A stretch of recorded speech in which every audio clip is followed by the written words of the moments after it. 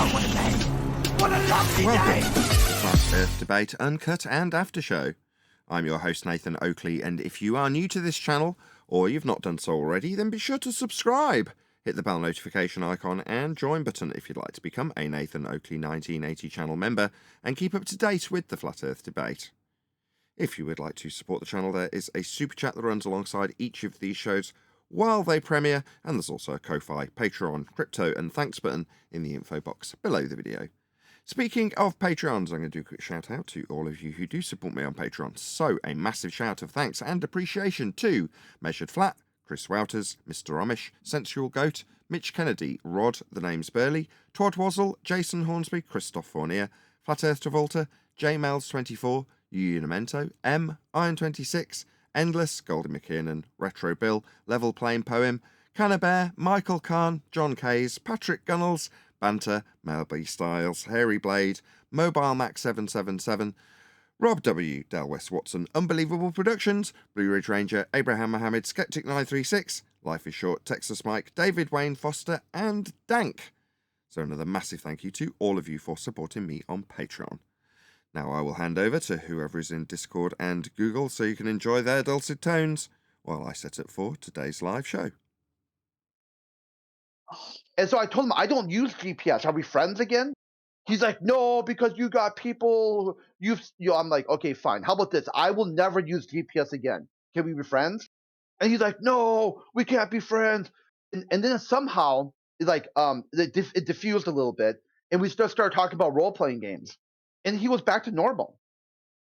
Yeah, because he isn't playing a victim. It's not a role he's playing. It's just that at that point, because his job is to actually do seismology and he works with gravimeters, you saying that gravity doesn't exist or something that he has verified, so he tried to model out the flat Earth using seismology and he showed it couldn't happen that way. He then modeled it out as a globe Earth and it did happen that way due to the way the seismic waves move through the Earth and the sensors pick them up.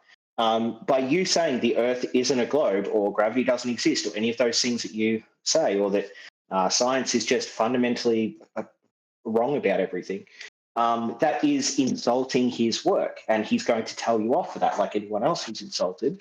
But then after that, after he's told you off, he's not playing a victim. He goes back to just being Tony.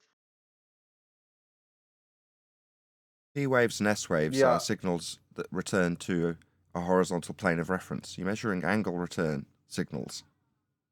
You need a flat Earth for seismology and P waves, S waves, all those bounce signals. What do you think they're doing? Measuring return angles with respect to a horizontal plane of reference. You need a flat Earth for this. So there's no horizontal plane of reference for those angles.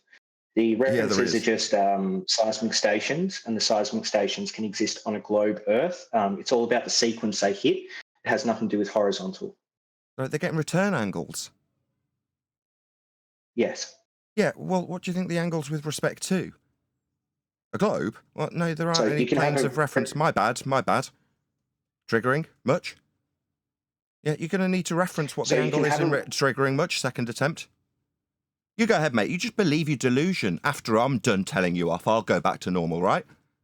I'm telling you, to get a return angle, you need to reference it to something. It's referenced to the horizontal plane. That's how it works. There is no horizontal plane to reference. Third attempt. Just believe your stupid globe, mate. Just have your delusion. I'm done with you. You go away. Have your faith. I'm done. So it doesn't reference a horizontal plane. I'm not talking to you anymore. You can delude yourself with whatever you like. This conversation isn't continuing. Yeah, you just keep interrupting me. You think I'm going to continue the conversation after the fact? You just keep interrupting me. You think after you've interrupted me 3 times, you're going to carry on the conversation? What? Because you've successfully shut me down by talking through me? No. No, I'm correcting you. It's an angle. How are you going to know what the angle is unless you've got something to reference it to? You can't reference it to horizontal on a globe because there isn't one. You need a flat Earth for this.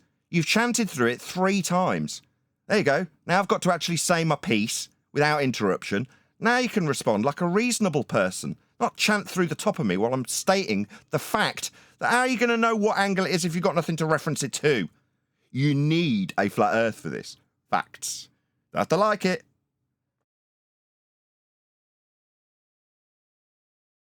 Yeah, so just because this is our first interaction, there's gaps in your sentences sometimes. And now that I know that you're not finished until you actually tell me you're finished, I'll wait until you say you're finished, or there's a long gap before I respond. It's just, I thought that the way that you were speaking and your cadence was leaving these gaps so that people could then begin their sentence. But the angles that you're talking about, there's no reason why those angles must be on a horizontal surface. If you have a seismic wave that is going, say, 30 degrees easterly from your position, and then it returns after smashing into other seismic waves from 280 degrees in the opposite direction. How has it gotten there? It kind of bounced off the edges of the ice wall in order to come back and hit you. It must have gone all the way around the Earth. And especially when you end up with these seismic waves hitting each other, bouncing off each other, or completely circumnavigating the globe, or even just the time difference between the beginning of the seismic wave and where it's picked up from place to place to place to place, all of this must indicate that it's a globe. It only maps out on a globe. And just saying that it requires a horizontal baseline in order to form angle measurements is a fallacy. It's begging the question of whether you can form an angle from a curved baseline, or whether a curved baseline is required for those measurements. So please back up that assertion. No, you need to back up that you can acquire an angle from a curved surface. You can't. Yeah, it's called angle from a curve. No, angle's too... sorry, excuse me. No, an angle is too straight. Do you not understand the definition of what an angle is? Yeah, I actually do. Do you want the definition? There's two straight lines meeting at a vertex.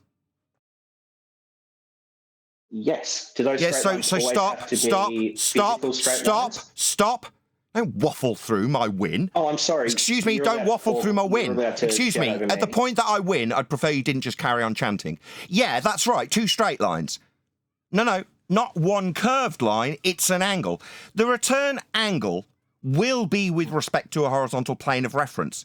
That's what an angle is. You're talking about an angle, and you do not acquire that from a curved surface. You require an angle, not a curve angle, not a straight line meeting a curved surface. That will not give you an angle. You absolutely, unequivocally will require a horizontal plane of reference, and a global surface won't give you that. You need to reference this angle to horizontal. That's what it is. Now, you inferred that, no, I can do angles with curves. No, you can't. You can draw angles to tangents, but not from them. And that's what we're doing. We're measuring these angles from a horizontal plane of reference to give us these angles. Your response, I can do curve angles. No, you can't. Okay, all you've given is an assertion so far. So the problem with this is that when you say that you can make an angle from, say, two straight lines, yeah, I agree with that. But those straight lines don't have to be the physical thing that you're standing on. You can make an abstract straight line while standing on a curved line by just looking off on the horizon and drawing a straight line from your eye line to that distance. No, you don't have. No, I'm sorry, you don't have that one. No, I'm sorry. Excuse me. You don't have that. Fine to no, do. You're wrong. I'm interrupting you because you're wrong. No, globes don't have that. You have a ever bent line. What is it? No Atmo Day? What are you talking about? No. You're not up to date with the flat Earth debate. You never have a straight line, always refracted, always. I don't know what you're talking about. Meanwhile, in seismology, we're referencing the surface. That's what we're dealing with, the actual Earth itself. We're not drawing imaginary tangent points to imaginary globes so we can form a straight line with respect to horizontal. So you're suggesting that the globe would establish a horizontal at a point on the globe so you can have these angles. No, we're doing it in reality with respect to the surface. You will need a flat Earth to reference these angles to, as I stated correctly initially. Your response curve angle still fails. And saying, well, no, I can draw out a horizontal to a point on a globe, what the one you imagined when we're dealing with the surface, and angles from it for seismology. No, we're not imagining anything. We're measuring stuff with respect to the ground itself. Not imaginary tangent points, so you can have your angle that you can't get from the ground and a horizontal plane of reference the globe won't give you. So no. So, unfortunately, what you've done there is called a reification fallacy, where you've taken a principle of geometry, which is drawing straight lines in order to get that angle. And even though you can have tangent from a curve, you're taking the abstract straight line that you draw as actual reality, a straight line in reality. So, if we're talking about making a straight line to the horizon and then getting an angle off it like a sextant would do, yes, that straight line will have to correct for refraction. But you're saying that you can't make an angle off a straight line in geometry. And in reality, we have to account for refraction That's not what I of said. that straight line. Now he's just lying. I hate this. Now he's just lying. I did not say those words. Please don't put words in my mouth that I didn't say so you can attack those like a little straw man that I didn't say. Those words did not cross my lips. Now you just got to lie. I'm sick of this. Right? You're a lying glurf. Right? Don't make up words I haven't said. You'll get told off. When you say what you're saying, what you should actually say is, what I need to attack as a straw man, and you haven't actually said, and I can't put quotes round. No, mate, I'm not going to have it. No, you absolutely need to acquire a horizontal plane of reference to get the angle, and we are specifically dealing with Earth. You telling me that I'm reifying your imaginary globe with your tangent from it, not to it, when we're measuring the actual Earth. No, that's your reification fallacy of your imaginary tangent. I didn't do that. I pointed out that the angles need a horizontal plane of reference. They do. You're getting around it after having said that you can get it from curves.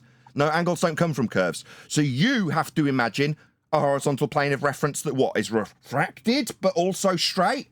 No, it's not straight then. Meanwhile, you haven't got this straight line on a globe. You need to imagine it. That's your reification fallacy and projection onto me. Also lies by just making up stuff I haven't said. What you need to be saying. No, you're reifying stuff, projecting it, and then making up crap and lying about what I haven't said. So angry, Please, can you stop doing that? Because we get tired of people telling us what we say and lying. Yeah, they can't cope with what I actually say. They just need to deny it. No, you don't need a horizontal plane of reference. Curve angles. Oh, really? So when I reiterate and point out that it's with respect to the angle that you're measuring and horizontal will be required, you start telling me how you'll get that horizontal that was formerly a curve angle from an imaginary, apparently my reification, straight line to a point on a globe. No.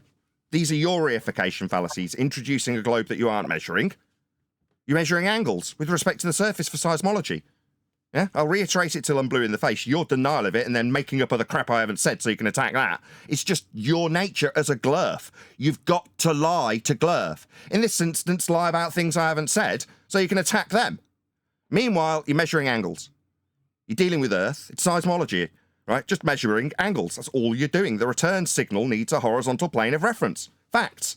You creating one on a globe is your reification, not mine. Don't project your failures onto me. So, two things again.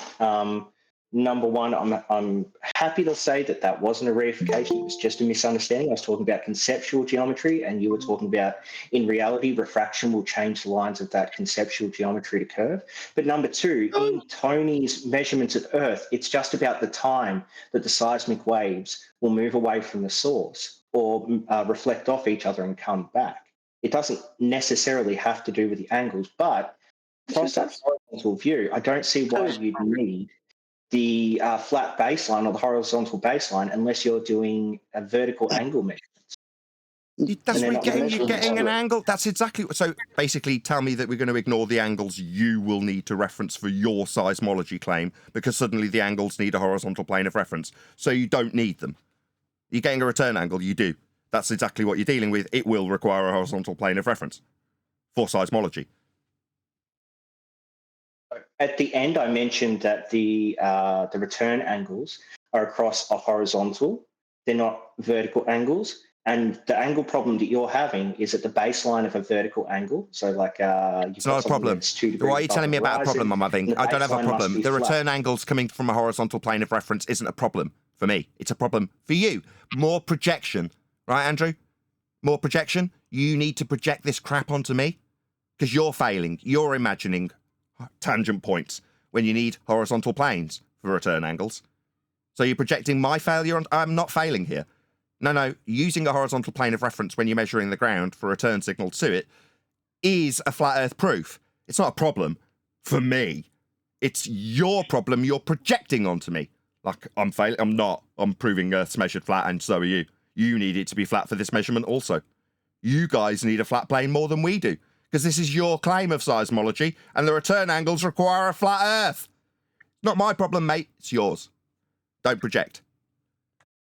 Your problem is that you're confusing a vertical axis. It doesn't get horizontals on a globe, no. Axis.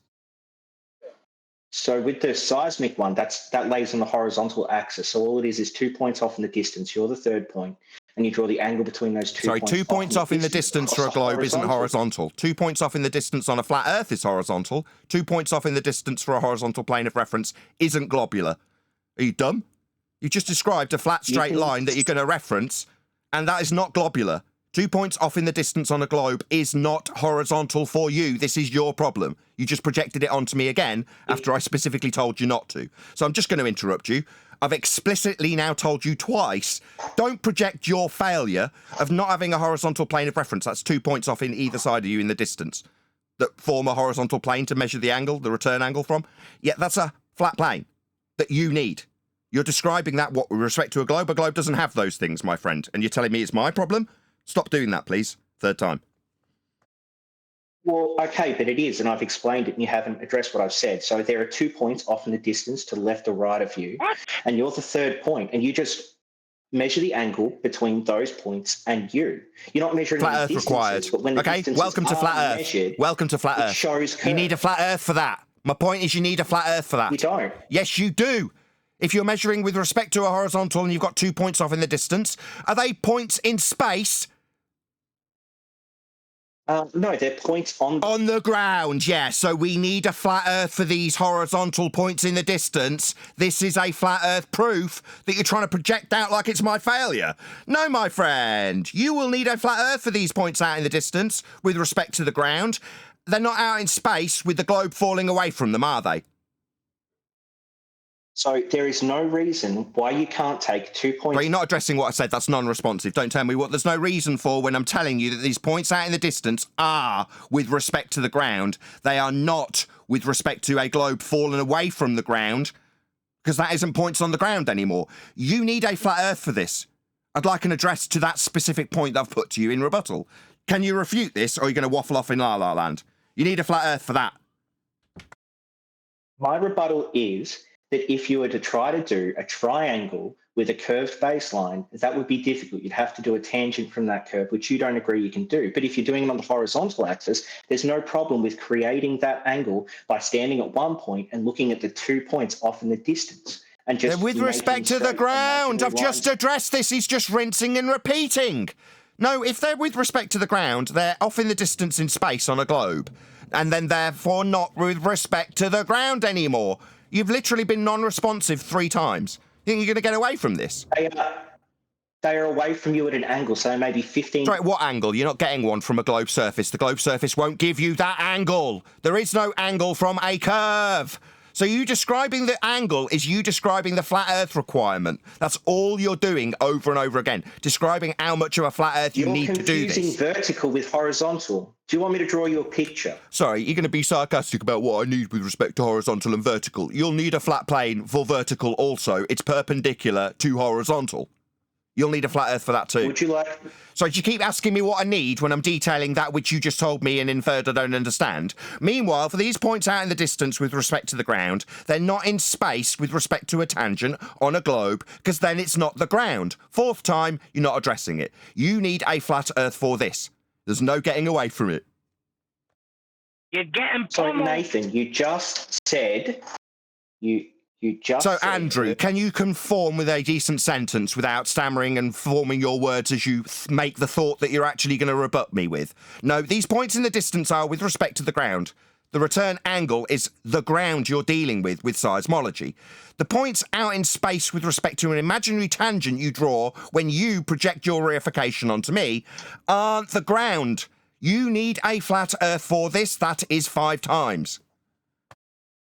There is no reason you have given me. If something is 200 kilometres off in the distance and you're 15 degrees 200 easterly from kilometers. your position, Sorry, there is 200 no kilometers. reason why you can't 200 go kilometers there, is and a then flat you can't distance. do 200 kilometers 15 needs a flat degrees Earth as to the well. west. Sorry, you're starting by using a distance that's flat. 200 kilometers, that's a flat distance.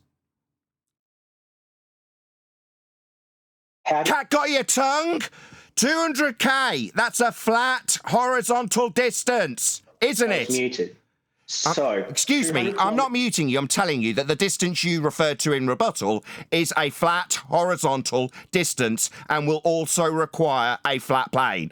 200k, that's flat. So you've said that multiple times now, It's because it's a fact. You're going to respond to it? What is your reason for kilometres requiring flat? Because they're not curved. How do you know? What do you mean, how do I know? We're talking about straight line distances. You got curvy tape measures. So you're measuring out inches, feet, millimeters, and with a curved ruler. No, they're flat. Distances measurements are flat. No, you can do it with string. You can do it with the amount of and with kilometers, we do it flat. Is moving. We do it flat with kilometers. Flat. So flat. Can I not get distance? Can I not get distance out of the time and the speed of my motion? No, you can't get a horizontal plane of reference from a globe for the return angle in seismology. So I'm going to repeat the same question. Can you get distance by using time and speed? So what you need for the angle in seismology is a horizontal plane of reference. That's what you need. You'll need a flat Earth for that. You chanting through the repetition of that which you cannot respond and have just found a little segue to subvert away from won't succeed. No. For the points out in the distance, if we're referencing the ground, horizontal plane of reference, that means we reference it for the angles. They need to be the ground. For you, they're points out in space with respect to an imaginary tangent you reified and projected onto me. That's the 6th time I've actually put the rebuttal that destroys and annihilates. Points out in space? What, reference plane in space? No, these return angles need the ground to be flat. 7 times.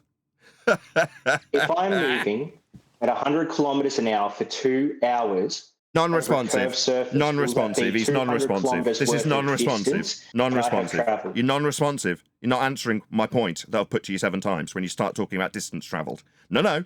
The return angle is with respect to a horizontal plane of reference. That's a fact. You tried to conjure it with tangents. Yeah, we saw.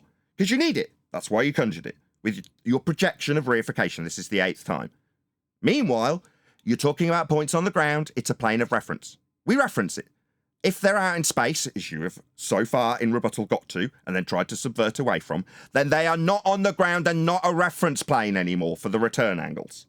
You need a flat Earth for this horizontal plane of reference for return angles in seismology. I thank you.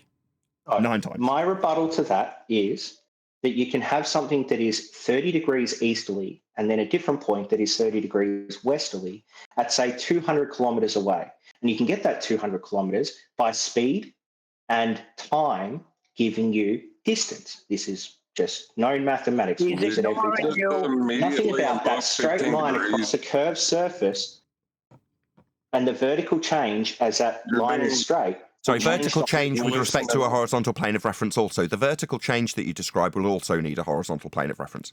Go ahead, John. Andrew's done. You pointed out that he's using a horizontal plane of reference, which means it must be referenceable. And then he immediately used 15 degrees, which is the horizontal plane of reference, and just ignored it. Did he not hear you?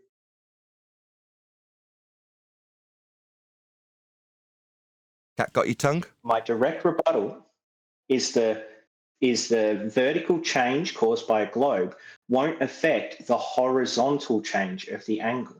But you can only describe the vertical change with respect to the horizontal that you need as a plane of reference in the first place.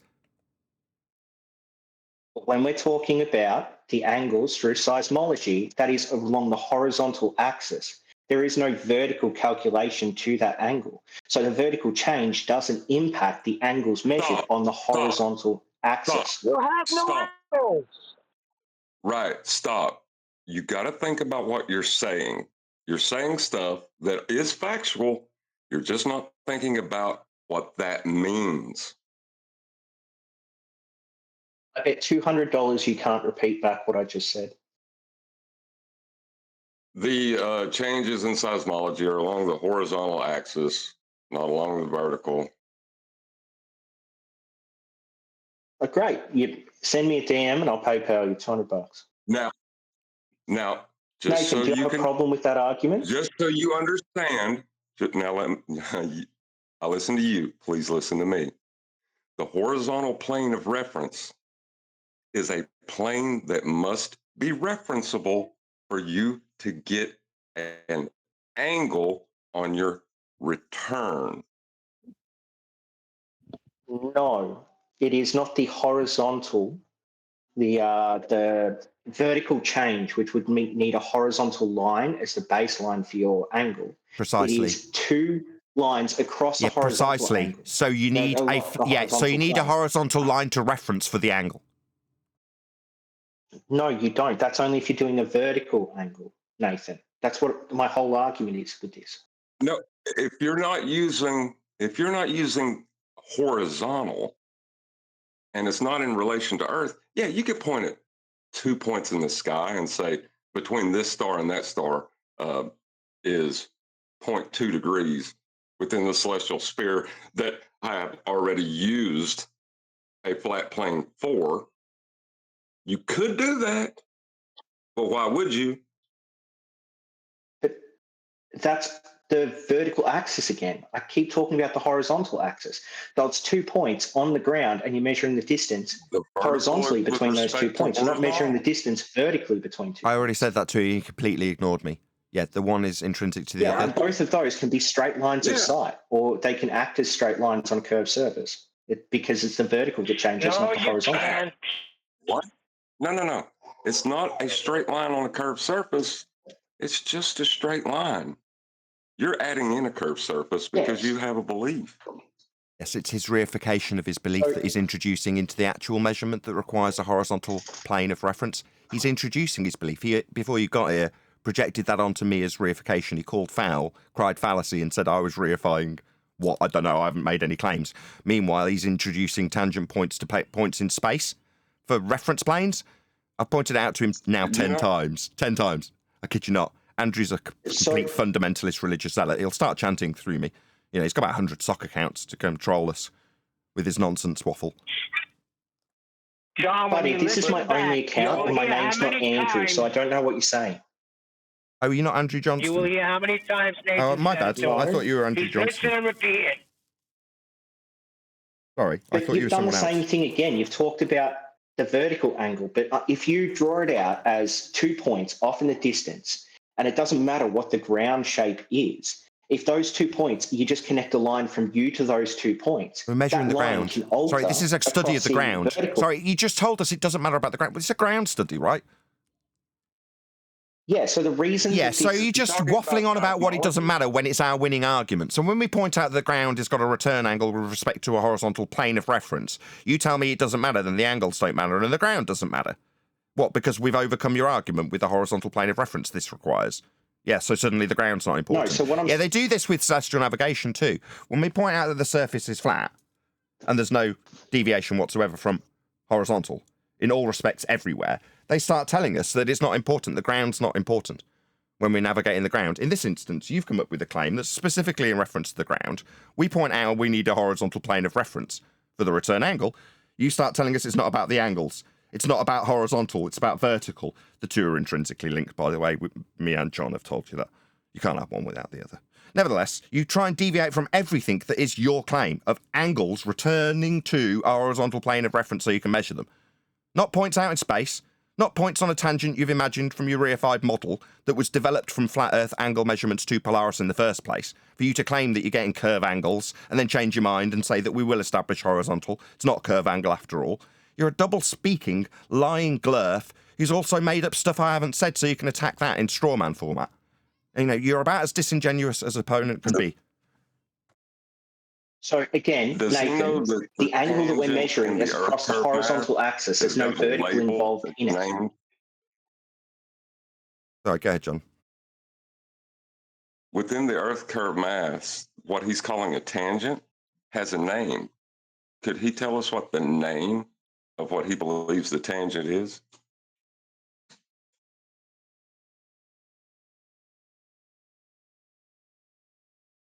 Do you mean the sphere? No, the horizontal line with respect to the vertical in your earth curve mathematics, it has a name. It's not just tangent, something Tangent else. plane. What is That's not what it's called. no. Let What's the John name? let John lead him, Neil. Yeah, so I don't understand the question. I've never come across. You this appeal to a before. So, tangent. if I'll there's an explain. I'll argument make it involved, simple for you. You don't understand, so shut up. Yeah, you don't understand. Fine. You appeal to a tangent going out into points in space for the horizontal plane of reference. That's a flat Earth that you'll be measuring, referencing. Flat Earth required. You appeal to some reification of a tangent point out in space that isn't the ground anymore. John's saying that's got a name. That tangent you appeal to. Do you know what it is? It seems we're more advanced in your belief and religion of a globe than you are, if you don't know the name of it. Because I know the name of it. But you don't seem to. If you don't understand the question, I can repeat it a third time. Comprehension skills low. Do you understand now? I've reiterated that which John's put to you about the tangent you appeal to. Do you understand now what it's called? Could you tell us? I honestly have no idea what you're talking about. Oh, well, then let John enlighten you. Let John enlighten you then. Right. Within your earth curve mathematics, or what you believe is earth curve mathematics, what you would claim as a tangent to get that mathematics, it's got a name. It's called surface level. Surface level? Yeah, go look at your own maths. Understand. Yeah, go. You don't understand. I mean- appreciate that. You think curve angles would be the most appropriate response initially. Yeah? Yeah, then you quickly appeal to tangent planes because you need a plane of reference. Yeah? In your globe maths, it's called surface level. Yeah, so like sea level. Is that what you mean? What, like a level C? Yeah, you'll need a flat Earth for this. Well, no. So your definition of level comes off sea It's level. not my definition of anything. It's not my definition of anything. It's not my definition of anything. I've not defined anything. Right? No. It's in your globe maths. Explicitly in bold type and capital letters. It says surface. Do you know what a surface is? Should we break this down for you? Surface means a surface. Level means flat. That's a tautology. And that is what you are using for the return angles. There's no need to chant through me. I know it's painful to have the flat Earth requirement you have in your maths and for seismology pointed out, excuse me, to you. So, level can be curved. Level just No, means it can't. no No, point surface higher. level in Earth curve maths is not curved. Neither is eye level. If it was curved, it wouldn't be a reference to give you angles for and from. So no, surface level in Earth curve maths, the very thing we've just used and you didn't know, does not curve. Neither does eye level. It's horizontal, as per Euclid. It's not curving. Level does not curve. Surface level in Earth curve maths certainly isn't curved. You didn't even know what it was 2 minutes ago. Don't tell me that surface level curves when your own maths requires it not to curve. That's absurd. I'm done with you. You're just disingenuous. No, You're my making up maths stupid doesn't require nonsense that. and yammering through me when I tell you off. This discussion started with you appealing to somebody who appealed to seismology, telling a flat earther off when he pointed out that you'll need a flat earth for it. He will. Now I'm telling you off. You disingenuous scumbag liar, putting words in my mouth and making up stuff and saying level is curved. Not in the earth curve maths that we've just specifically referenced that you didn't know where your tangent came from. Surface level. That certainly is not curving. You wouldn't be able to describe the curve of the globe beneath it in reification model format unless surface level was level. Your statement's utterly stupid. Typical glurfed idiot making nonsensical statements about curves in their maths that we referred to that they don't understand as being bent. You think surface level in earth curves maths is bent? No. Stupid idiot. So, level means no point higher than the other over whatever it's referencing. If it's referencing a curved surface, then level can be an Pardon me. equidistant Pardon me. line that is curved. Pardon Just me. repeat, Can rinse you? and repeat. Go ahead, No. John. It doesn't matter what you say. It doesn't matter what I say. The earth curve maths, which gives you the idea that level can curve, only works with level being a flat plane. Okay, so unfortunately, no one gave me maths. They gave me definition. So that's a semantics argument that you're Sorry, we equivocating. specifically referenced Earth curve No. maths and surface level in Earth curve maths with respect to your claim within your geometry of a sphere Earth you reified with a tangent point that isn't ground positions out in space. So no, we didn't make any definitions. We used your claim of your tangency that isn't ground, that isn't horizontal, that isn't plane of reference when it's curving away, and pointed out that in your own Earth curve maths, level isn't curving. When you say, well, I can describe something that isn't level as being level but curved, that would be the surface. No, in your own maths, surface level's flat. Level, not curving, not deviating from anything. And to describe a deviation, that would be a curve. You'd need horizontal to describe it deviating from. I thank you. Earth is flat. Earth is measured flat. This example that you give us, that's flat. You need flat Earth to get this measurement. Just to point that out, it's about 12th time. So just there, with multiple points, you defined level as horizontal. You equivocated those two words. Do you have a reason why level must always be horizontal and cannot be curved? Yeah, it's in your Earth curve maths that way. What maths? You haven't given... The Earth curve maths, there's only one. It's very specific. It's Earth curve maths. I've cited it. You used it. You drew tangents with respect to points out in space with it. It's Earth curve maths. It needs level to be level. So when you say, why is horizontal level? When I'm, equivocating? No, they're synonyms. And they are defined very specifically. And you've got them in your Earth curve maths. I cited your own hostile source for how level won't be curving. You haven't conceded to that fact. That is a prerequisite requirement for you to blag that below surface level there's a horizon called Earth curve. Meanwhile, to get return signals 14 times, you need a horizontal plane of reference. Plane of reference, that means you reference it. Now, it's not tangents out in a reified model out in space. No, it's referenceable for the ground, because that's what we're measuring. It's not the ground when I point that out either, and it's not the angles when you're claiming them, return angles. I pointed this out when you blagged the whole room full of people that this was a globe proof and worth telling a flat earther off for. No, it isn't. No, numpty. No, we measure Earth flat with a horizontal plane of reference for these return angles. Earth must be flat to have a plane of reference. Not points out in space under your reified model 15 times.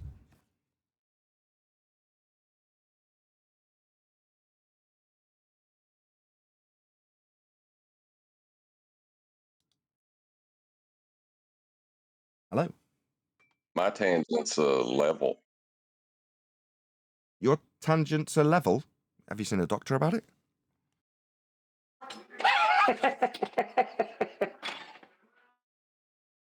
Is there any evidence you can acquire an elevation angle measurement from a curved baseline?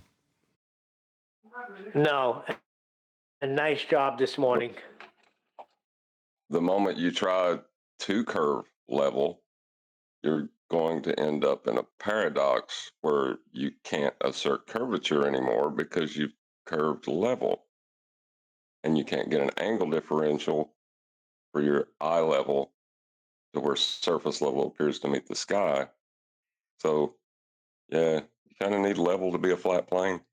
Yeah, those guys need a flat Earth more than we do. And they'll glurf their way through lies and angles that are curved and planes of reference that are out in space and can't be referenced. They'll lie their way through their globe Earth belief when they absolutely, without question, require a horizontal plane of reference for angle measurements for things like seismology. Any evidence of a self-perpetuating molten iron core at the centre of a presupposed spherical Earth? No. Well, they have the pregnancy test for women. By pregnancy use that test, on Earth you mean too. P waves and S Sonogram. waves. P waves and S waves, you mean? Correct. Yeah, you'll need a flat Earth for those. That'll be using an angle. Yeah, John. Yeah, it'll use an angle of incident, which requires a horizontal plane of reference. But you can't really convolute yourself with a point out in space with that one, I wouldn't think, because it has to be the ground or a level to it. So we were talking about the definition of level. And nowhere in the definition does it say it must be horizontal. It just says equidistant over its reference. Now, the surface level that you were talking about in respect to The a tangent, definition of level, is that surface level necessarily horizontal and a straight line, or can it be curved? it cannot be curved because you're going to get angles from it. Your dip angle is from an eye level. So if you curve that, you don't get an angle. Is the eye level referencing You didn't acknowledge him. the Earth I'm shape? sorry, I've got to interrupt. I've gone through that with you 15 times. Now, he's just gone through it with you on a live show, rather than us repeating the thing that we did in the live show, where you completely ignore what's been put to you and rinse and repeat your claims. Can you actually address what he just said? Perhaps you could repeat it back to him. Not for $200, but just repeat it back so he understands that you've acknowledged what he said. Maybe he could repeat it, because I've now put him a gap between. Go ahead, John. Can you repeat it and we'll see if he can acknowledge it? Well, I can repeat Eye it to level him. must be a horizontal for you to get angles from it. It cannot be curving, else you would not be getting an angle from it. Right. So the eye level is an abstract line you've created. It is a straight line between your eye and something off. Excuse me, I'm not done yet. And something off in the distance. So to claim that that must fit the physical line of the Earth is a failure in logic. It's a non sequitur. We didn't claim that. No, that's a straw man. We talked about surface level. You talked about sea level. Eye level just has to be level. It's not curving. So eye level is a straight line, an abstract one you draw between you and a distant point. And in fact, it's not straight because of refraction, something you pointed out before, Nathan.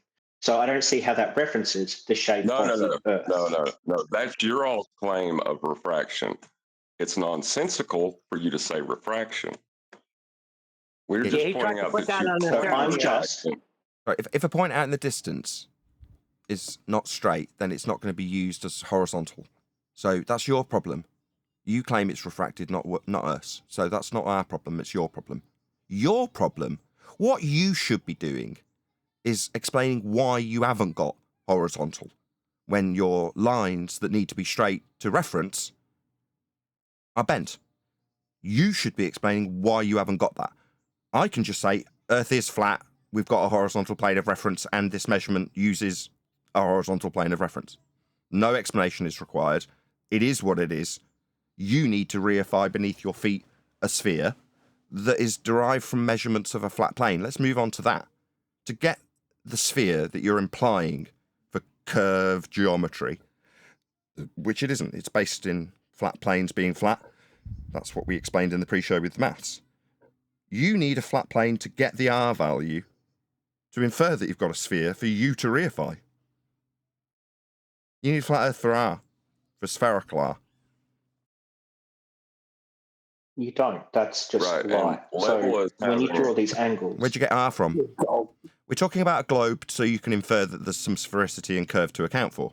Okay. That starts with you reifying a model into existence with the use of an R value. Where's it measured?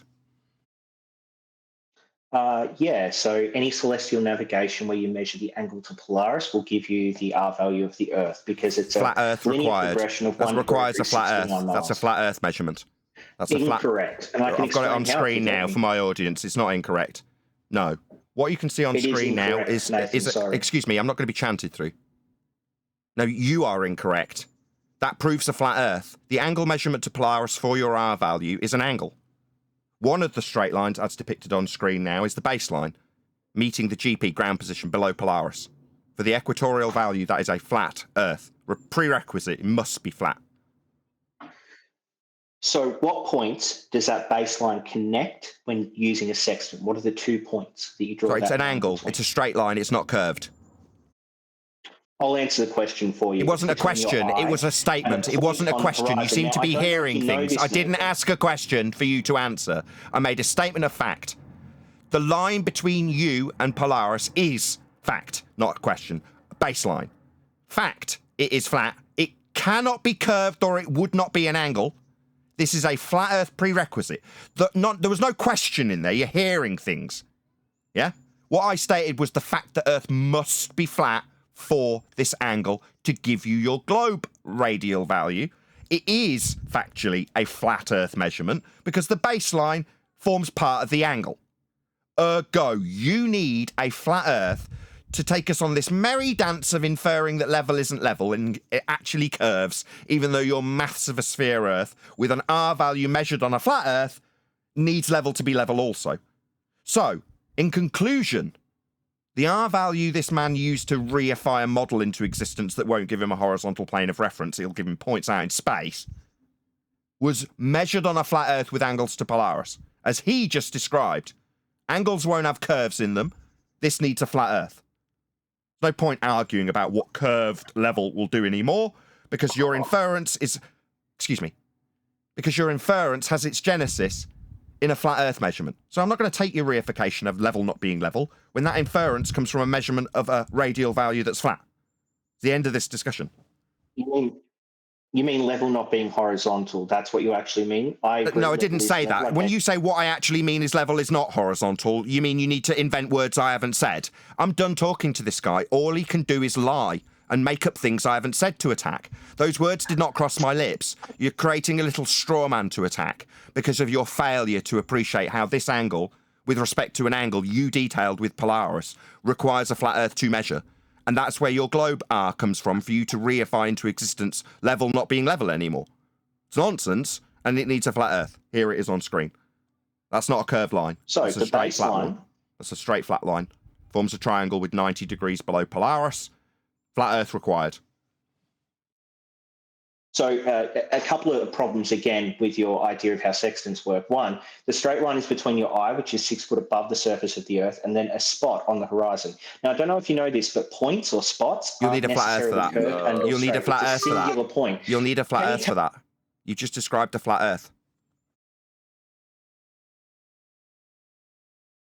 Just described a flat Earth. It's a reification fallacy to claim that the line between your eye and that point in the distance is straight, therefore the Earth must be straight. Sorry, the line between your eye, you mean eye level? Is that the line between your eye that you're referring to? Eye level?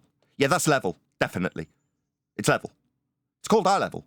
It seems that you've decided to change the word eye level, hyphenated perhaps. Maybe you can change that word to mean point between your eye and a distant point that's actually curved. Now, it's called eye level. Do you need to lie about what eye level is? It seems so. Glurf, right? Gotta lie. Sextants don't use eye level, Nathan. So you don't think we're using an eye level with a bubble sextant? I'm not sure how a bubble sextant would... So that would be a sextant that we use eye level with. You're just an idiot. You don't understand what sextants do because you've just told me we won't use eye level with sextants. So what, a bubble sextant? Great, a sextant? Yeah, you don't need to yammer through me humiliating you. Your last statement was that we won't use eye level with sextants. Instantly, I gave you an example that requires eye level to be level and is a sextant measurement with a bubble. That would be an eye level that you're looking through. With a bubble sextant, what part of the... So why are you asking me a question? You just told me we don't need eye level for sextants. Yes, we do. You're wrong.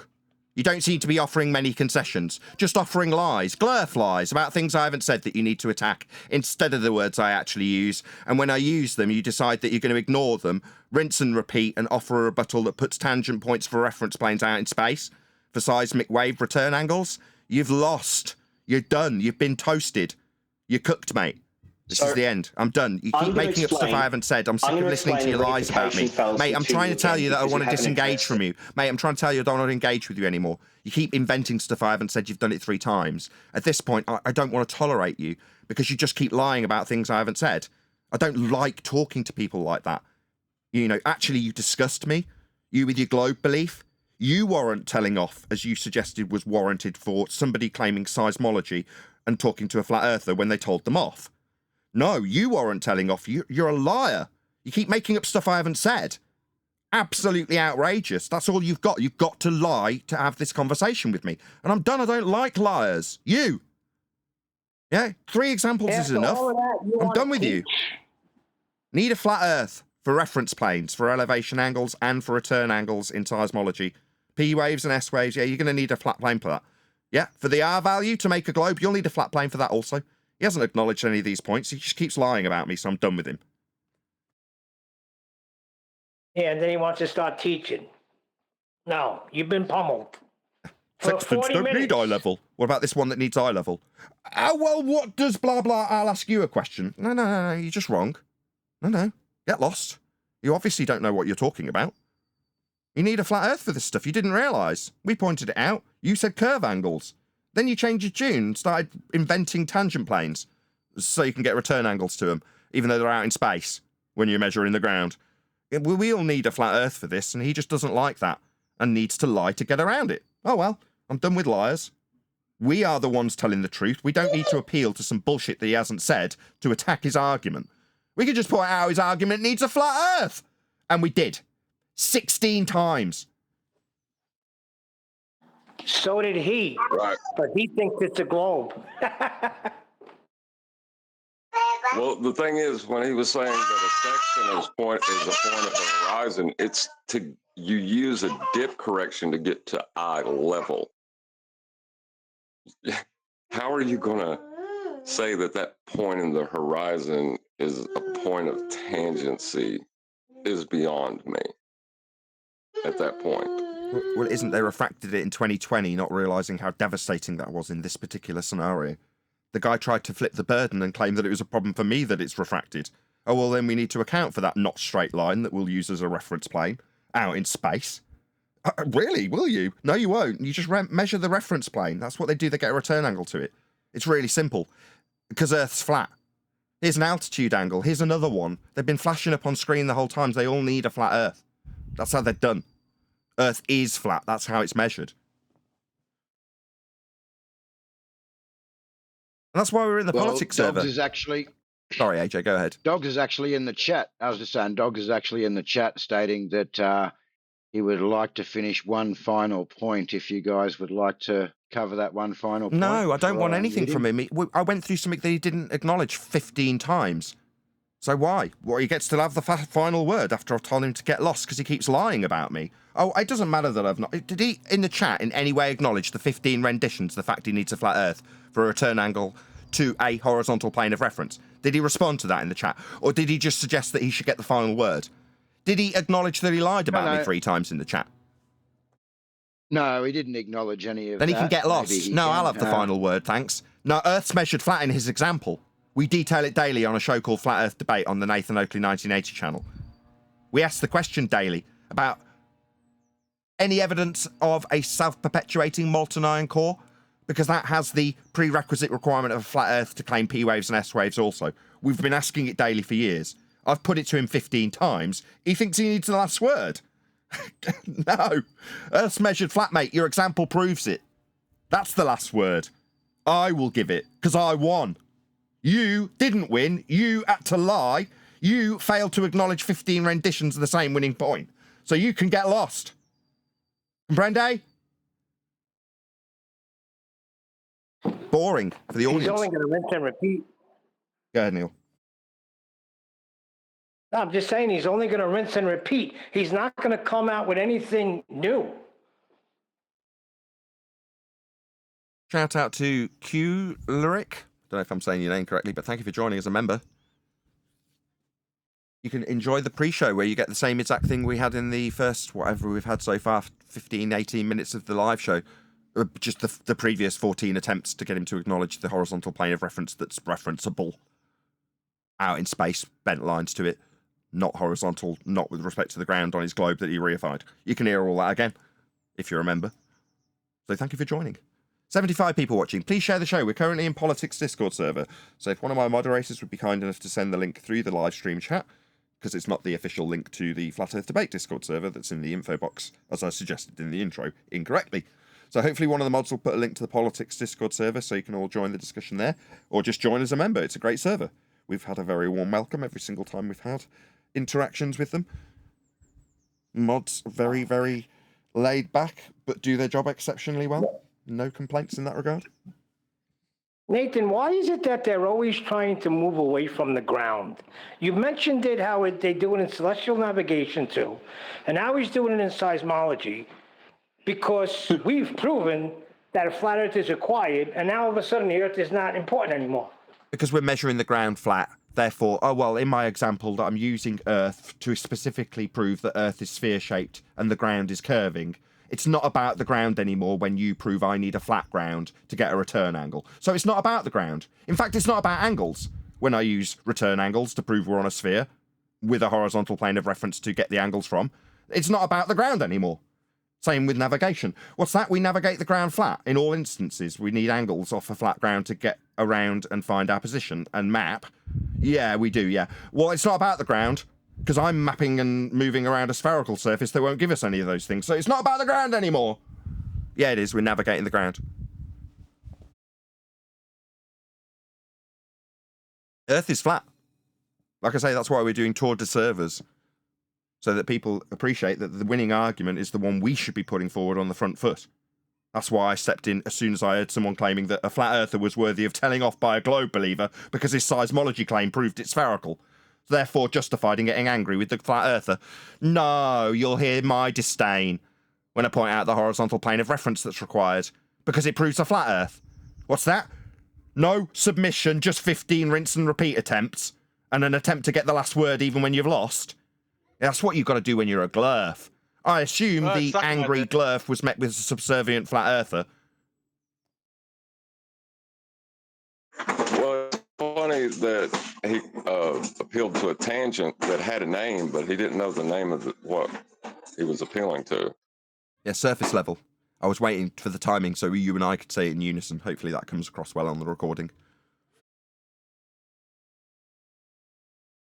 That's when they say tangent, what they're really talking about is surface level, but they don't want to think of that as the ground. But that's just how the math works. Yeah, if you're talking about navigation, they'll draw out a tangent plane. That's a plane of reference you can reference with regards to the angles and the ground that you're measuring, the baseline that's on a flat Earth. You'll take those angles and say, oh, no, it's okay that we can put those now in the centre of Earth. All lights coming in parallel. That might as well be going to the centre of Earth on the flat equatorial plane in the centre of hell. Because we need to use this with angles, like off a flat Earth and that, so putting it in the centre of the globe is fine. All light comes in parallel to this plane I've created, imaginary with respect to a ball that I created with flat Earth measurements to Polaris. It's all good. And therefore, level isn't level anymore, it's actually bent. But I'll reference how bent it is from the level that we need to be level. But it can also be bent when level's level to reference how bent it is. That's their argument. It's absolutely pathetic. Meanwhile, we can move forward as flat earthers in this server, telling people Earth's measured flat because it is. And every single example a globe believer will ever put forth to you will require Earth to be measured flat for their claim, as you just saw. If I get the Walter Bislin curve calculator and post it, or will you show it to everyone so that they know that I'm not joking when I say that the tangent they invoke has got a name? Sure, stick it in Master B and I'll post it up on screen. I mean, I tend to use the Mick West one, but that's just because of what I'm more familiar with from debating about it for years on end at the Isle of Man. Nevertheless, I know what the maths entails. I don't actually need the curve calculator in front of me to know how it functions now, because I've been dealing with it for 6 years. Meanwhile, it has surface level. It's the tangent plane they need to reference, and it's got surface and level in the name. That's it. That's it. That's the end of the discussion. What's that? Level's curving? No, it isn't. Not for your maths. Where you put a globe Earth edge horizon that we debunked in 2020 with a black swan below surface level. Because that's precisely what they do. They need surface level to be flat to infer that there's Earth curve. We'll measure Earth flat and then infer that there's a sphere Earth dangling beneath a tangent plane that's the surface level we measured.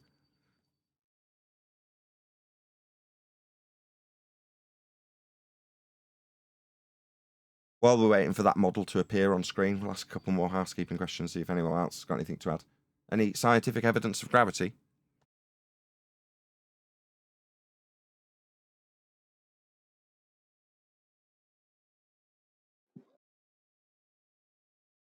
That's a deathly silence if ever I've heard one.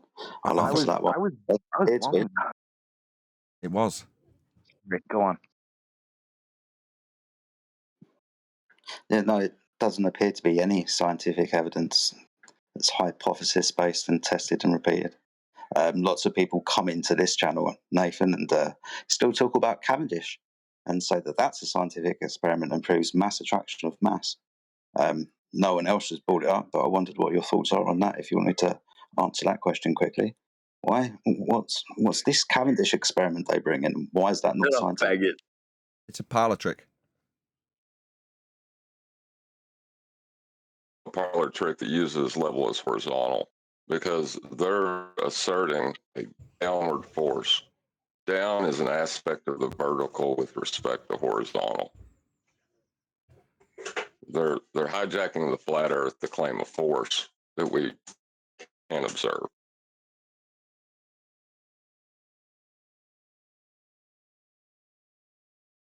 So yeah, there is no phenomena. The phenomena is a downward bias. There is no downward bias. So they conjure one.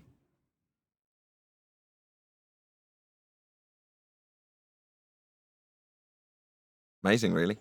5 years ago, all we had barked at us was there was nothing but science for this globe claim, especially gravity.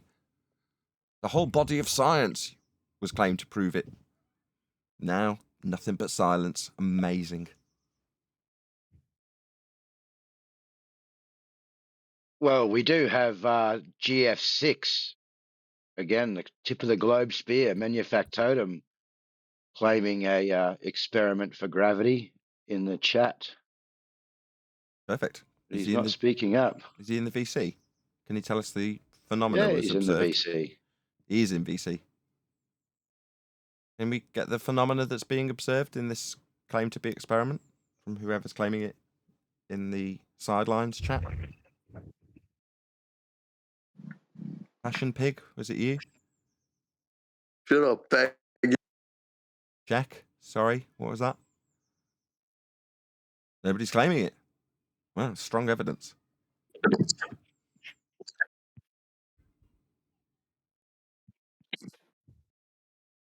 Luna Cat, did you want to make claim to this? You've opened your mic. Oh, sorry. Clearly not. Let's move on. Both of those curve calculators are in the. Yeah, I popped the one on screen. Sorry, Nathan. Who's doing that? Manufactotum, and he's working at the moment. He said he might get 5 minutes very shortly if you're still around, so we'll hear him shortly. I'm here for the next hour and a half, probably. I don't want to outstay my welcome. I was here for 10 hours last time. Who's making those weird noises, AJ? I don't know. I've just booted one guy who was jumping in, but I'm trying to see who's making the other ones. That's another housekeeping question. See how clean this hotel is. Oh, there's a super chat to shout out in the meantime. I'll do that first. Shout out to Central Goat. He just sends me money. Maybe he said something too rude for super chats. Thank you for the super chat anyway. Really appreciate the support. No evidence, scientific or otherwise, for gravity. What about any single viable hypothesis from any of the fields of astronomy, cosmology, or astrophysics?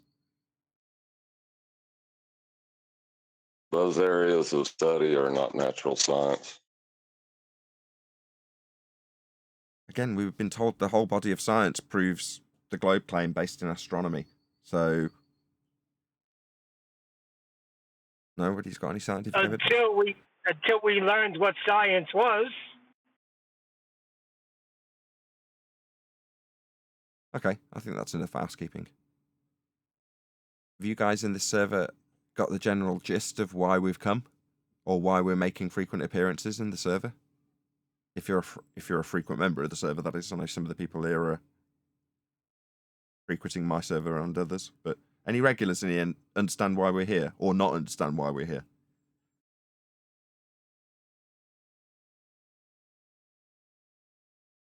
Regulars on the flat Earth side or regulars on the globe side? Anyone. I've come with a purpose, me specifically, but obviously I brought a whole team of people along with me, and I'm inquiring to see if you know the motivation for me going out of my way to come along, argue the toss with fundamentalists, and hopefully get your ear in regards to something specific. Well, it's to spread truth, yeah? Yeah, like a virtual road tour. Not exactly. Spread the message that was concluding the argument that was just had with the other chap, who I thought was Andrew Johnston, but wasn't, which is to say that the Earth is measured flat for everyone, including globe believers. The example for him was radial value for his inferred globe with tangent points out in space. The R value came from a measurement of the flat Earth. That's why I'm here, to point that out, so that anybody who's a flat earther in the server can move forward, not with a belief that Earth is flat, not with the truth that they've got in terms of feast of nonsense arguments that infer ice walls or domes, but to know that that's how Earth is actually measured. That's how it's dealt with. Then you can move forward on the front foot. Most of us are from 24/7, so we don't talk about ice walls. That's fair enough. That's good to hear. Very. Yeah, we try and stick away from, and I love this phrase, feast of nonsense. I think it's awesome. Yeah, I'm 24 and over here, we try to stick to the stuff that we can demonstrate to be true, like physical measurements and how the Earth is dealt with. We start verifiable. Talking about, yeah, that's a good word, Timbo. We start talking about ice walls and dielectric planes and ethers, and so it's not stuff that can be demonstrated, not stuff that we know to be true. So we try to stick away from that because we can get lost really quickly. Go on, Humble. Did you want to add something, Humble? I was going to say, I think it's fair to say the 24/7 crew about 2 years ago cast off a lot of the feast of nonsense, and a lot of people left with that. Oh, really? There was a purge as a result. People didn't like the fact that was being challenged.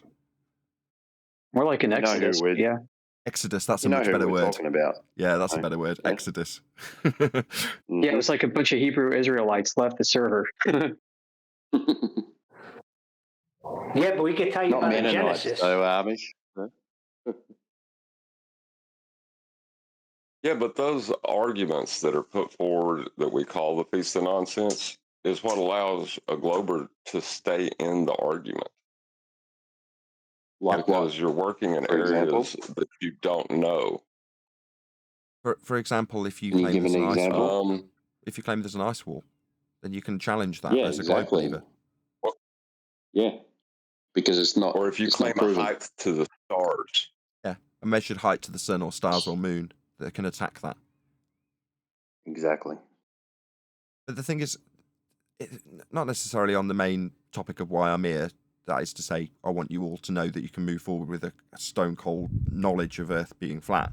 It sounds like many of you are already well into that anyway, which is great. It's really refreshing to hear.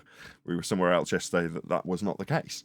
So, maybe as people come and go from this server and we frequent it, there'll be people who haven't heard of this and will then go from being flat Earth believers to flat Earth knowers.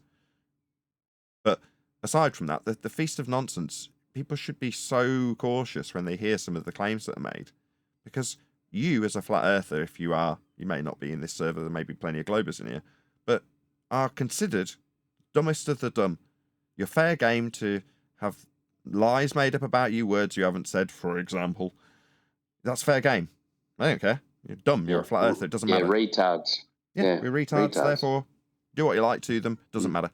Well, but with that being the standard, you should raise your game in terms of what you can prove, not open yourself up to speculation, because that will just open the door to more ridicule. So we should be hyper vigilant when it comes to proving things. Sorry, I'm done. Yeah, I think you're absolutely correct, and that's what we try and do here. We don't go into speculation. We have speculation Sunday, but we kind of go, this is only speculation. This is not proven. We can't prove this. Yeah. So we have a day where we can go across things where people may have speculations. And then Monday, we go back to what we can prove. Oh, how sweet. You have a speculation day. Nathan, can we have a speculation day? No. There's nothing wrong with it. Fine, that sounds wonderful. And it's good that you can vent your speculation in some way. However, I'm not suggesting that I'm decrying that in any way with the next statement. Me personally, I feel it's inappropriate, because even if it's in a humble environment where you've got perceived friends, every word you say will still get used against you, regardless of it Yeah, of being course. in an environment that's conducive with speculation. Furthermore, just to put a positive spin on that shit sandwich, it's the best bit of the subject. Part of the joy that I get out of the subject is the fact that we don't know certain aspects. We might be the ones to find out. That's exciting, and does, in some form or another, require speculation. You're going to speculate. Even if you're adhering to the scientific method, you've got to speculatively guess what you think causes the effect, right? And then test it to see if it is or not. Well, that type of thing, speculation, is a necessity to make discoveries. And I have to decry it, which is sad, but that's only because of the stereotype of a flat earther being dumb, and therefore you have to rise above that in every single respect, in my humble opinion. So the last 2 days, I would say that we've been having a conversation about what is science. And a astronomer came up with, we said, what is a science to an astronomer? And he said, anything that a scientist does. So we all Well, he would. Yeah. He's using the magic trick. Science means to prove. Of course. To prove by experiment, right? And offering proof, empirical evidence, is a very powerful tool. So, by the way of education, we all understand from 5th grade that it proves things, because we're taught how the method works. We just, most of us forget, me included. But you understand. You test it. Yeah, you test your hypothesis. But the point is that the outcome is empirical. So if you're a pseudoscientist, in the case of an astronomer, then you're going to turn around and say, well, science is anything I say. Because science to you means proof. Therefore, what I say is proof. Well, it was even worse. It was, so he said, anything a scientist does. And then you go, okay, well, if it's anything a scientist does, then who names what a scientist is? And then it becomes a circular argument. Who calls each other scientists? In reality, a scientist is somebody who can vary and manipulate a presumed cause and effect in a hypothesis to see if it actually causes something. Experimentation. Yeah, the guy who varies the presumed cause or formulates the hypothesis. Those two people I would call scientists. The guy involved in the experiment actually being the person varying and manipulating the presumed cause, or the guy that comes up with the hypothesis. The guy that comes up with the hypothesis, strictly speaking, is the scientist, though, because that is the genius of the method. To suppose the cause and get it right upon variation and validation. That's genius. So why can't you just say anyone who adheres to the scientific method? Well, that's what I'm that a is. floor liar, Well, that is but if science. I adhere to it, that is science. That's correct. Anybody that adheres to the scientific method. It got even worse than that. And then AI said, so you've got a scientist who's watching porn. Is he doing science? Certainly is. Fat. And they said, and they pretty much said yes, because there was a guy that did a experiment about sex, and that apparently became science. Yeah, this was their argument. It's because they don't know what science is, and they've got let it go to their head that they are science. Well, they're not. They came from an astro. No need. Sorry, Neil, what the hell? Well, no, if an erection was the phenomena, then you would be ascertaining the variable, independent variable that caused that biology, phenomena. Mate. Well, you can put anything into the method if it's a phenomena. If you want to have erections as the phenomena, you can cause and affect that. Or you can put it through the method if you want to. That could be science, is my point. who's going to vary and manipulate that? Part of the problem, though, is they've confused measurement with science at the highest levels of academia. Yeah. That is so. 100%. But the thing is, all of their measurements are using a flat plane. So when they appeal to the body of science, they're appealing to measurements off a flat plane. Yeah, most of them become calculations instead of measurements. No. I'm glad you said that. The calculations for a globe have their genesis in real-world measurements. And those real-world measurements are flat in all instances. Angles more specifically than anything else. There are others, but yeah, like as again flashing up on screen right now, you've got angle measurements with respect to a horizontal plane of reference. That's how the globe is calculated. But when Earth gets measured, like the guy in the pre-show and at the start of the live show, he's got a reference plane. What does that mean? It means you can reference it, and it's a plane. That means you're referencing a flat Earth. That's what a plane is. He needs it to be a bendy plane, or he needs the angles to be bent lines meeting straight ones. Neither are conducive with reality or geometry, so it fails immediately. What do you actually do? Yeah. You just measure Earth flat. Sorry, I didn't mean interrupt, but when you said it fails immediately, that's what happened to Dogs of Gods when he came in your pre-show and he was talking about seismology. As soon as he invoked an actual physical measurement of the Earth, he was screwed. I've never seen somebody walk so hard into their own claim and smash themselves into a wall. It was brilliant. But what you just said then, yeah, you're absolutely right. He had 2 angle measurements that he required the Earth to be referenced as a horizontal plane because it is. One, the return angle between here and there, and then the bearing, the north, east, south, and west direction. That is a horizontal bearing. So, yeah, we're going to be using the Earth as flat. We're going to be measuring from a horizontal plane. Everything's going to be referenced to the Earth because we're measuring things that happen actually on the Earth. This is an Earth science. And your first measurements are going to be ding, ding, ding. Angles. What you do after that, well, that's up to you. But you're going to be measuring and utilising a horizontal plane. That plane is the one that you're standing on. Absolutely correct. Good morning, guys. No, that was brilliant. Just Dogs of Sounded God. like you, Nathan. What's up, Chocolate? That's Jedi. You know Jedi, surely. Yeah, Jedi. Yeah. Of course I know Jedi. He's the reason I'm here. What's up, Jed? What's up? Yeah, good to hear you, man. Good to hear you. But yeah, with Dogs of God's visits this channel. What's up, Chocolate? Who's Jedi? I have no idea. The guy talking is Jedi.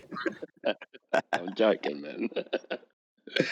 But yeah, Dogs comes in frequently, and he is a Dunning-Kruger pretender clown. He thinks he knows everything, and yeah, he walked into this, and it was beautiful. So I'm glad that you jumped in when you did, Nathan, because you took him apart superbly, mate. I hope it wasn't tedious because we did it 15 times. No, And I will say, it's how stupid he was. No. He was like a headless chicken running around with no clue where he was going, banging into walls after that point. And sometimes citation. Yeah, go I'm still AJ. waiting for a citation from Dogs of God from over a week ago Oh yeah, what for? for another baseless assertion. Hey, wait, can we get a elder bear? Are you there? Or you don't want to talk to him, Nathan? Or I'm just looking at the chat. Yeah, I know. Water level, this Earth's not flat because of hills and valleys. Yeah, I know, same old shit. But apparently he's got a claim.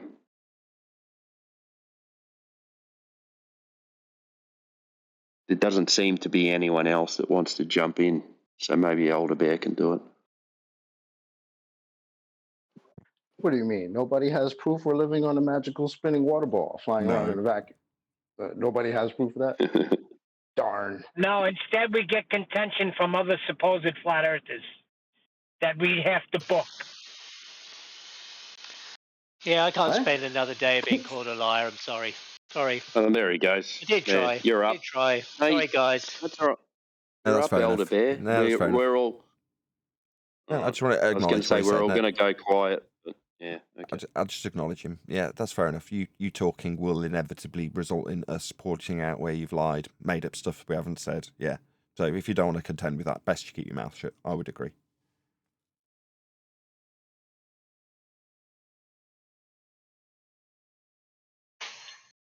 I'm sure somebody else will come along you can swear at again, like last week. You know, Now we're maybe going an hour or so. Just kick him out. Now If we're going you're to going talk to act about. like that, what are you even here for, Elder Bear? What are you here for if you're going to come and just make accusations? He said he had a positive It's claim, recorded. didn't It's recorded. It's all out there. I shouldn't worry about making accusations. Pretty true. Exactly. Recorded, the whole thing. But he's come here to attack me personally. Evidence that's presented by course. me is ignored entirely in favour of attacking me, the man. It's basically Yeah, an you know, attack when on you all were he can- swearing at people and then the libelous allegations of paedophilia against, you know, people in the community. Perhaps you could address that. what? No, I'm not going to. My arguments is what I invite people to address. It was your libel, though. You direct. he? I take it a No, let him go. server operator's had enough of that garbage. Elder Bear, you're not here to do that. That's not the topic of the forum. Come on, man. Grow up, eh? Stop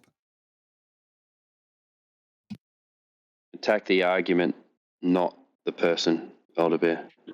I'm mad. Somebody shitting your cereal or something? What's the problem? What? Well, I mean, Seriously, I can what's wrong understand, with and you, that's man? why I Every try to. time, I'm sorry, John. Every You time all this guy stand around and speaks the support truth, him. You support all this language and this bad behaviour. I mean, you're all standing, all these you guys, you men, you all stand here and let it go on week after week. Shut the freak up and go bro. home. Listen, You're a listen, pussy, Neil. You're a pussy, Neil. You're the big. Can we? This doesn't have to devolve, Elder Bear. did you It's get it interesting all that out? every Did time you you get it come in, all off your chest? exactly what.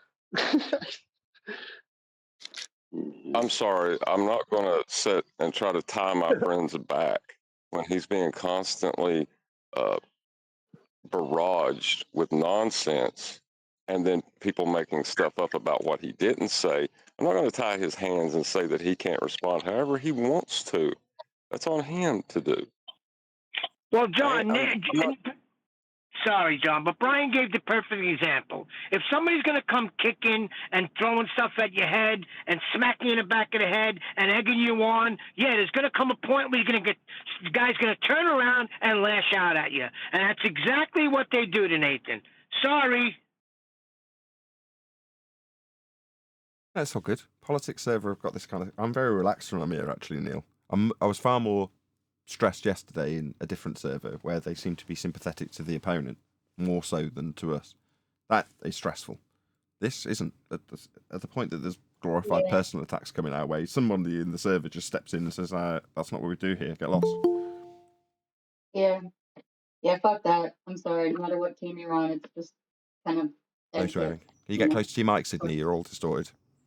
Oh, sorry. I just said no matter what team you're on, it's just called proper etiquette, so fuck that. I agree. No Poking swearing. the bear, right? No. Yeah, I think John's point is that they've got nothing to lose, so who's Ed Bear? He doesn't care. His reputation on YouTube isn't important to him, so he can poke and poke and poke and poke until he gets a reaction, and then go, "Ha, look, bad person." Right, great tactics. Yeah. I mean, I know my reputation is like quite literally a retard, according to YouTube, and I'm okay with that because I stand by my shit. So whatever, I'm with you. But we use the devil's advocate analogy, which is when Al Pacino's explaining to Keanu Reeves that if he's driving around in a flash car with a flash suit, then people see him coming a mile away. Whereas if he's riding the subway and dresses down, then he's a surprise. They're not expecting him to be what he is, good at what he knows. And you should use that to your advantage. People automatically assume that you're a numpty. They very quickly get stymied and flustered when you actually start spitting some facts at them. Yeah, definitely. I'm just smiling ear to ear right now, so I'm with you, man. Well, it won't be 10 hours this time. It'll only be a couple of hours this time. Especially when they're in your face and there's no internet to turn off. That's when you get it. That's when it's the most brilliant because it's in your face. Hey, right? Sydney, it sounds like you're. If it goes bad enough, I'm sorry. I was just gonna say if it gets bad enough, you're somebody right. will put their fingers in their ears and walk away saying "la la la," I can't listen to you because that's literally happened. Yeah. I was going to say, Sydney, Sydney, you sound like your mic's underwater. Can you get a little bit closer? Yeah, I'll refresh. Be right back. Perfect. Yeah, drop and rejoin. That's normally the answer. Yeah, we had a guy do that yesterday. So he gets to the conclusion point and he's rumpused it 5 or 6 times. And then when the mods finally get control of him and the point gets concluded, he goes on this any server better? deafen. So he doesn't have to listen. Yeah, pretty All right. typical. Is this any better? Yeah, a little Are bit. there any globers in here at the moment? I've looked down the list. I don't think there is. Wow, our reputation Any- really does any- precede us then. I can't believe that. It hasn't taken Anyone long. want to talk up? Anyone want to make a claim? Anyone want to say that Nathan's wrong about something? Just open your mic and we'll all mute up and you can have a one-on-one chat. Go ahead. I've got an impression of Neil. Go ahead, Roto. That's correct. That was perfect. That's incorrect. I called somebody. If you would have listened yesterday, I called Jeremy exactly what he was. Go listen back. You got to have the blinker Hey. going, though, Neil. Yeah, the blinker going. So we got nihilistic Chris. Nihilistic Chris, do you want to speak up and you can, have a chat with Nathan one-on-one? Nihilistic Chris, you there? Or you just text skank? He's just chat skanking, but I noticed Brenda's joined us. Brenda Debates is here as well. Oh, Brenda. Oh, God. So what's up, Brenda? Good to see you. Did you want to speak to Nathan? Good morning. Hello? Sure. Can you hear me? Yes. I have yet to hear one single shred of evidence for the flat Earth. That's a hearing problem. That's a metaphor. That means nobody has presented any evidence, positive evidence for the flat Earth. That's just an incorrect statement. It's measured flat. Go with ahead. Polaris. I explained it to you yesterday. No, go ahead. Give me the evidence then. We measure a flat baseline for latitude. The latitude system itself is derived from measurements with respect to a horizontal plane of reference, a flat baseline. Yeah, go ahead. Give me the evidence. I just did. No, that's a claim. That's not an evidence. That's not evidence. Can flat surfaces in reality be a good presentation for a flat surface? So can flat surface in reality be good presentation for flat surface? I'm talking to Nathan. You can No, have I'm another talking time. to you now. You asked it for the proof. Yeah, you're going to get Sorry, muted. Sasha, I can see that coming a mile away. Yeah, sorry, Sasha. I do apologise, buddy, but Nathan is here and Brenda was speaking to Nathan, so let's at least let Nathan answer first, and if we need to jump in, we can. But Nathan, back to you, mate. It's measured flat with Polaris, horizontal plane of reference. She said that's just a claim you're making. No, it's the basis of celestial navigation. That seems like Brenda's talking through me. I'll try again. Yeah, no, that's it's not a claim I'm making. Second attempt, Brenda's just going to chant through it because it's painful. No, because Third you attempt. paused. I haven't actually managed to go. That doesn't mean I'm inviting with a short pause you to now take the reins. You're just putting more and more distance between something I've told you yesterday that you also did this little trick, your only trick, your one trick pony act. What, you're not hearing it, you say? Yeah, that's because you're not listening, Brenda. Yeah, what you're doing is flapping your gums when people are telling you about Earth's measured flat, like with Polaris and the flat baseline to it. I told you yesterday, but you didn't listen. You started off making a very true statement. You haven't heard any proof of flat Earth? No, I know you haven't. You've got a hearing problem. You flap your gums when you should be listening. Meanwhile, Polaris is measured with respect to a flat plane and it develops our latitude grid on a flat plane. That's not a claim. It's a basis of navigation and mapping. Again, all you do is make claims and claim that your claim is true. You have to give numbers. What are the numbers? It's not a claim, Brenda.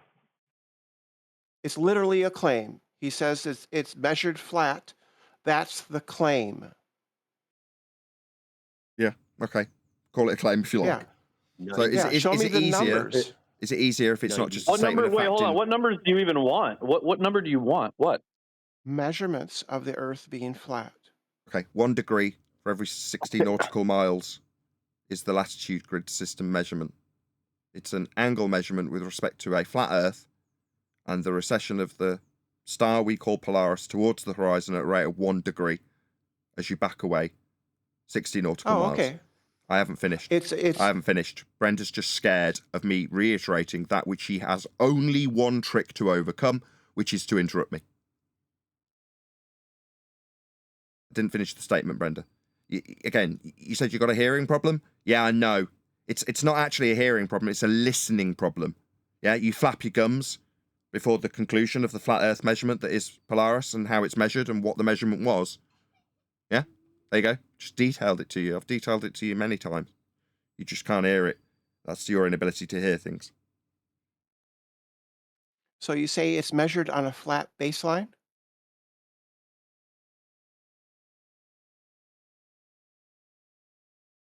Can you confirm that, please? What I've said to you multiple times, over and over again, you're parroting back which I've said to you multiple times, and you're asking me to confirm that which I've only just had an affirmation from you. You've just affirmed what I've said. Thank you for affirming that which I have said, Brenda. So you understand Earth must be flat to get this angle measurement then. Great. Welcome to Flat Earth. Thank you for affirming that which I've told you multiple times that apparently, according to now, you've never heard. Now you've heard it. Earth's measured flat. It's measured flat by measuring a flat baseline? Yeah, It's begging for an the angle question, to Polaris, Nathan. for latitude, yes. You're presupposing that the baseline is flat. That's It's an begging the angle question. measurement. It can only be flat. It's got 90 degrees to a perpendicular point at the end of it under Polaris. To have That's not how 90 under angles Polaris, work. there's her not listening again. Hearing problem. If you do it again, I'm going to appeal to the mods to kick your dumbass out of here for not listening and having a comprehension inability. You can't listen. It's got 90 degrees at the end of the baseline, at the GP of the star. It can only be flat, or it wouldn't have 90 at the end of the line on the Earth. That's the baseline. With respect to the ground positions for the mapping system we call latitude. 90 degrees at the end of a line can only be flat. Yeah, you're presupposing that there's a 90 degrees straight angle between the GP and the observer. That's begging the question. No, Do you have it's a no, non-begging... no, Excuse me. it's no, Excuse me. no. I've been accused of begging the question. No, it's celestial navigation as opposed to a claim where I beg the question. That's why we explicitly disagreed when you claimed I was making a claim, and I disagreed and said, no, it's celestial navigation. Now, what has been turned into my claim, because I foolishly conceded to get the argument moving on with the constant interruption from a fundamentalist zealot who doesn't listen. You just did it yourself. What? No, when she claims I've used a fallacy. No, I haven't. No. I'm saying in terms of interrupting, you what you're accusing them is what you just did, like 10 seconds ago. So what are we in? Earth Awakenings? Suddenly is the argument not the focus and the interruption when she's cried fallacy. I'm just telling you. I don't want to get hung up on it. I'm just telling you, like, I'm calling you out. That's getting hung up on it. That's precisely what we're doing. My point was this is just getting hung up on it when there's a debating point in process. The debating point is in regards to Polaris measurements of a flat Earth, and this little segue from this little white knight. What, are you a moderator? What you're doing is getting hung up on it. Something you specifically said you weren't doing. I'm moving on. Meanwhile, I'm arguing that Earth's measured flat with Polaris measurements and a flat baseline. It's not a fallacy to say that it's begging the question. No, it's celestial navigation. I made that explicitly clear earlier. When she says it's a fallacy because I'm begging the question, no, it's very specifically not begging the question. It's celestial navigation. I justifiably will interrupt at that point. Thank you for the overzealous moderation. It's a fallacy because you presuppose the baseline is I'm not flat. doing anything. It's navigation. I'm not doing it. It's the process of navigation. Second time she's done it. It's just being ignored. That's still begging the question. You're See, still it's just rinsing and repeating. It's just rinsing and repeating. I've overcome it. It's not my claim. It's celestial navigation. Maybe rinse and repeat it a third time. Maybe the mods will step in because she's just rinsing and repeating. I've overcome it. Well, does she think the ground is curved? Sorry, 2 seconds, Neil. 2 seconds. So moderator did jump in. No, Brendan isn't a moderator here. So I did mute him for chantering from the peanut gallery. You got two choices, Nathan. You can either continue to engage with Brenda, or I can unmute Brendan and you can speak to Brendan. I'll leave that choice to you, mate, but we will keep it between you and one person. I've already made the conclusion. It's being measured flat. There's a line that isn't begging the question. It's latitude. She's saying, well, what, when you measure latitude? No, I don't do that. I'm not measuring latitude. Latitude is what it is. It's a flat Earth baseline between you and a 90-degree position. I'm not begging the question of 90 degrees. The chat knows I'm not, as they all spam triangles. No, the right angle triangle is a prerequisite. It needs a flat Earth to be measured. It is latitude measurement with respect to a flat Earth. That's what it is. She just keeps saying, it's your claim. It's just begging the question that Earth's flat with a 90 at the end.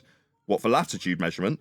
No, I'm not claiming it. It's not something I'm doing or doing wrong. It is celestial navigation, not my claim.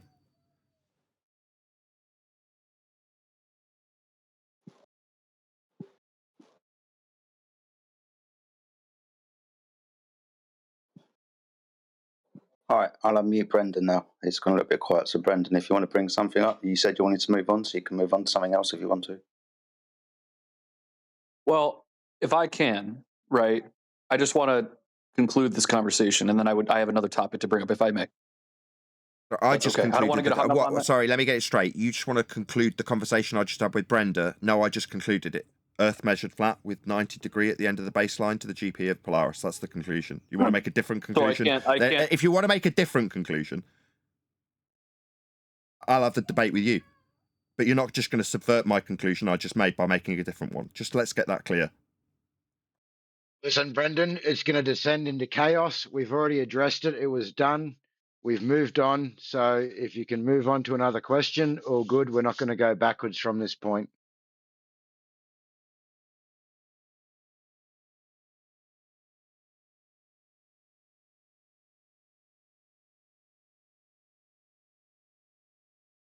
So, Brendan, did you have a new claim you wanted to make? Because I'm not going to allow you to make a new conclusion that subverts mine that I just made after winning a debate with Brenda. No, I'm not going to allow that. Did you have a claim you wanted to make? Clearly not. No, he's muted. He just told you to go F yourself, so he's muted. Oh, I see. So I correctly identified that he was just going to try and undermine the conclusion I just made. Yeah. I spotted it a mile away, didn't I? And when you didn't get away with it, it's F you, Nathan. Yeah.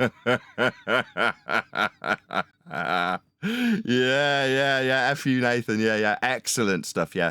And meanwhile, Earth must be flat to have 90 at the end of the Polaris measurement we call latitude. That's a flat baseline with 90 at the end of it. Brenda seemed to be under the impression that I'm claiming that, as opposed to it being a part and parcel process called celestial navigation.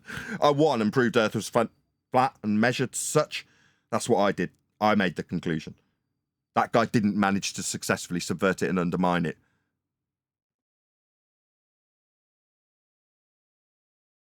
So he basically lied. He said he had a new claim, but he really didn't. He just wanted to come in and try to subvert what already happened. I got it. Yeah, they like to undermine a winning point from a flat earther. Oh, well, I've got a new question. Yeah, Earth's measured with curved baselines. But just so I can ask a new question and put as much distance from that baseless assertion as possible. That's what would have happened. Well, Brian would be happy because remember last week we were here, Brian was very upset that we allowed Rob Noxious to come in and subvert the whole conversation. Fair enough. Subversion is what you've got to do. They've got to lie to Glurf. That's how Glurfs are.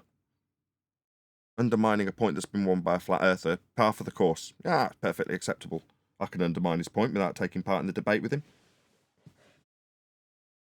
A bleached spheroid pilot, would you like to jump into the conversation rather than just hanging in the chat and chat skanking? If he doesn't owl round at my live stream.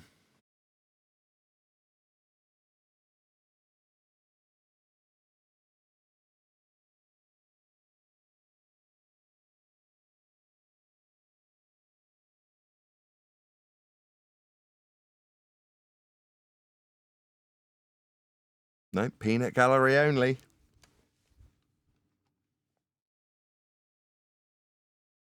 Any more for any more? Doesn't look like it. If not, we're going to round out this live show and move into the after show. No. Come on, keep it Freaky Friday. Where are you? I didn't. We've obviously got a reputation already. We've only been here about 4 or 5 times.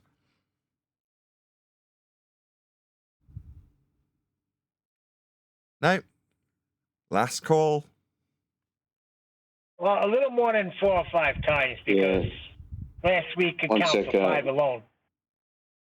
Go ahead. So we've got Last Rich. call for magical ball. So we're going to Rich Evans. So we're going to unmute Rich Evans. You can speak Should to have turned him. my studio lights off then. Yeah, Rich Evans, you're up, mate.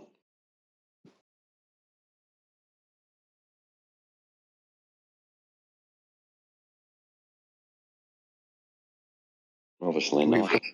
If we've got another silent partner, I think Nihilistic I heard just him asked try a to question. speak. What the hell? I think there's a question from the chat. Maybe I know Nihilistic does want to actually get on into the voice call, but he has asked to Nathan. Before you how, ask, what I'll do is I'll round out the live show. You can ask it in the after show. Yep. So it depends on whether he cuts it short or not. But yeah, there's an hour and 20 left on the 3 hours that he requested. Yeah, so they can still hang around in the room, yeah? Yeah. Oh, yeah, no problems at all. It just means that his show's sort of finished at that point. Yeah. Cool.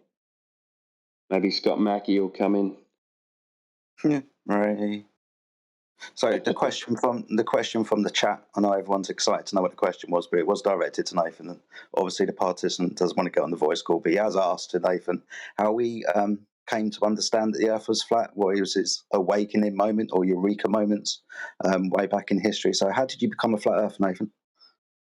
I just listened to Math Powerland. Nothing too exciting. In terms of finding out Earth was flat, that's how my route into it was. In terms of knowing Earth is flat, that's only come in the last couple of years. I was the people I criticise now as being flat Earth believers. I was one of them because I didn't know it was flat. Now I do. That's how it's measured. That's why I'm here. Now we've refined that argument to the point where we can absolutely pummel somebody who comes and starts talking about seismology and how it's justifiably globe proving, and therefore you can tell flat earthers who claim otherwise. Yeah, I'll absolutely rip them a new one and point out how their claim uses a flat earth.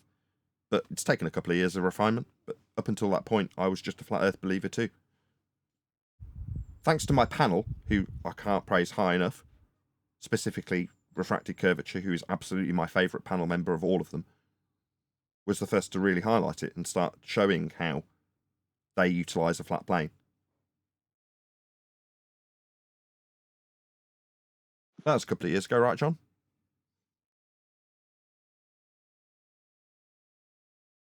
Oh, he's just joined. He didn't hear that. Fair enough. Anyway, yeah, there you go. There's the answer to the question. Yeah, I appreciate that, man. Thank you very much. It's interesting, the journey from belief to knowing. And I think a few of us have been around this for 8, 9, maybe even 10 years. And I think we all started off in this, a belief that this has got to be true because of the things that I can see and all of these things. But the change from belief to actual knowing, when we can demonstrate and obviously reference that the Earth is most definitely measured and used for measuring as a horizontal plane, then you go from belief to knowing. It's demonstrated as such. It's practically used as such with regards to engineering, communication, navigation, all of these different types of things. Knowledge is a subset of belief. Shut up, Brenda. I never stopped at the belief step. I knew it from the beginning. Knowledge is a justified true belief. So all knowledge is belief. That justified true belief nonsense was clobbered back in years ago by Gutierrez, you clown of an idiot retard. What's the hypothesis? Yeah, that doesn't mean. What's the hypothesis? Shoe. What's the hypothesis? It's a shoe. Fuck out of here.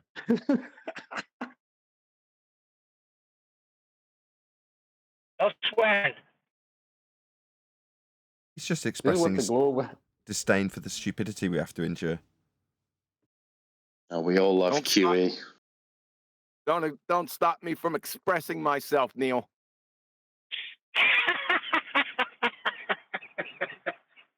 Oh, what are we back on Earth Awakening? You trying to say I'm posh? Is that what that was?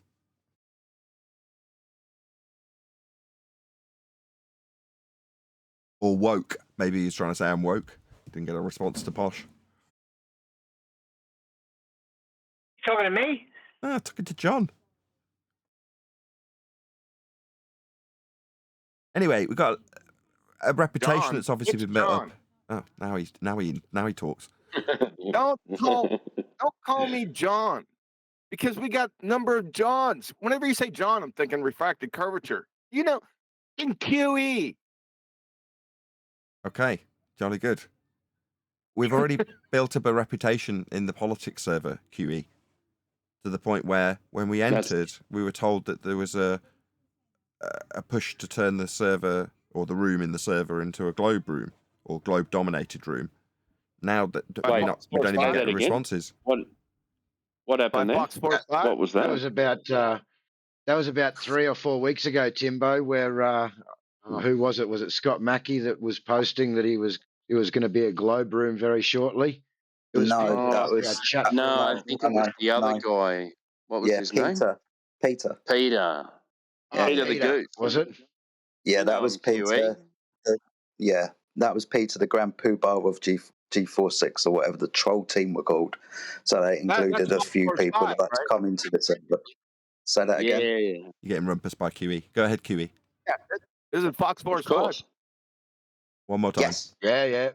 Might as well be. Yeah, Fox Force 5 or something. Girlfriend. Yeah, Girlfriend 6. Yeah, that's a pop fiction reference. Wait, What's I'm up, QE? Good confused. to see you, mate. Did they? I'm sorry, Jedi. I keep. I'm just confused. Like, so they said what that this room was going to be a globe focused room. Why? Because the globe evidence is so overwhelming. What? Like yes. what's? Apparently. Apparently. Oh, okay. Yeah. Why are we that not was 2 hearing months any of ago, that now? I don't get it. Yeah, it was 2 months ago. Yeah. Well, Brenda came in. Yeah, it was pinned to the top of our chat. Hold on, Neil. Just one sec. Brenda came in what? Go, Neil. Oh, go, Neil. Go ahead. No, she's saying she came in saying, "Where is all the flat Earth proof?" And Nathan gave it to her. She said she hasn't heard any. Nathan gave it to her. She still said she didn't hear any. But where's all the globe proof? There isn't any. So in 2024, the best Globe got is to say that a statement of fact said to her is just a claim. Okay. Yeah, well, what we've noticed on this server is the best proof they have is boats go over the horizon. It's fucking, it's really weird, man. That's it, man. That's it. They say, okay, we say, do you see curvature? And they go, yeah, boats go over the horizon. That's the best proof they've got. Well, actually, they say, sorry, the Earth's too big to see curvature, and then they tell us boats go over the horizon. Yeah. Yeah. That concept, though, requires Earth to be flat. Right, I'm going to step away and make a coffee. Hopefully the conversation will Elaborate. continue. Yeah, elaborate. Well, because if something is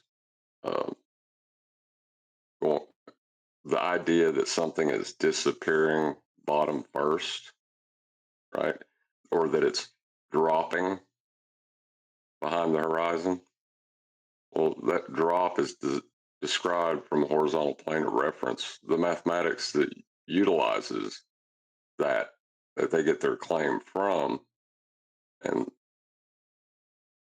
utilizes surface level as a horizontal plane of reference to assert that there's a horizon below surface level for boats to go over.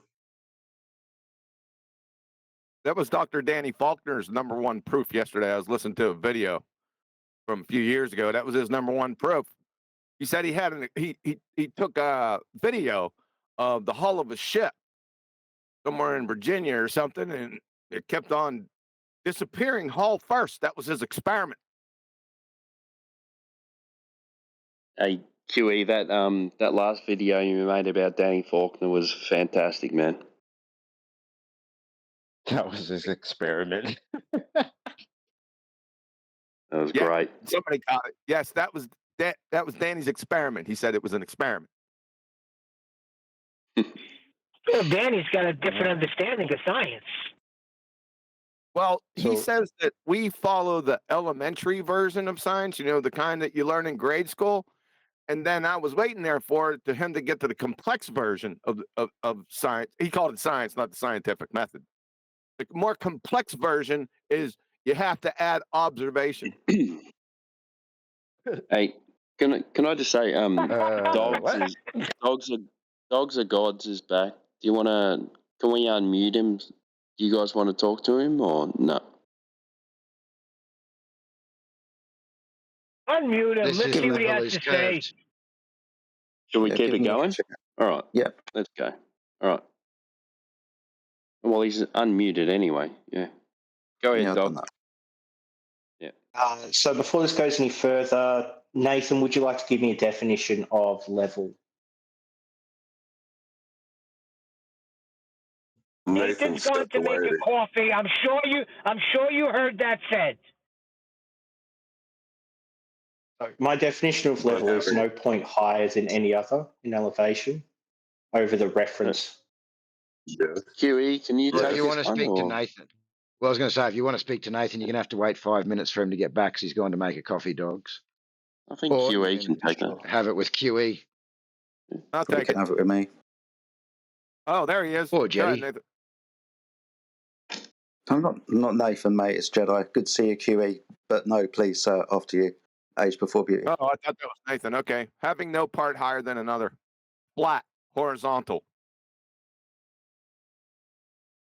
I agree with the first part. The It's second not an and agree third disagree part, genre. That's the I think, definition are of it. synonyms. It's not an agree disagree genre. It's not subjective.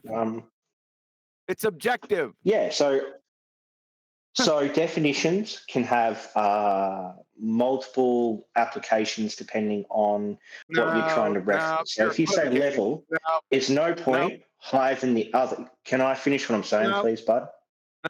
It's a law of identity violation and equivocation fallacy nightmare. A definition's a definition, and that's it. No, that's not true. A definition is that something is that we true. made Get up. to So your it can't point, be. It knuckledragger. can't be a It's not violation true. of any Definition is logical not a law because it's definition. made up by human beings. Definitions are purely subjective, but my definition is no Elmer point Fudd higher than the Sophist, other. piss So I off. agree with that. Shut up, Elmer Fudd Sophist, piss off. What's your scientific evidence for your ball-tard? I'm not going to play that game. I'd like to talk about the Not a definition of game. level before we It's the move on. scientific evidence for your ball-tard, sphere-tard. If you don't have No, any, it's sit down and shut up. definitionally a game. So what you're trying to do If you is I don't have came any, in with shut the up. understanding that I'd asked. Just shut him up. Wait, Move wait, on. wait. Hold on. You were asked for proof of your science for your ball chart, and that's a game. I'm sorry. I'll put it nicer. You were asked for scientific evidence of your planet Earth, your ball. Why is that a game all of a sudden? I'm weird. That's weird. Yeah, because they I'm used to say the confused. whole body of science, right, Chocolate? So the reason it's a game is because we were discussing the definition of level, and I was trying to finish that discussion without being interrupted It's and not fully a get my thoughts discussion, out. It was retard. tried It's not to a be forced discussion. along a different discussion Definition's not a pathway before I'd discussion. finished that. A definition's not a discussion. You retard. What a clown. Get the heck out of here. Shut him up. Go discuss definitions back in primary school. It's a discussion. Piss off. That's sort of like the definition and meaning of words is useless. Who said that? Didn't somebody say that? Yeah. The numpty from down under. Roofy. Oh, Roofy. So that's what this guy's saying. He thinks there's, what, 10 meanings of a word? Really?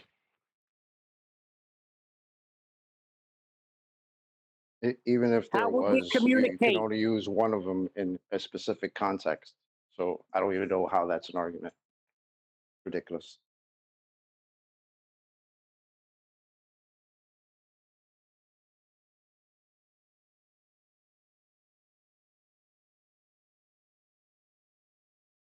Does he He's left finally the accept conversation. that level's horizontal, or he's still trying to argue against that?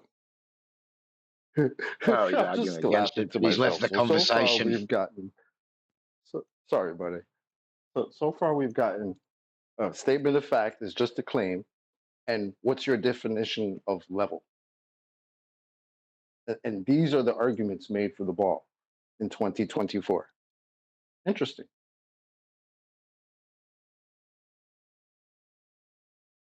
Well, you can't argue for curvature if you're going to bend surface level. You throw your calculator out the window. So no, you ain't going to get away with saying conforming to a sphere. Well, you also can't argue for curvature if your claim at the end of all of that would be, well, it's too big to measure the curvature. Therefore, we measure it flat. That would be weird. Right. The guy earlier said level can be curved. I wouldn't be able to build if level could be curved. You moron. The law of identity violation. Curve has got slope. Level has no slope. I'll slope a dope him in a friggin' fraction of a second. He won't know whether to piss or wind his watch.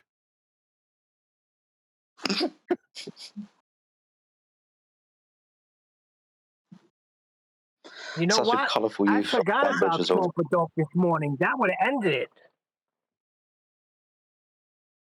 Well, it never began. He doesn't know what level means. How can you move past that? Yeah, but once he said level could be curved, that's when we got to slope a dope him.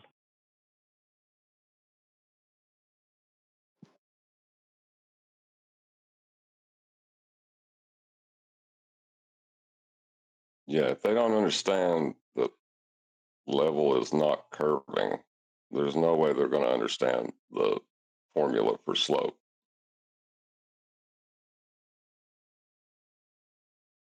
Hey, you got a very good That's point literally there. like saying that's literally like saying like, let's try to define up in a different way that it actually means down.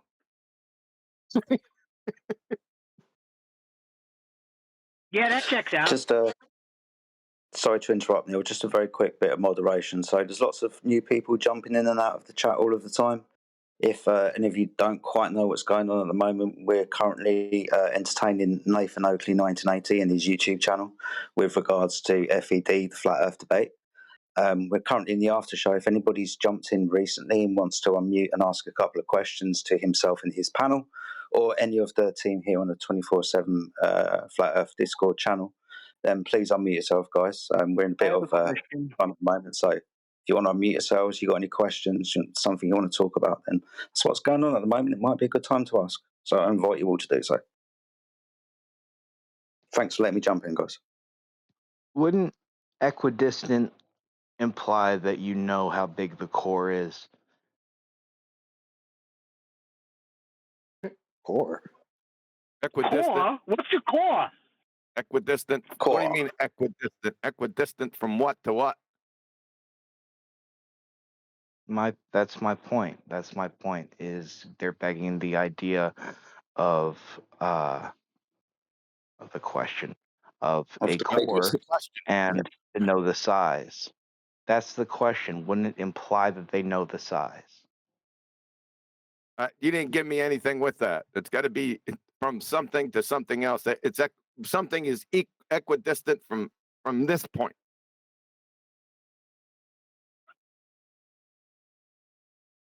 Give me some cowbell. Well, they claim the center of the earth, right? Center of the earth for what? For elevation? Yeah, that's what they say. Everything starts from the center of the earth and works its way out. Now, is it in the elevation context? No, they don't measure elevation from the center of the earth. I was just going to jump all over that if that's what you're talking about. Talk about radius. So the radius is equidistant. I'm sorry. So the radius is equidistant? That's non sequitur. Brilliant.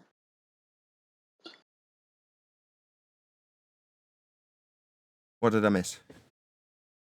Some stupid Not stuff, much. man. What radius? Words and their words have no meaning. That's what you miss. Was Ruth here?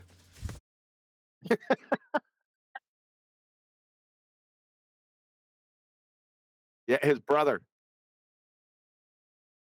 Somebody asked me what level was, Yeah. so I said having no part higher than the other, horizontal or flat. So he agreed with the first part of the definition. He agreed with it, but he had a slight disagreement with the second part of the definition. And I told him that number one, this is an agree-disagree genre. That's subjective. We're into objective, and I'm not playing his little reindeer games. More or less. Wait, but he said he wasn't playing Yeah, any but- of your reindeer games when you asked him for the scientific proof of a sphere. Oh yeah, I did ask him that. I asked him for scientific evidence for a sphere tard, ball tard, and he said he's not playing that game.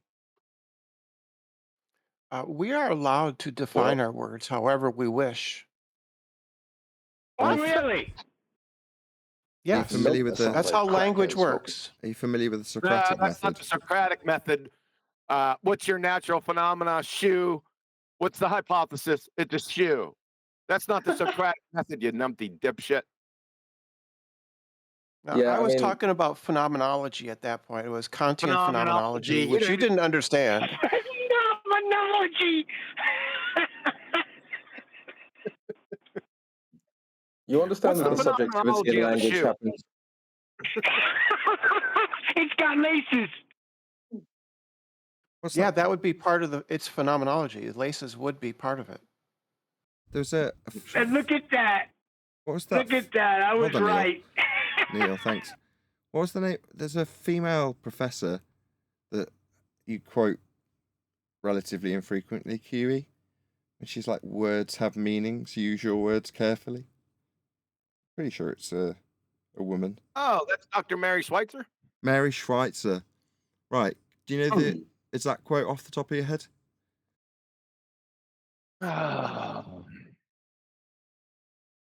Don't worry. I gave her. It's just I can snatch it up real quick, though. Okay. It's I'll just an paraphrase. argument from authority. It's just an There it argument is. from You authority. don't know what an argument from authority is. Shut up. That's literally Mary what you're doing right Schweitzer. now. From Mary Schweitzer. Exactly. That's one of the things I drive my students crazy on. Words count. Words are important. Choose your words carefully. Dr. Mary Schweitzer, paleontologist, Yeah, North we Carolina can. State. Yeah, we can define level however we Yeah. wish. Yeah, However we can. want.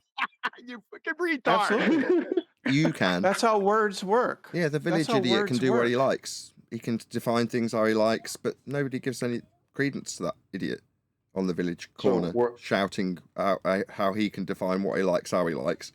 I mean, things like earth curve maths dictate that level must be level for you when you reify the R value that's measured off a flat plane into a sphere beneath your feet. You still need level to be level. It's defined in your maths. Surface level, eye level. They're level. They're not deviating from level, and if they were, you'd need level to describe how much they were deviating from it. Saying that level is a tautology. We really are in 2024. Our words could just identify as whatever they want. That's really your argument. Yeah, that's been the case for Keep forever. telling us about it. Okay, well, QE and I both asked the same question. Are you familiar with a methodology that would allow us to agree on what words mean? Socratic method. There is no methodology for agreement. People Socratic- either agree or they don't agree. No, the It's Socratic political. method. So that's a no. Is that a no? You're not familiar with the Socratic method? I'm familiar with the Socratic method. It doesn't say that there are predefined meanings to words. It's about us agreeing What on the the definitions hell of was words. That would be us coming to a conclusion about what we mean by a word based on its definition and our agreement that we mean the same definition when we use that word. That is, in essence, what the Socratic method offers as a process. Yes, being consistent isn't the same as defining your words. I You get understand. to define your words up front, and then you're asked to be logically consistent, which you never do, Nathan, right? But that's different than predefining your words. You can define your word Logically however you consistent. wish. You just have to be Show us consistent. the logic in that. Post the syllogism. The Globers, That wasn't please an listen to argument, it was a this. statement. This is somebody on your side. Listen to what this person is saying. This is the argument for the Globe in 2024. Continue, Brenda. So Yeah, chocolate, yeah. so Language, chocolate, Wittgenstein, then dictionary is meaningless. no, dictionaries recount Post the usage. syllogism. Dictionaries go by usage, by how people use the word. We know Post the this from syllogism. Wittgenstein. You said it was Language logic. is a Post the game. syllogism. Post Language the is a syllogism. You said game. it was logical consistency. So Okay, post the just syllogism. hold on, because otherwise we're going to get in trouble. The reason you're being rumpus, Brenda, is because you stated something. That was that you had logic, and now you're being asked for the syllogism. The syllogism for what? The logic you claimed. I simply said you need to be consistent. You simply said it's logical. I heard you.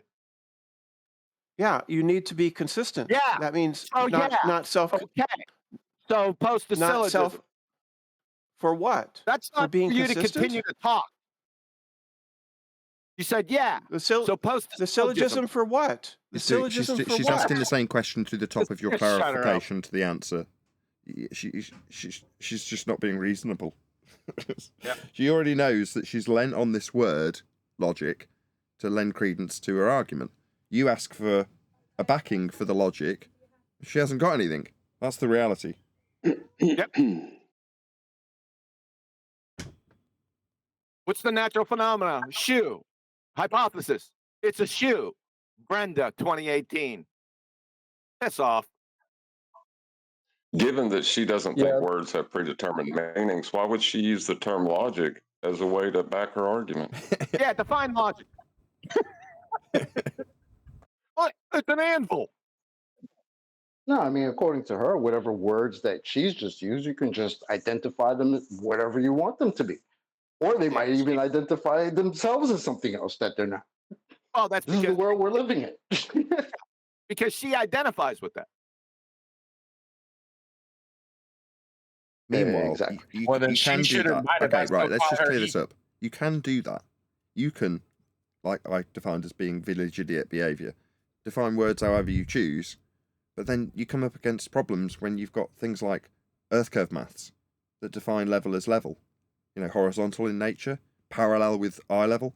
All of those things defy what you would redefine what level is, because it's a necessity in terms of defining how things deviate. For your curve, for instance, if you're going to suggest that there's earth curve derived from flat plane measurements, the ones that you can't hear, then you need something to describe it deviating from. How much something curves is a deviation from the horizontal. So you can't bend the horizontal. That's the point. So yeah, you can define it differently, but it just won't work anymore. Hence the Socratic method, so we can agree on what we mean by the words we use.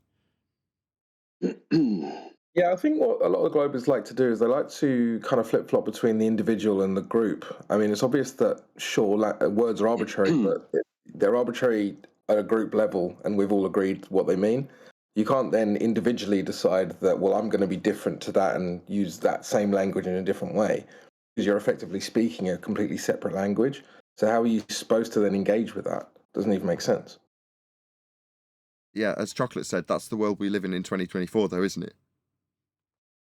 Yeah, of course. Yeah, well, yeah, sure. Crypto, what's good, my dude? Yeah, I'm good, man. How you doing, Chocolate? Keep hearing you on here and thought I'd come in and say hi. But I think that's fundamentally what's going on with Brenda. That they don't understand that, like, this agreement has already happened at a group level. You can't then re-agree it with yourself. That's a separate agreement, like what that word means or what a group of words mean.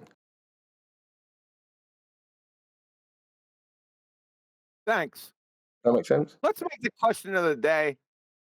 What's the scientific evidence for the sphere target? Can we do that? Still waiting on that. Yep. Category error. Why do you got to give the game away, Nathan? That's when you tell Nathan, shh, shut up. I was trying to get somebody to give us a scientific prediction the other day. Nathan just come along and said, well, come on, we need the scientific prediction. What's your hypothesis? I'm like, damn. True. Really? That's fine. Sometimes I get praise, sometimes I get condemned. What's the topic? Earth being measured flat for globe belief. You guys touch the horizon yet? Touch the horizon? No, you can't touch the horizon. What's the horizon? Not got a postcode. You can't get there. Why can't you touch the horizon? Because it moves as you move. Optical dissolution How can point that in the be? distance. It's the point where That's things appear to disappear. The I apparent. thought there's an edge. There's me trying to answer you, and you just want to yammer through the top of the answer, right? You go ahead, answer for me in the middle of me. I would. I thought there was an edge. Why would you think that there's an edge? A so-called flat one. Why would you think that? That seems crazy. Why would you think that? It does seem crazy. I agree. Are you crazy? Guess who does have an edge, though? Yeah, the ball. Ballers have an edge. Obama. Take a wild Ballers. guess, buddy. Ballers have an edge. Yeah, the Earth doesn't. Is it not? So you would decry the claim that there's a hill getting in the way of boats and buildings, an edge blocking them then? Welcome to Flat Earth. So you've seen the edge of the Earth? No, we're decrying it. The globe Earth edge that's claimed to block boats and buildings, we debunked it in 2020. You've seen the edge? Is he deaf? Let's slow it Yeah, I down. think I hate it all. Should we slow it down? You said you debunked the globe. asking I didn't a ask question. that. That's I'm irrelevant. asking a question. That's an irrelevant. I'm asking you a question. Are you deaf? Yeah, he got muted because I think he's a regular troll. Yeah. I mean, So where's the Nathan, edge? Nathan, if you want to continue to engage him, you're more than welcome to, but I would advise you that it's a waste of your time. Yeah. Okay, I answered him. So he asked where the edge was, and I pointed out that the edge of the globe, called Earth Curve, was debunked in 2020. The globe Earth has an edge blocking boats and buildings, or it did until we debunked it.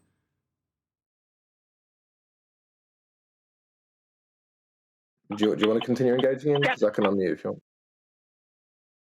It's up to you as the moderator. I leave that in your hands.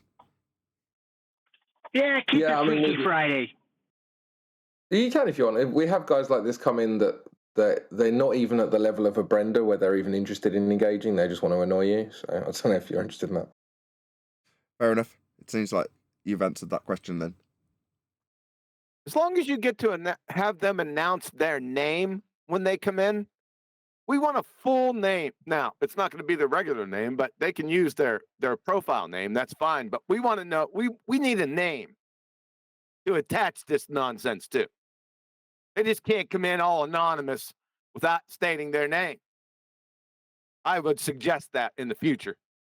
Sure. But whatever his name was, the guy that just came in, he got a response. He just couldn't cope with it. He didn't cause chaos. I mean, maybe that was his aim, but what he actually got was a response in regards to his question about edges. We just turned it into a globe debunking This on the spot. garbage has an audience. Fucking sake. Please don't swear. No swearing. Shit. No, please don't swear. Sorry, go ahead. Genuine, or whatever you are called. Nah, just another troll. He's just abusing us and swearing. If I unmute him, he's just going to do the same thing. Fair enough. Sounds like he had a few. It sounded like he was trying to make an argument from incredulity that the idea that we're speaking about how Earth is measured is absurd for some reason. It's not about the Earth. You know what the funny thing is? We get globers in here coming into our room saying, "Oh, this is the best moderated room in the server." Yeah, they let us speak. We let them speak. Of course, we don't let them speak shit, but you know. Once they have a You're fallacy, joking, we mate. pull them up on it. But you know, No swearing. fuck off. No need. Is there any scientific evidence for a spirit card? That's the question of the day. No. Hang on. Are you Australian? Yeah, QE knows Oh, you're me. I'm allowed. the kangaroo No, guy. there's always the exception to the swearing rule. You're it.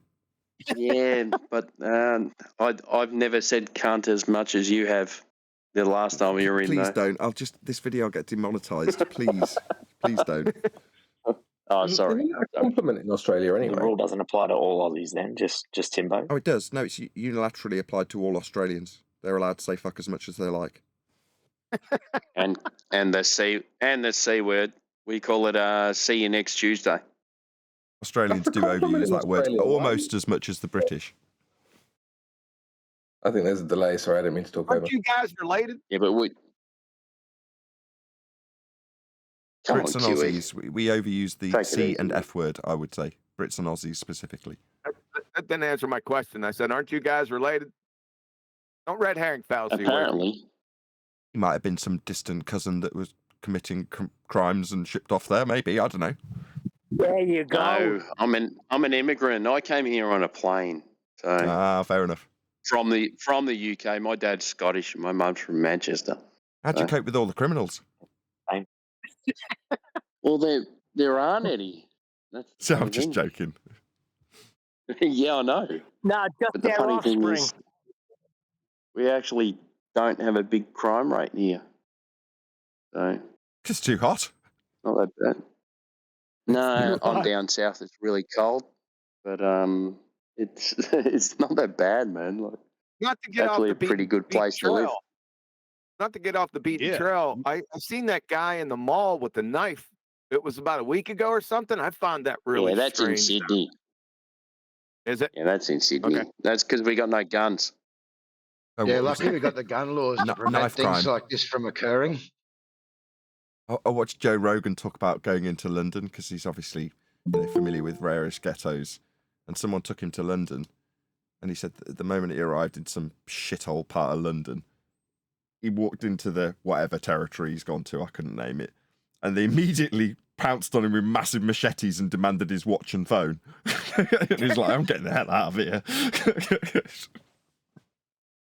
He's like, damn, why did I not forget to take my watch off? Come on. Name the suburb. Name the suburb. There's plenty of shithole suburbs in London.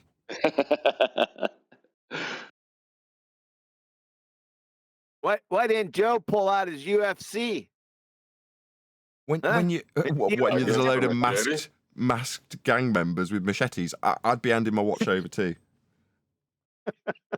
Well, dude, you guys have got a lot of crime with is it Pakistanis? No, not especially. No? Oh, okay. No, I wouldn't Trying to say so. shift. Trying to shift the burden Sorry, over I'll to some other damn racist. No, he's Sorry. right. Have you seen the prices at corner shops? I was raised in a predominantly Muslim community, so I was in the minority where I was raised in Birmingham, which is just another major city in England. And I was of the Birmingham? 1% whites. That is to say that the black community and the white and perhaps Chinese communities were all like 1% of the community. And then maybe 10% were Sikh and the rest were Muslim. So I was in the minority amongst lots of Muslims. Now, when you're in a community like that, you get to see that the crime rate is just no different to anywhere else. It's just that particular community is predominantly Muslim. So what, as a white person, do you say, well, the Muslims are all, inclined towards crime? No. The percentage of the Muslims that are committing crime is no different to any other community. There's just always bad apples in any community. So the fact that community is in the majority sometimes can give someone who is in the minority the impression that is the culture, because you see that any crime is being committed by that group always. Well, yeah, they're in the majority, of course. Yeah. I bet you they're ballers. Yeah, we can stereotype this crime, whoever race it is, but they're all ballers. What were they seeking? Well, What Well, were they that's the funny seeking? thing, yeah. Listen to How 'em. many mass murderers are flat earthers? Probably zero. Almost none. They're all ballers. We could do this That's all my day. point. Thank you. I like fun with stereotypes, but it's got to be disclaimed that you are acutely aware that you're utilising the fallacy. Unlike our opponents, who are probably acutely aware that they're utilising fallacy, and when it's pointed out to them, they go la la la la la through the top of you. I don't know if you guys have seen the there's a guy called Mind Shock who talks about logical fallacies quite a lot, and he's interested in the flat Earth globe Earth debate, and he did an analysis of the fallacies between Dave Farina and Dave Weiss. Okay. And it was something like 15 versus 400. Oh, okay, fair enough. You guys have seen it then. Yeah, it's hilarious because like obviously everyone here knows. Obviously, I gave him a treatment. Mind shock, mind dump. Yeah, that was funny. Dragger. He identifies Oh, I'm sure fallacies he where is, there but aren't necessarily fallacies. So you'll hear his ding, ding, ding going off, and there won't necessarily have been a fallacy committed. And he won't necessarily sure. go through what's the point I was trying to get cause to. of the dinging Sorry, bell. Yeah, I mean the point I was trying to get to is his analysis of the Dave Farina Dave Weiss debate was interesting because it was like that virtually everything Dave Farina said was a fallacy, and I feel like he analysed that pretty well. That one I haven't seen a lot of his other stuff, so I don't know, but Fair enough. But it's interesting when you get these. Sorry, go on. I don't think you can make a globe claim without making a fallacy, though. I think you're right. But, I mean, he would wrap like 4 fallacies into a single sentence. It was almost impressive. Yeah, any kind of Can you statement make a that globe which will claim without a fallacy, though? I actually asked Dave Farina for a chat. I contacted him directly and said I'd like a chat with him, and he declined. There's a surprise. Not often I do that. I don't often. I did a treatment on Dr. Danny Faulkner the other day. In 40 minutes, he had over 173 fallacies. You do the math. That was, That's correct. Flatsy was taking count, wasn't she? Yeah. That's like 250 an hour. Wow. He does actually break it down into a fallacy per hour or per minute rate. He did it with Tim Osman once and a few others. Right, QE? You'd work it out in fallacies per minute? Yeah, Timmy Clown was a fallacy a minute. I think Danny has well eclipsed that. Oh, no doubt. 250 an hour would be 4 a minute, something like that. Just Yeah, like about 4 a that. minute. Yeah, exactly. He's really, really overshadowed Tim Osman in terms of fallacy use. Surprising, really. Hey, Quite an QE, achievement. didn't he took your image from the Black Swan and cut out all the rest of it, didn't he? He cut off the bottom statement about the height. Yeah. Yeah. It gets better. He cut the bottom off, and then when he introduced the image, he charged flat earthers with cherry picking and altering evidence to their ends. Yeah. And then presented that. Unreal. Yeah. Pure Hillary Clinton. That was hilarious. It's akin to smashing someone around the head with a baseball bat and saying, "Why do you beat me with baseball bats?" Nuts. They do it a lot, though. We had it from the guy in the pre-show, didn't we? Projection. This is a problem for you. What? A horizontal plane of reference that's flat? No, that's how it's done. But it's a problem for me because you've got to imagine and reify a globe beneath an imaginary line you make. That's not a problem for me. But they've got to project their pain onto us. No, he was saying it's our problem. He claims the horizon's refracted. That's our problem. Yeah.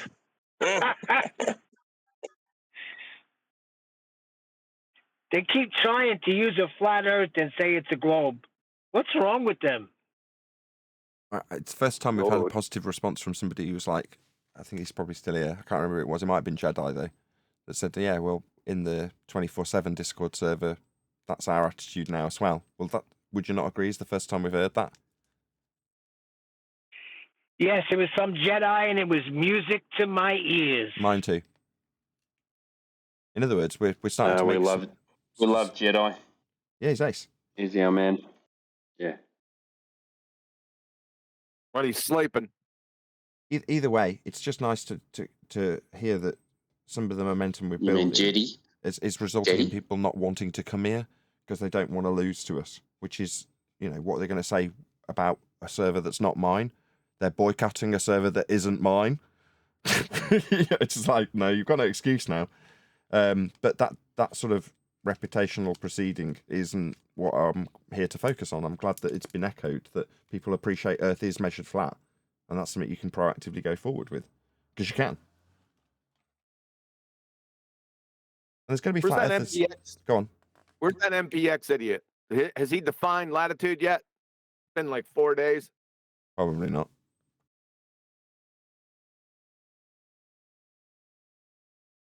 Latitude's pretty important, though. Once you get to the point that they understand how latitude works, that's it. Your job is done as a flat earther. If you can just understand that one point, you won't have enough to go out and debate people on the subject, but you'll have enough to get on with your day and not worry about whether or not you're wrong. No, I understand how Earth is measured flat. That's it. Then you can get on with your day. From my audience's point of view, that's what I want for the 50% of the people who come here that were like me when I got to this subject. I just want to know it's flat. Show me evidence. I remember getting banned from Globebusters live stream chat for going, what are you waffling on about this garbage for? Just give us the flat earth proof. Talk about that. And they banned me. She's like, well, all right, well, I'll have to do something then. It's only 10 years later. That's what just happened to me, too. You didn't talk about NASA photos. Exactly. You need to talk about NASA photos. No, you don't. Talk about how it's measured flat. Witcher claims nobody wants to debate him on ether, so I asked him what ether was. Manifestation of the perturbation of the incoherent dielectric acceleration. What are you, stupid? AQE, what's ether? No, it's a medium where light propagates through. A non-physical physical substance. You can't have nothing and nothing. So what I said was, so you have no proof. And he called me gay, and he pretty much muted me. He called you gay? And then they took a vote. Then they took a vote on Globebusters, who's on board with ether. And I counted 30, 40 people. I'm on board. No, there you have it. They're seeking affirmation for the belief structure they're putting out. Wow, I didn't know that was going on. Are you being What serious? is subject thing about agreeing? I'm being dead serious, Chocolate. That's what happened when I went in Globebusters chat for about 10 minutes 2 weeks ago. You all on board with this unicorn thing? Everyone cool with the unicorns? We all good with that? You can just write in the chat. But the funny thing was they said, yeah, you're a Nathan fanboy. I said, the minute Nathan starts claiming anything that can't be validated, I'm either gone or I'm going to refute him. But after what Richard just said, you're all just jumping on board. Nobody's trying to refute him. And I'm a fanboy. A cat's litter box couldn't refute him. Somebody asked me what was ether or ethers. I can only give you what people have told me. You ready? Yes. This was a group. This was a group of etherites, and they were asked a question in 24/7. There's about 5 of them. This is the answers that I got. You ready? There's 20 of them. Non-manifested medium, the oneness, the dome, magnetic fields, space, the substance of space, liquid flowing in and out of matter, everything, photons, the background medium. We can see it. We can't see it. Quantum foam, subtle energy, inertia, lightning, no cookies, vacuum energy, air pressure, and spirit of creation. And electrifa. Spirit of creation. What is it? We can see it. Oh, we can't see it. What is it? We can't see it. I want to hear. See, that's what they're trying to invoke God with it. The spirit of creation. No. Spirit of creation. We are living in the age of Aquarius. Bloody hippies. I told you, they're trying to link it up with God. My favorite was no cookies. What's that? No cookies. Yeah, no cookies. That's the answer that I got. So I wrote it down. Nah, my favorite was we can see it, followed by we can't see it. Well, I was actually going to ask you to clarify that because it was my favorite, but I thought I heard wrong. And then I thought I was going to be a dickhead. No, you heard right. Everybody knows the ether is not. No cookies. Did they mean no cookies like in the internet when you use cookies? You're gonna have to ask them, Neil. I didn't ask a follow-up question. Yeah, why would you at that point?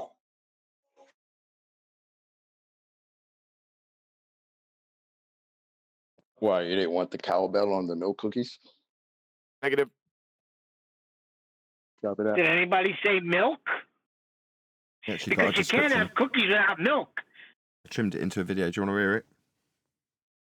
Without protestation Yes. or procrastination, and at no risk of demonstration, the ether sensation is the manifestation of the vibration when viewing libration, and the perturbation in the variation of a background radiation when we view illumination. There is no postulation in my verbal masturbation because perception of the visualization of light emanation in a rotation toroidation of magnetization through vacuum evacuation show the maximalization propagation with a motion demonstration phase quantization via quantum induction validation, where we view the Michelson-Morley experimentation showing consistent variation in the direction when illumination went on vacation at elevation in atmospheric stratification by interpretation, and that is a miniaturization of the ether explanation. If you lack comprehension, it's because of your education. Did I mention the free power generation? Long live the ether.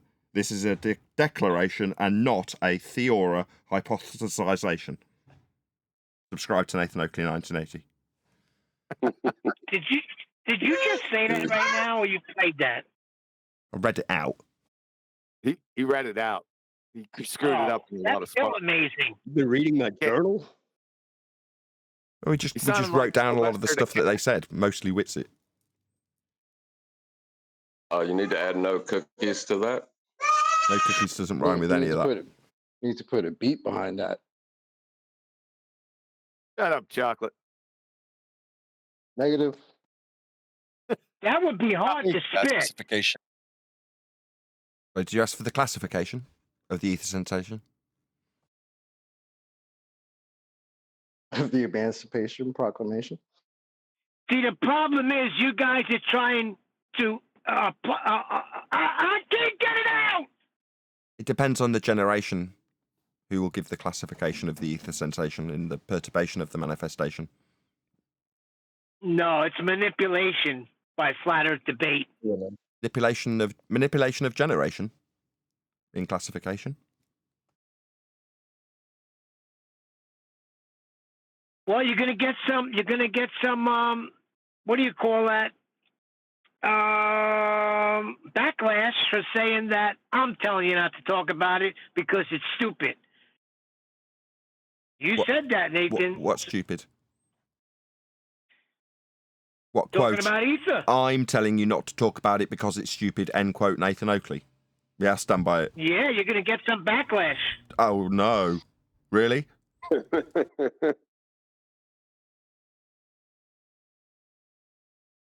Right, it's just us chatting amongst ourselves, and at some point this room's got to transition to a chaotic, free-for-all, flat Earth debate without us here. So, did you guys want to chit-chat without the politics server, and we'll return next Friday, hopefully to a more chit-chatty bunch of Globers? If you come back every That's what I Friday, had the to let Globers won't be there on Elder a Friday. That's what I was hinting at. Exactly. They won't be here if they know exactly when we're going to be here. I knew they wouldn't be there. I didn't listen to the show today, but I take it that there wasn't loads of Globers because they knew you were going to be there. Also, there's been Globers, just the moderation team, right? Just first and foremost, thank you. You're all ace. But it's a bit of a thankless task because if you do your job well, no one notices that you've done anything at all. And if you do your job badly, you end up getting an earful from me or people moaning about you. So it's kind of a never-win scenario. So I just want to acknowledge how top-notch the politics server mods are, because they are. So, and can we all thank them for having us so that we're welcome back next week?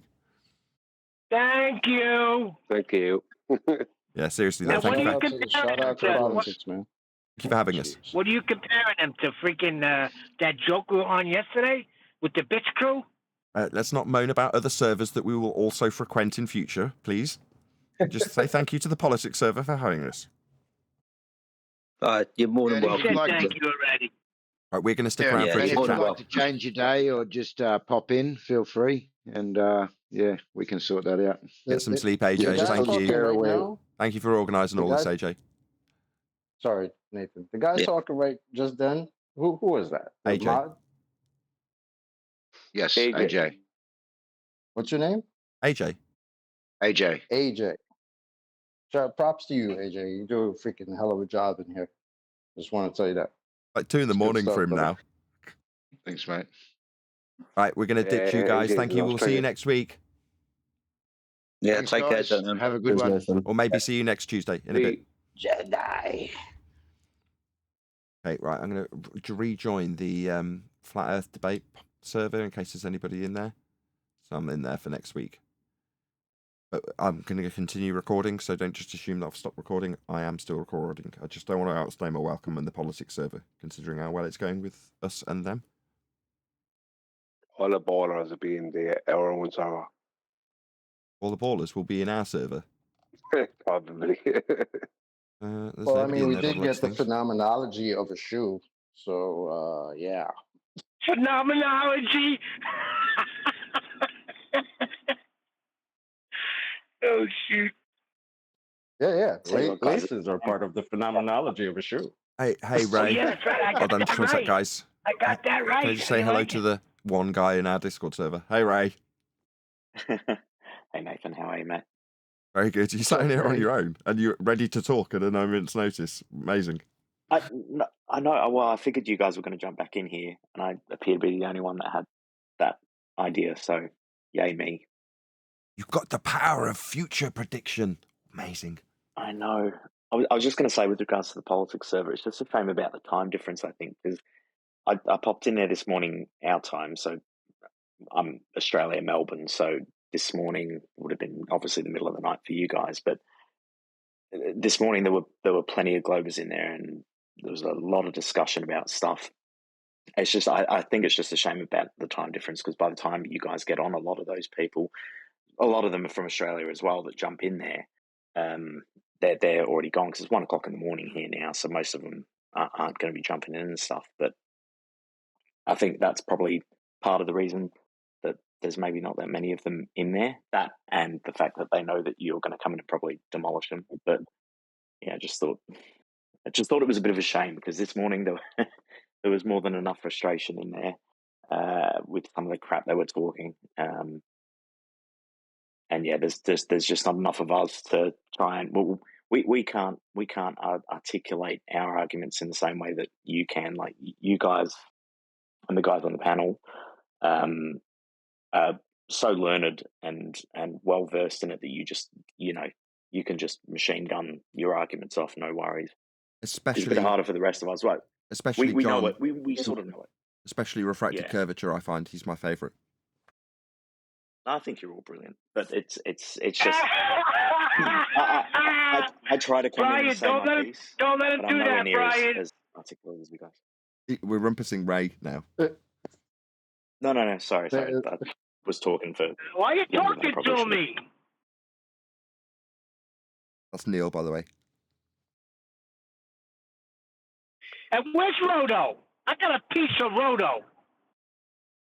The problem, Neil, is that, and this is really for you, Nathan, it's true. That's why you keep bringing it up, trying to pretend it's a joke.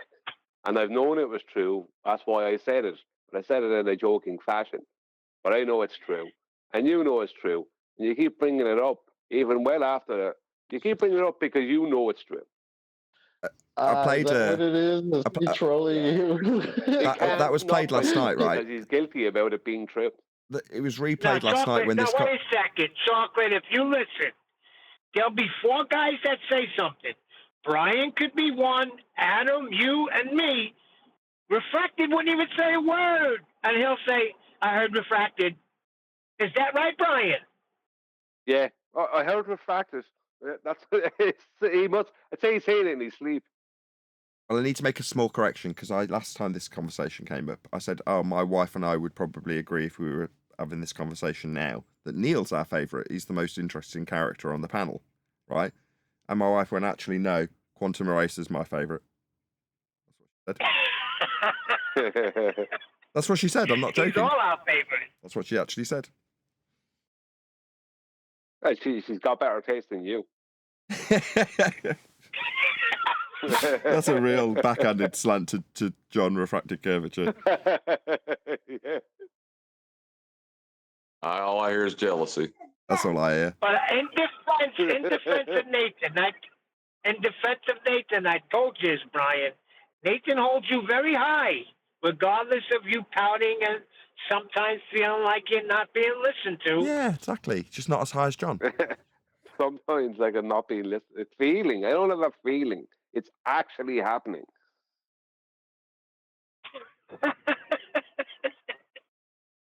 What a load of nonsense. I thought you guys would be reflecting on the politics visit that we just had, but it wasn't as eventful as perhaps it could have been.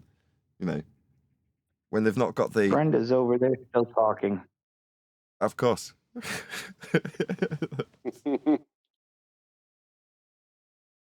She said, horizontal isn't a flat line. I said, horizontal's a flat line, Brenda. Horizontal is non-sloping, Brenda. That's flat, Brenda. Yeah, it's mad. How they behave is quite bizarre when you actually break it down. And you hope that someone can look in from the outside, but they can't because everybody's on the globe side. So there is no looking in from the outside at their behaviour from a subjective standpoint. You can't look at it. You know, you can either look at it with disdain as a flat earther or laugh along like they've got a good point when they repeat their garbage that level's bent or something. If you're a glober, there's no in between where someone looks in and goes, "Wow, that behaviour's disgusting." She just kept going. She just kept going. After I said, it's flat, it's flat. I'm sorry. Let me just finish. And I'm just like, and that's where you fail, and that's where you're done. You're done at level isn't horizontal, isn't flat. You know what I mean? You can't keep going. She keeps going. She kept going, but she can't. Yeah, that's why it's kind of tailed off in the Discord server from politics, at least, because the moderation team hasn't changed. And they're like, no, we don't tolerate the long string of ad homs and the rinsing and repeating. So it goes from, well, we'll have a debate with you, lose, to we'll have a debate with you, but we'll rumpus the winning points. When that doesn't go over, i.e. in politics server, which it definitely doesn't, they're really good. What have they got? They haven't got anything to go forward with, so they just don't come. But they can't claim foul and say, oh, we're boycotting, like they could say about this server, because I'm obviously attached to it. Well, I'm not attached to that server. Well, why aren't you all here making your claims? Oh, you can only chant through the winning arguments as they come back at you when you make the claims, and then go silent. Or fall foul of the moderation team because you're just chanting through the rebuttal. That was a good silence during the housekeeping questions. You know, they're always there. They're always fighting for exactly what the housekeeping questions ask. And then you ask them straight up, and they disappeared. I can't remember who it was on the panel. I would say it was John, but I might get accused of favouritism. But I'm pretty sure that was a suggestion by John that eventually that they would all just fall silent to these arguments because they've got nowhere to go. And we should actually do that as a panel, as opposed to, I'm nearly there.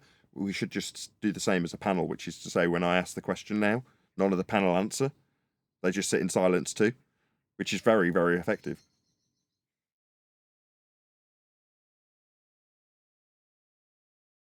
Sorry, Chocolate, go ahead. No, I was just going to say, we all know your favorite's chocolate. My favourite's who? Chocolate.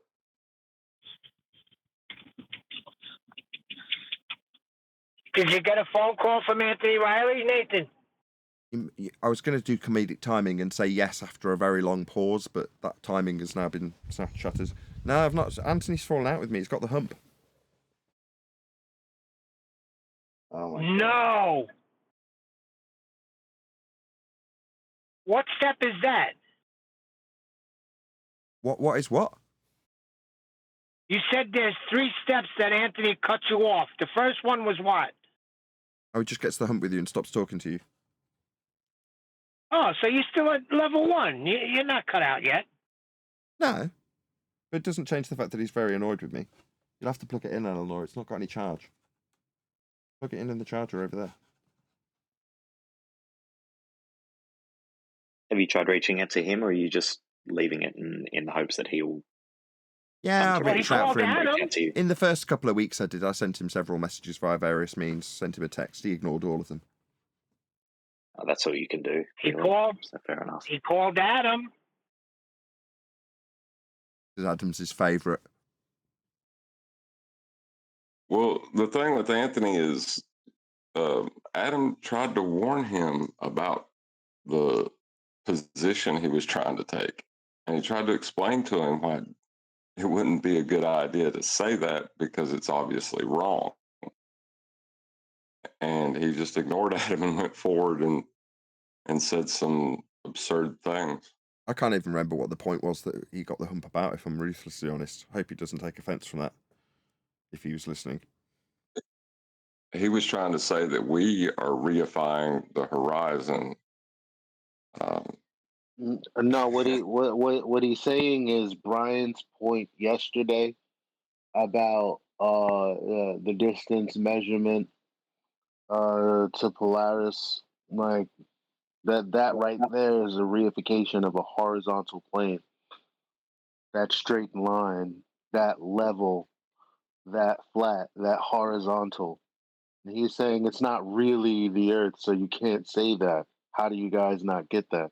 But Brian articulated perfectly yesterday that it's actually a measurement, like an inch, like a meter, like a statute mile, the straight line distance. That's what Anthony said? Because Brenda said the same thing today. Well, it started with him claiming the horizon had nothing to do with the surface of Earth and that there's horizons in the sky. And then it went on further to that. But yeah, it started at claiming we were reifying the horizon. Someone said to me yesterday, the horizontal wasn't what we're measuring, what isn't Earth, and I said, oh, so what the thing that we're measuring isn't the thing that we're measuring? Exactly. We phrase it so the horizontal plane of reference isn't being referenced. It's like, it's absurd. It's like, no, it's got nothing to do with the ground. What, when we're navigating the ground? That is what they've now descended to. It's pathetic. Yeah, everybody's saying not the ground. Even the guy this morning. Yeah. Guy this morning was like, I can prove the ground's spherical with seismology, and this guy was perfectly justified in telling off a flat earther because of it. I say, no, you'll need a flat plane for the angle return signal. No, curve angles. No, not curve angles. Horizontal plane of reference. Repetition number 1. And then it went on and on and on for 15 attempts. Did he say that? No curve angles? Basically, yeah. Yes, he did. Wowzers. Well, he invoked a tangent until I asked him to name it. Where's Scott at, man? Scott's not in here?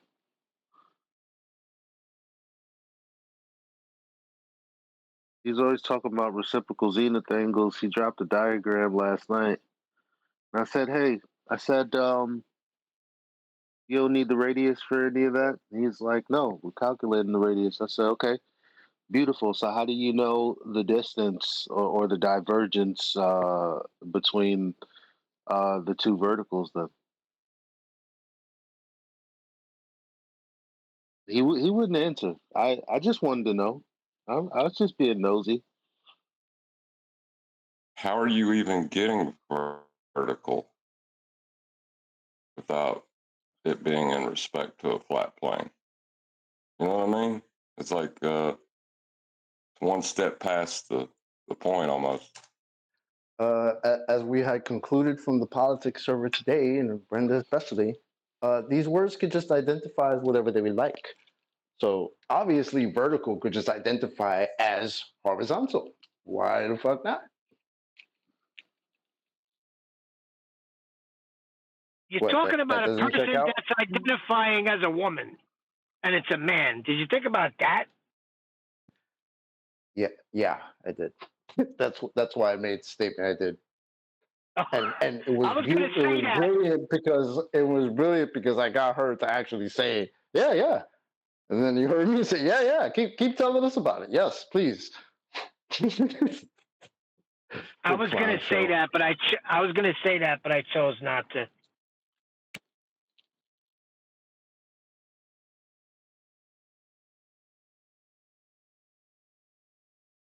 I left that at an implication or implied type thing, right? Slightly more subtly, but I'm sure the Yeah, people no, who I like to blurt it out. Nah, because that's not You the know focus. me, Chocolate. I like to blurt it out. I know, but that's not the focus, especially in my brain at that moment. Can I just say that Anthony's position was, I don't know what his position is now, Anthony's position was that there is no Earth at the horizon. So the horizon is not the Earth, even though it's 50% the Earth. The other 50% is the sky. That was his position. That's what I was holding him to. That's what he got held to with me and John and Neil one evening on a private call, or an after show or something. Now, he might have changed his position, but that was his position. And I'm never letting that go. Just not special treatment. I just think that Nathan shouldn't have laid off a little bit on. Shouldn't have muted Anthony. Leave Anthony. I think you should have worked it differently because all you did once you muted him, you gave him an excuse not to give out. You know what I mean as well. Yeah, okay, but he was muted because Anthony talks through everyone. Yeah, he'd been doing it for me Oh, to me for about 3 hours prior to that show. Point, and then you start talking, and then he has to cut in that server. immediately. Prior to that show, Anthony had been having the conversation with me on Skype, and he'd been doing that to me for about 3 solid hours. So you hear me in the show going, yeah, you might get away with this when we're having a personal call, but when I've got a live audience, I'm going to have to shut you down.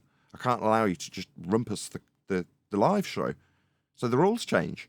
But prior to that, he'd been doing that for 3 straight hours to me on Skype. He also did the same thing with Adam. Yeah, I mean, when he was talking to me in Refracted and Neil, it was how he was talking more or less straight through me when he had a chance anyway. So I understand that. But I'm just saying, I suppose I understand why you had to do what you had to do. But from his point of view, it was an insult to him. But then again, his behavior should have been. Should I let him rumpus? Should I let him take precedent over the live stream viewers? No, but he needs to be. I just think that maybe you hit him with the mute a bit soon. Probably, I don't know. Okay, that's why I explained about him. Hold on. Right. Okay, I'll agree. Just let me agree and then disagree. It'll be 10 seconds. Yeah, it could be perceived that way on the live stream, bearing in mind that pre-show and Skype call added up to about 3 hours of him rumpusing the crap out of me non-stop. So from the perception of, you see the live stream, it's like he does it 2 or 3 times and then I just shut down that line and give my response to the live stream audience. And you're saying, oh, wow, when you shut down his line and gave your response without him being able to or allowed to fundy mute the entire discussion, as he'd done for 3 straight hours, it could be perceived as me cutting him off early or too prematurely. That's why I'm justifying it by saying, no, I've been doing it for hours up until that point. But other than that, perception-wise, yeah, it could be perceived that way on the live stream. But look, I understand that you were going for several hours before that with him, and I understand the frustration. He's like, okay, I can't put up with this any longer, especially if it's going to be interrupting the show. I get that. But even at that, I'm only saying that he would view it, I haven't talked to him, but he'd view it as you just treated him like a baller. But he was behaving in that way. Right. He must accept that, and that's the problem. Like, this is turning into, he's not around because you muted him. No, he's not around because he was making stupid claims. And when he was called on those claims, and shown to be wrong, he wouldn't concede. That's why he's not around. I hate to get off the beaten path here, but I don't know when Nathan's going to close out. Did you already close out politics? I closed out politics just because AJ had a word and was like, look, 10 hours is a bit much. Can you tell me how long? And I was like, a couple of hours, 3 hours. He was like, yeah, that's fine. I'll schedule it so that people know that during that time there'll be proper moderation and also very little from Globers if they haven't got the ability to rumpus and cause chaos. So, yeah, at the point that it's like, yeah, we've been here a couple of hours, 3 hours, I've now detached ourselves and gone back into our own server. It was a closed-ended question? Yes. Or no, depending on the question.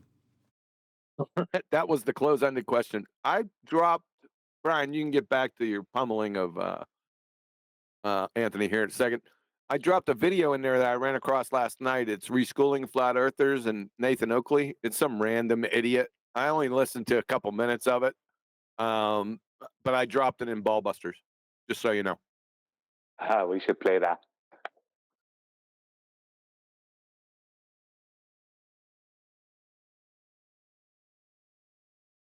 I think I've seen him before somewhere. I can't place him. Hey, Nathan, did you see the comment I put in from a border? You probably saw it. It was on your comments. I put it into Master B last night. ZZ Curve is this guy. He says, I'm waiting for Nathan, I'm waiting for you, Nathan, or any flat earther for that fact, to demonstrate a sextant for me. Demonstrate a sextant. I took it as demonstrate celestial navigation. Yeah, oh, but I sent that to you, Brian. I know. There you. Oh, you say okay. Go ahead. Sorry. So, what does he want us to hold one up and demonstrate it, or does he want celestial navigation to be demonstrated? Because he could rent a boat.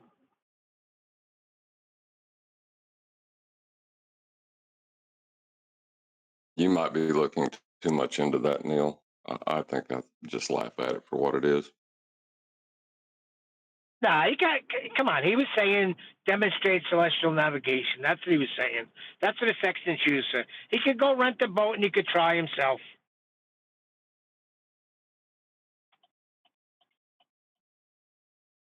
I had a border tell me, right, he tried to say on a comment on my video that a plane flies from tangent to tangent, and because it's always going from one to the other, it always thinks that it's the tangent is the horizontal. So it never realizes more or less it's flying over a curve. It always thinks like that. This is the sentient aeroplanes, right? Sorry? The sentient aeroplanes that aren't conscious of the fact that they're automatically going over curved surfaces, tangents to respect to balls that are made from flat Earth measurements. They're sentient, but they just don't realise that it's happening. But that's what the pilot told my brother. That's exactly what that pilot told my brother. My brother's friend's a pilot. That's basically what he was saying. Yeah, basically the sentiment was a load of horizontals are actually only tangents. So horizontal is not horizontal. No horizontal is horizontal at that stage. And that the reference is always to that tangent. Now, I've never seen a tangent in reality. And now, especially if we were on a globe, there wouldn't be tangents. There'd only be a curved surface, right? But they're trying to claim that every point is a new tangent and that every point is a horizontal.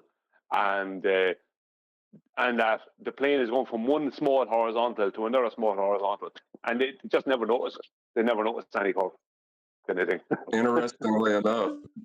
Interestingly enough, that tangent that they're claiming, that's horizontal, it has a name in those mathematics that they're talking about.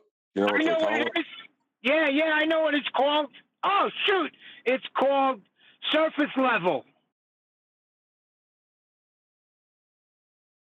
Not really, no, because the tangent is a point. Should I put it on screen? No, not really. This is why you're not my favourite, Brian. No, because the tangent is a tangent at a point. No, but it's a tangent at a point. is not a point. A tangent is not a point. A tangent is only tangent at the a tangent point itself is of not a point. tangency. No, hold on. But the tangent that they are talking about is clearly labeled in the mathematics they're using to describe Earth curve. It is clearly labeled in all of them. Yeah, but the Earth surface is not a tangent. That's the point. So the tangent is not a point, but it's a tangent at a point. That's what I'm saying.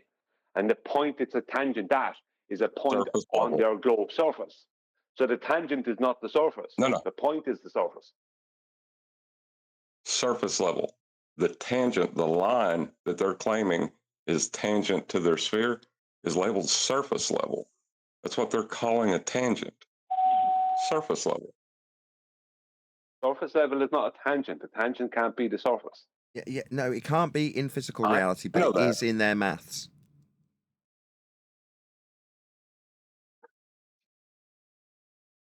The only point in their globe maths that has a point of tangency is the surface level, labelled as such. That is there's no other way to describe it. Mathematically, it's a tangent. It meets the point that you're at.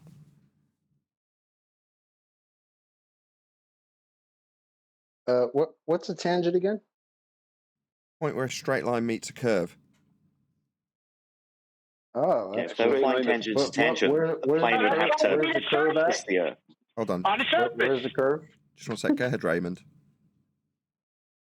Sorry, I was just saying if they're claiming that they fly tangent to tangent, then it sounds like the plane would have to constantly kiss the Earth as it meets the tangent point, right? Or take drastic angles as it moves on to the next tangent plane, right? Or nose down in a curve-like manner. Yeah, it doesn't do any of those things. Yeah, the whole point of the claim is that the airplane pilot won't be nosing the plane down at any point to fly around a curved surface. That they'll just fly fly with an above horizontal pitch in a claimed apparent horizontal line, straight line, but actually be flying around a curve without adjusting for the curve. So it's actually an ignoring of their own curvature. They claim that pilots in airplanes, don't have to deal at all with curvature because there's nothing to deal with because it's all just apparently horizontal. While using a word that invokes curvature just by the use of the word. Yeah, but there was that's why I ask what the hell is a tangent, because every time somebody says it's a straight line, it means a curved surface. My next question is, where's the curved surface? There's not one. Point made. Not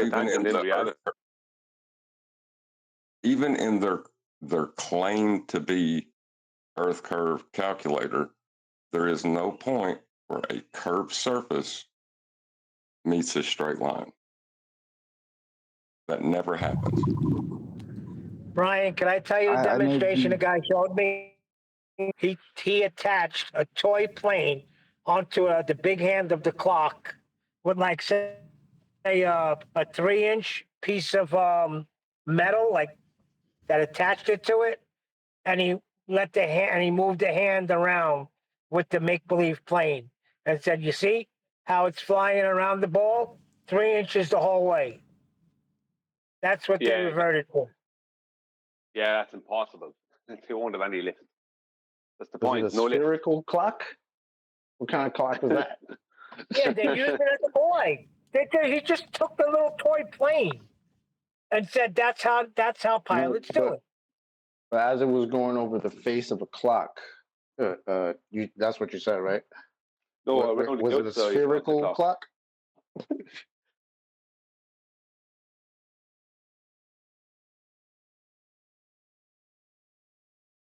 Hey. I made a point earlier about that person who was saying level isn't horizontal and things like the equidistant, and it makes no sense to me that they could even try to do that, because that would be implying that they know things like a core to a sphere that they're implying.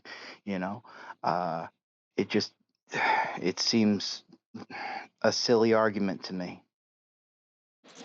Yeah, Nathan, your YouTube shorts are lacking one thing. You're all distant. Eli. Yeah, I'm saying that your YouTube shorts are lacking one thing. What? Sex appeal. No, animation. You need an animator. Like when you're talking, there's a little animated person actually drawing out what you're saying so that people can see what you're saying. And obviously, like you're giving diagrams that are not ones that you've made up because people are going to claim that, but you can't claim that when we're doing it, mainstream style except with truth. You need that. Okay. I'll get right on it. I'm sure Adam could put something together. That's what I tend to say. Adam will do it. Right. Well, there was a guy today who was invoking Earth curve, right, saying level is curving. And I showed Eli, you're coughing into the show. Eli, can you cough some more into the mic? Sorry. You might need to pass that, right? Yeah, don't now I'm going to get... He's Bogart. It's a problem, right, Chocolate? Now I'm going to get sick. Shut up, Neil. Stop Bogarting that thing. You guys know what Bogarting means? Of course you know what Bogart means. Like Humphrey I used Bogart. to smoke in my day. But Neil, shut up.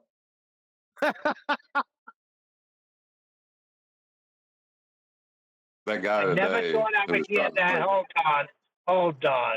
I never thought I would hear Chocolate say that. Right. That's it.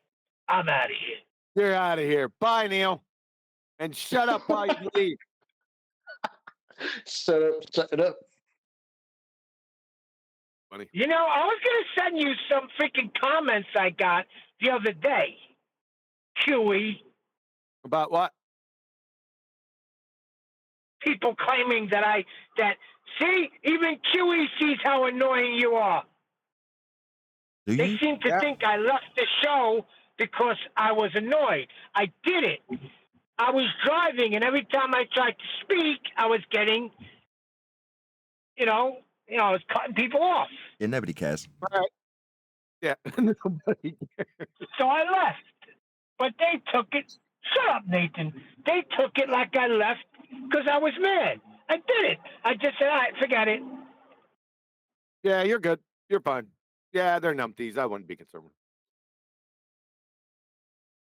So, Nathan, did you get that video? What video would that be? Yeah, the one I told you about in Ballbusters that I posted. It was some numpty dipshit. I don't know who. I've seen him before. I just can't place him.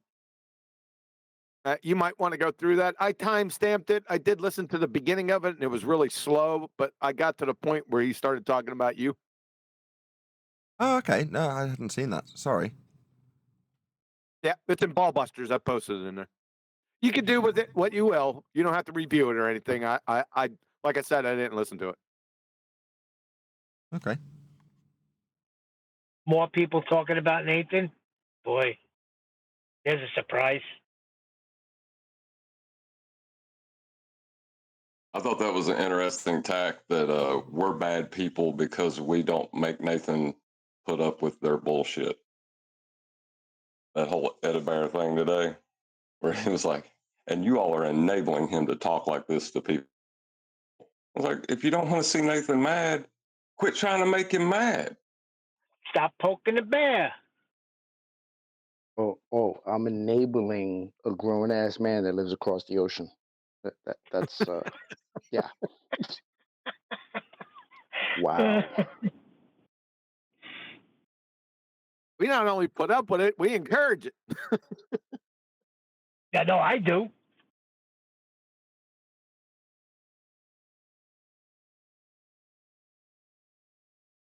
Which, by the way, that was classic yesterday. How you was yelling at FC Montreal. I was eating that up. I'm in control here. Was Nathan I love it. Was I Nathan didn't yelling say at that. I asked him to work with me.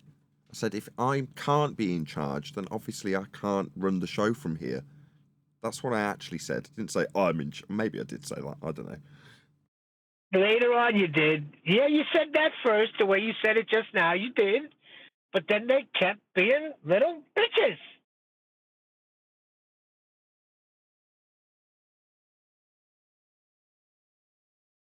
I don't know. I feel like we are having success over there. It's just going to take longer. This success over at the land of misfit toys. I don't think so. I was just going to say that. They're called the misfit toys for a reason. I mean, when QE puts a stamp on it, there's a reason for it. If they've been poisoned into believing that our arguments are bunk or rubbish, then we need to proactively address that, right? I want them on our side, regardless of your derogatory opinions of them. I understand. Same goes for Witsit. Same goes for Jaren. Okay. The way it could get on our side is Woodson and Jaren could stop talking about nonsense and stick to what you can validate, like Earth Measured Flat, Celestial Navigation, the Black Swan, and the other crew. They could just stop being little bitches and stop interrupting just to say no name calling and ignore the total ad homs that were thrown your way. That's how they could be on our team. Yeah, it's frustrating because I have to interrupt when I'm being attacked personally, i.e. ad hommed. And they then tell me off for interrupting. You're like, oh, what? Even after we went over how many times that insults and that weren't ad homs, we had a long discussion and then right back into it yesterday. Well, they're name calling. I'm married. You're a bitch. Exactly my sentiment. And it was perfect because Eli highlighted it, how long it went on, and Jeremy jumped in because Nathan called him a coward. Where the hell was he the previous 10 minutes? No, don't worry about it. Just stay with the arguments and don't. I don't think you're going to save those guys. I don't know what happened to them. What happened to them? Jeremy, SE Montreal. There's a couple others over there. The land of misfit toys. There's not only flat earthers, the misfit flat earthers, but it's misfit ballers. People that I thought were out of the community all of a sudden showed up there one day. That's why I call them land of misfit toys. But what happened to those flat earthers? I don't know. I don't really get it. The only one I was a bit disappointed about was Rakia because I liked him. Like personally, I thought he was a nice guy. Yeah, he's one of them. Rakia. I was going to say that happened about a year and a half, 2 years ago is when that occurred because I used to listen in sometimes on Earth Awakenings and then I just completely left it and went straight just to 24/7 and you guys. So I haven't looked in there for about a year and a half. Why, well, Rakia should have been invited to G+, and he was never invited to G+. That might be one of the reasons with Rakia. Were they all bevtards? Oh, it was that time. Good. Exactly, Kiwi. That's what it was. There was the ether argument that Nathan told him off one time and got straight. Was it the ether argument? Bevtards and ether are two different things. Right. I mistaked him for Witsit. Sorry about that. It was the ether thing. He got on with Bev first. Then he's lining up with Witsit now. But through the grapevine, I've heard they felt slighted because they were never invited to G+. Who? Really? Really? That's correct. I stopped inviting people because I kept on asking them, and they were like, "No, I haven't got Skype." And it's like Skype is fundamental to being part of the G+ panel. It's our back office communication system. So if you can't get on Skype, then you can't be part of the G+ panel. So I kept on asking people, "Have you got Skype? Give me your address." What Neil just said is not correct. I thought it was. No, that's not correct. Surprise. Did you get it from an accredited source or from experience with someone else, or did you just make it up He on got spot? it from somebody. I might have got it wrong. You just make it up because then we'll assume it's wrong. No, I may have understood I may as well it wrong. say it now because Neil, my God, no matter how many times I talk to Neil privately about it, he starts talking about it straight out on the show. Hold on a second. No. I said I heard through the grapevine. And what's the big freaking deal? So the grapevine, when you say just so we're clear, Neil, chill. I asked Neil, you, Brian. chill. Neil, You sure that Nathan did not invite them? Neil, chill. And now you just heard that he invited them to Skype. Yeah, we got all that 3 times. Thanks, Neil. So just so we're clear, No, when you that's say... the first time I said it. Try again. So when you say on the grapevine, you mean Brian told you? I didn't say that. He came in and confessed that. He didn't say the potato vine. The potato Bring vine? up the subject at all, Neil. If I talk to you about it privately, don't bring it up on the show unless you say it to me. I didn't bring it up. Now I have to. You did bring up the subject, so now I have to clear it. I was of the impression years ago that people like Rams, SE Montreal, Dave Rakia, and there was a few others. There's a few in Discord now, and I don't know if they want to be in on the G Plus panel. Who should have been on the G Plus panel, and they never ended up on it. And I thought that that's part of the reason why they kind of floated away from FED, because they got sick of just being stuck on Discord.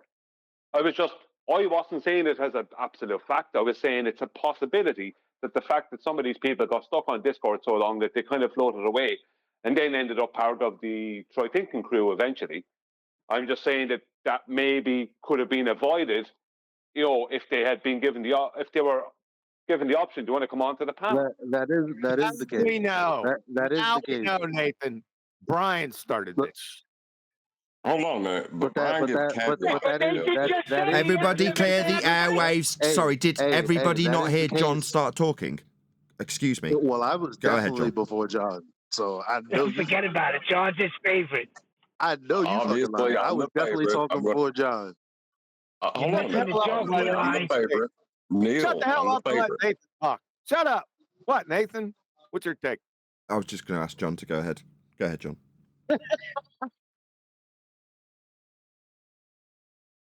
I didn't have a point. I was just trying to interrupt Eli. It worked. Well, I got to be honest. It was just nice hearing you talk, so I'm pleased either way. Hold on. Let's get back to this. I did hear you say that you had asked them numerous times if they had Skype, and they did not respond.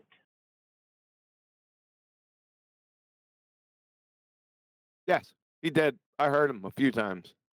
Okay, so that throws that out the water, and that's what I was saying to you, Brian, that day. I'm sure Nathan's invited them. Now, I don't know specifically. Well, it doesn't matter. I don't know specifically that he did offer Skype. He'd always asked, "Do you have Skype?" I've heard that a number of times. I don't know who it was directed to, though. So that's a little bit fuzzy. Yeah. Okay, so then what's his issue with QE then? The point is, Neil. Hold on a second, Brian. I heard my name. Whose issue with QE? Rakia, because he doesn't associate with you either. I don't know. You're bad too. So do you have Skype that you didn't invite him to? I have Skype. I didn't invite him. It's not my show.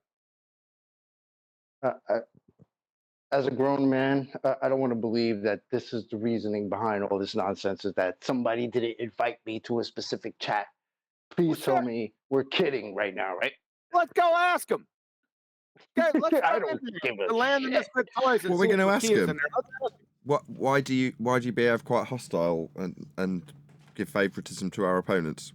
Oh, it's because we assumed it's because you didn't get an invite to G+. Can we just clarify if that's the case or not? Yes.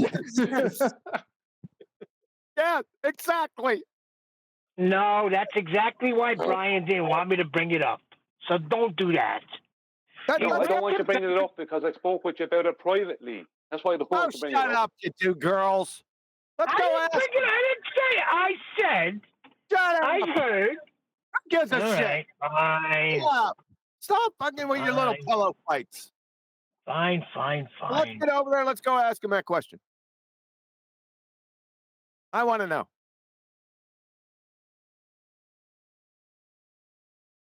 Nathan. Yeah, I won't be doing that. Yes, you will be doing that. I'm trying to go over there and make friends and influence people. You have labelled them the land of misfit toys. So, diplomatically speaking, I'm pretty sure I'm in a better position than you. Yes, I think It's like good cop, bad cop. Yeah, we'll play good cop, bad cop. I'll ask him. Nathan's become a politician.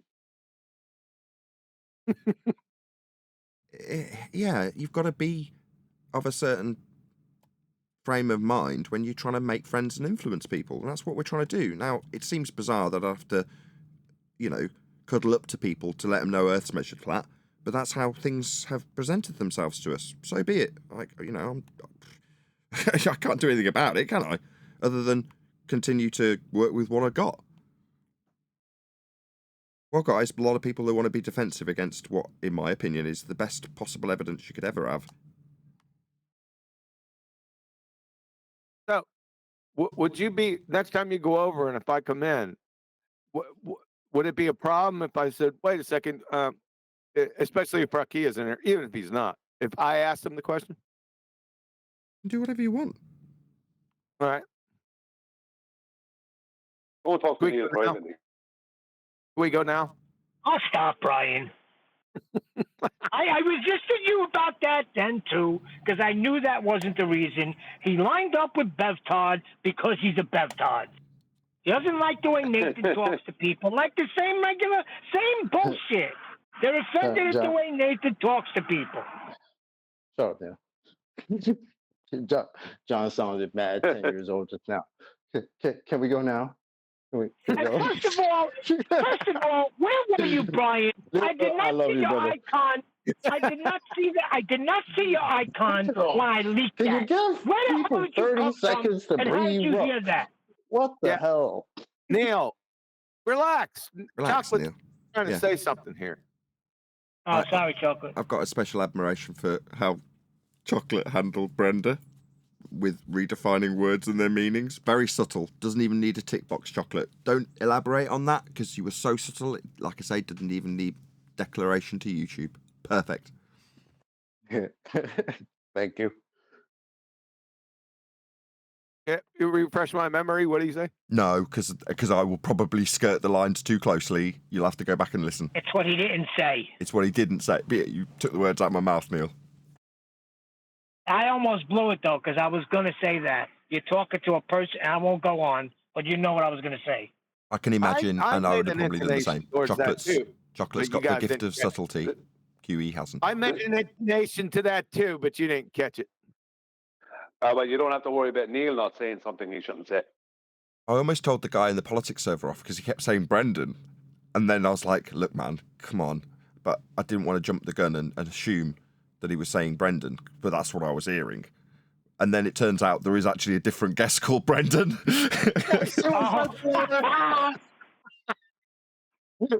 Yeah, right below her. I've seen it on the show when I tuned in today. He was right below her. Right.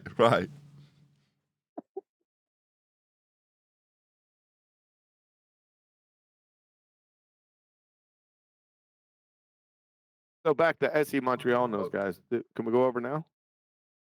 You go ahead, knock yourself out. Let us know how you get on. I can't. I'm banned. Oh, you have to come in via me, do you? Shut up, John. What is specifically the question? Are you guys like off with us because of X? Is that really the question we want to be asking? I think you articulated it well before. I don't think I could do it. Let me think about it. I'll formulate. I got the general gist of it. A lot of them were FED fans, people who were in the chat. Why did you end up hanging in with Bev? Why did you stop hanging in with us and start hanging in with Bev? That's the real question. We'll put Bev that's the real question, because then you get the absolute. Then you get the real question. What happened to you? What happened to you guys? You guys were squared away. You guys were fighting the good fight, and then all of a sudden, you turned into bitches. Well, there you go. That's perfect. The thing about it is, go back about 2 years ago, and I would have said, yeah, hang in with Bev. But now it's completely different because Bev's has become kind of a cult of some weird cult situation. I don't know what to call it. Some It's retard. I don't know what the hell is that happening over that. But what's up with your fallacious modus Collins, Brian? The conclusion is fallacious. Yeah.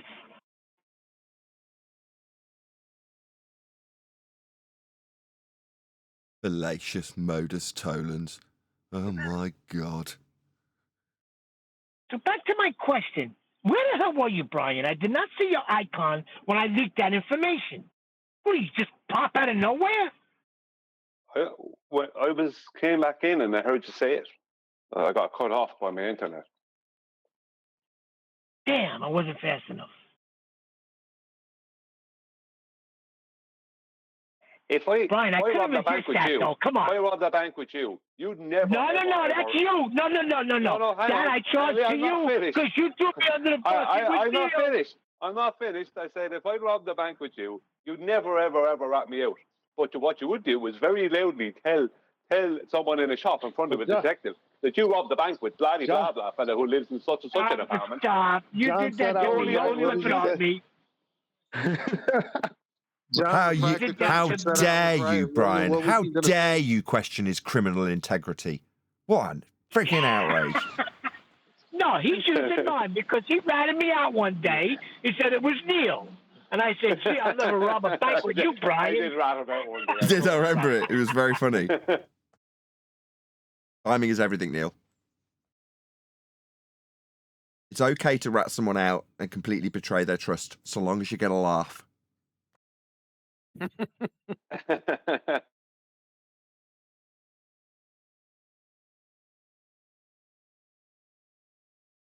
So you had your first discussion with dogs are gods today, Nathan. I thought it was Andrew Johnson. I kept calling him Andrew. Oh, we've been dealing with him for a good year now. Yeah, I started slagging off Andrew Johnson. I was like, this guy's got loads of stock accounts. He's a complete troll. Why are you even here? And he's like, I've got one account. I've never spoken to you before. My name is blah, blah, blah. And I was like, oh, right, I'm really sorry. I thought you were Andrew. And why did you stop him? He was going to pay refracted curvature $200. Yeah, right. You're having me on. Information because he lost the bet. You don't know. John, props. Just cut through that shit immediately because that was a nice little dangle for you to bite on, wasn't it? And you just immediately cut that shit down and took the concession, which was worth more than $200, I might add. So I was having a discussion with him last week where he was going to provide me a citation. So he provided the citation for this scientific experiment. It was a magazine article. There was no hypothesis. There was no independent or dependent variable listed. There was nothing in it. So then he tells me specifically to look on page 9. And he tells me what page 9 is going to say. So I go to page 9. Anything that he stated is not in page 9. So I pull him up, put a screenshot, call him out on it. And then he says, oh, no, sorry. It's not on page 9. That's from a quote I was reading. I said, well, your quote's not the citation, so provide the citation. Oh, yep, give me 5 minutes. I'll be back with the citation. Disappeared, haven't seen him for a week. I pulled him up for it tonight, and then he just can't remember what we were discussing at that time. I've got some screenshots there. I sent him to remind him, but that's called neutral outcome debating. So he's got nothing. Here's a citation. It's 25 pages. No, you need to put quote marks around something, and if you're going to reference where you got that citation from, you need to tell me what the book was or who it was that said it, not give me 20 pages. Well, it's on page 9.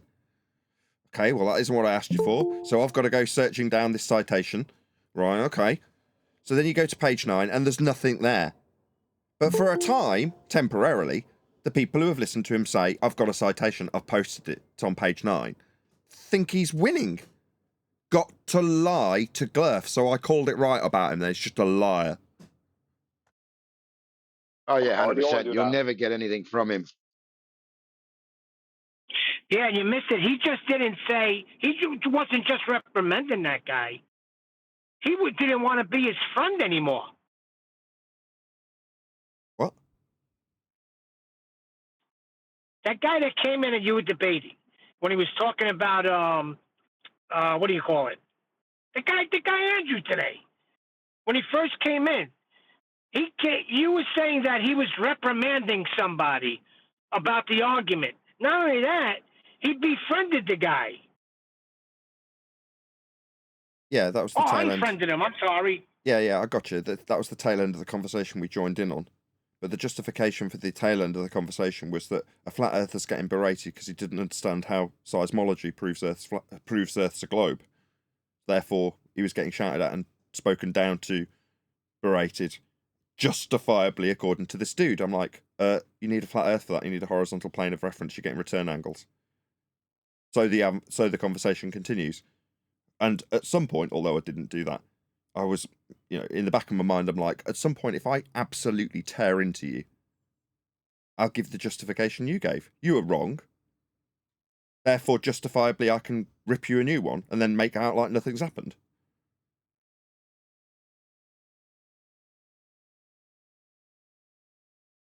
Yeah, that was some of your best work this morning. I was impressed. Oh, well, thank you very much, Neil. Oh, yeah, the 24/7 guys were loving it, yeah? I was about to Especially ask, I hope the Jedi, guys he in was in the politics chat. liked it. Good. Yep, Jedi was in the chat. He just wanted to jump in and just confirm everything that you were saying and say, listen here, mate, you stuffed it up the minute you mentioned angles. You just walked straight into a trap. Couldn't have been better. What happened? Somebody was debating. Somebody mentioned angles and chopped their own No, head he off didn't. with that, I'm assuming. Not exactly. He just talked about seismology proving a globe. And I stepped in and said, you'll need a horizontal plane of reference for the return angles. And then I had to again concede that you're using angles in the methodology. He didn't mention them, I did. But I was keen to. Yes. Okay. I was keen to rapidly get that server talking about globe Earth claims and how I can instantly turn them into a positive assertion of a flat Earth measurement. So I was quick. I wanted to rapidly get that onto you proving a flat Earth with this. So hence I introduced angles, not him. But just pure chance that he happened to mention a subject that I'm very familiar with.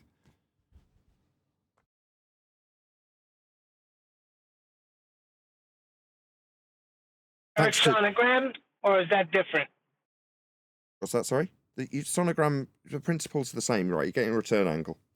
If you're talking about P waves, primary waves and secondary waves, what are those waves and what are you getting from them? The principle's the same.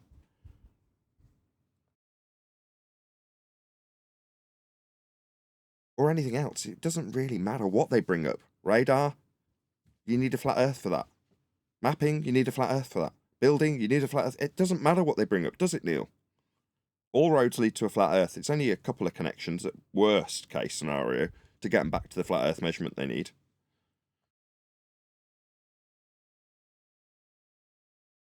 Yep, the Genesis is flat Earth.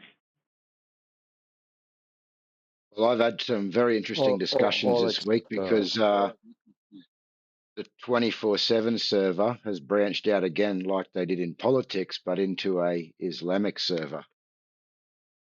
So I've been in there debating flat Earth as a Christian. So it's been an interesting week for me. You can put that music over the top of some shorts. Ding-a-ling-a-ling-a-ling-a, ding-a-ling-a-ling-a-ling-a. No? I don't think that's Muslim, Nathan. That's funny.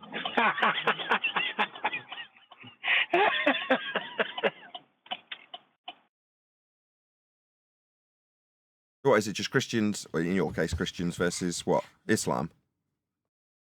No. We've got the 24/7 server, so they approached us about putting a room in there, a flat Earth room in their server, just like we have in politics. Oh, so there's been a few of us over in there. Oh, I see. Oh, the other way around to what I thought. Oh, okay. Well, that is a lot more interesting. Yeah. So just flat Earth again, and same moderators from the politics server. Yeah, an Islamic channel. Awesome. Hey, some guy came in the chat and said he was a Muslim guy, and he said he has a problem with Mark chapter 10, Mark chapter 10, verse 18. I said, really? I got a problem with your whole book. Well, I've actually learned a lot this week as a Christian about what they believe, and actually most of it have been very respectful towards me and the other moderators. It's when they start arguing themselves about their own books is when it gets very aggressive. Sounds familiar. Have you ever tried to read the Quran? Nathan, did you No, I like actually that? haven't. The irony. Where's Adam when we need him?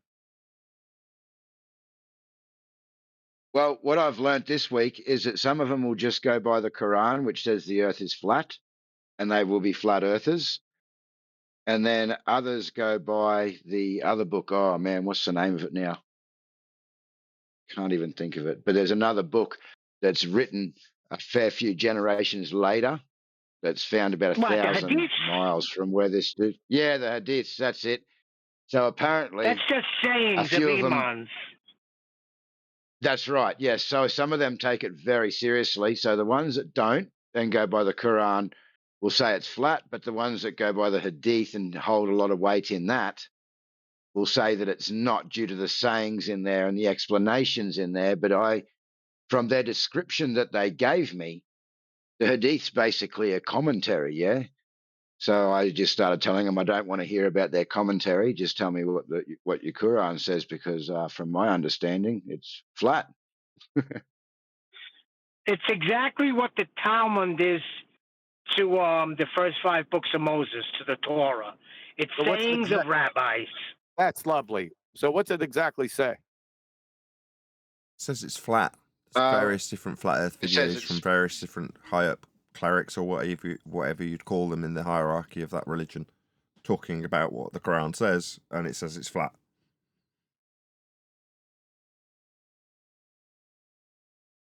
That's it? Yeah. Yep, that's it.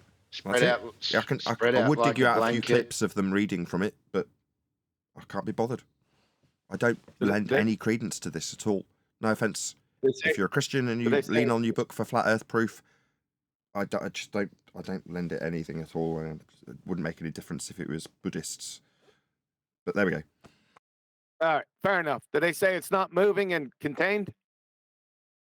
The only ones I can remember say some flat. Some of them do, some of them don't. Same as the Christian argument, yeah. Some of them do, some of them don't. What about the Quran, though? What does the Quran say? Them, the book. Oh, the book. Well, yeah, the Quran says that it's spread out like a blanket. It's spread out like a rug. I think it's in the end times that God's going to wipe all the mountains and trees off the earth and leave a flat plain. There's quite a few verses in their book that state that. Perfect. I'm glad you can remember some of them. You've jogged my memory. No, from memory, QE, none of them talked about it being stationary from my recollection or contained from my recollection, but many of them, as was just listed, say it's flat. Yeah, that's my understanding, yes. Does it matter what any of these books say when it's measured and navigated flat? Totally agree. No, it doesn't. I agree. So which is the only concern about a server like that. It's like, well, what are you going to argue about? Your belief in flat Earth based on your book and your belief in non-flat Earth based on your book. It's like two believers arguing about belief. Like, well, no, I've kept the Bible out of it. I've stuck to the facts, stuck to the science, and I have had quite a few conversations there where they've gone straight over to the original 24/7 server and been verified and quite interested in the topic. Oh, okay. And, so it is the case that you can just offer up matter of fact and things that aren't actually a debatable point in rebuttal to their belief? Yes. Perfect. Then job's good and everyone's a winner. Earth will be demonstrated to be measured flat. Who cares what the book says? Thank you, Nathan. Yeah. Thank you, Nathan, of course, for we saying get that. those people that bring it in. But yeah, I've learned some interesting stuff, and I've had some pretty interesting conversations this week. I was just, yeah. Thank you, Nathan, for saying that. What's up, fellas?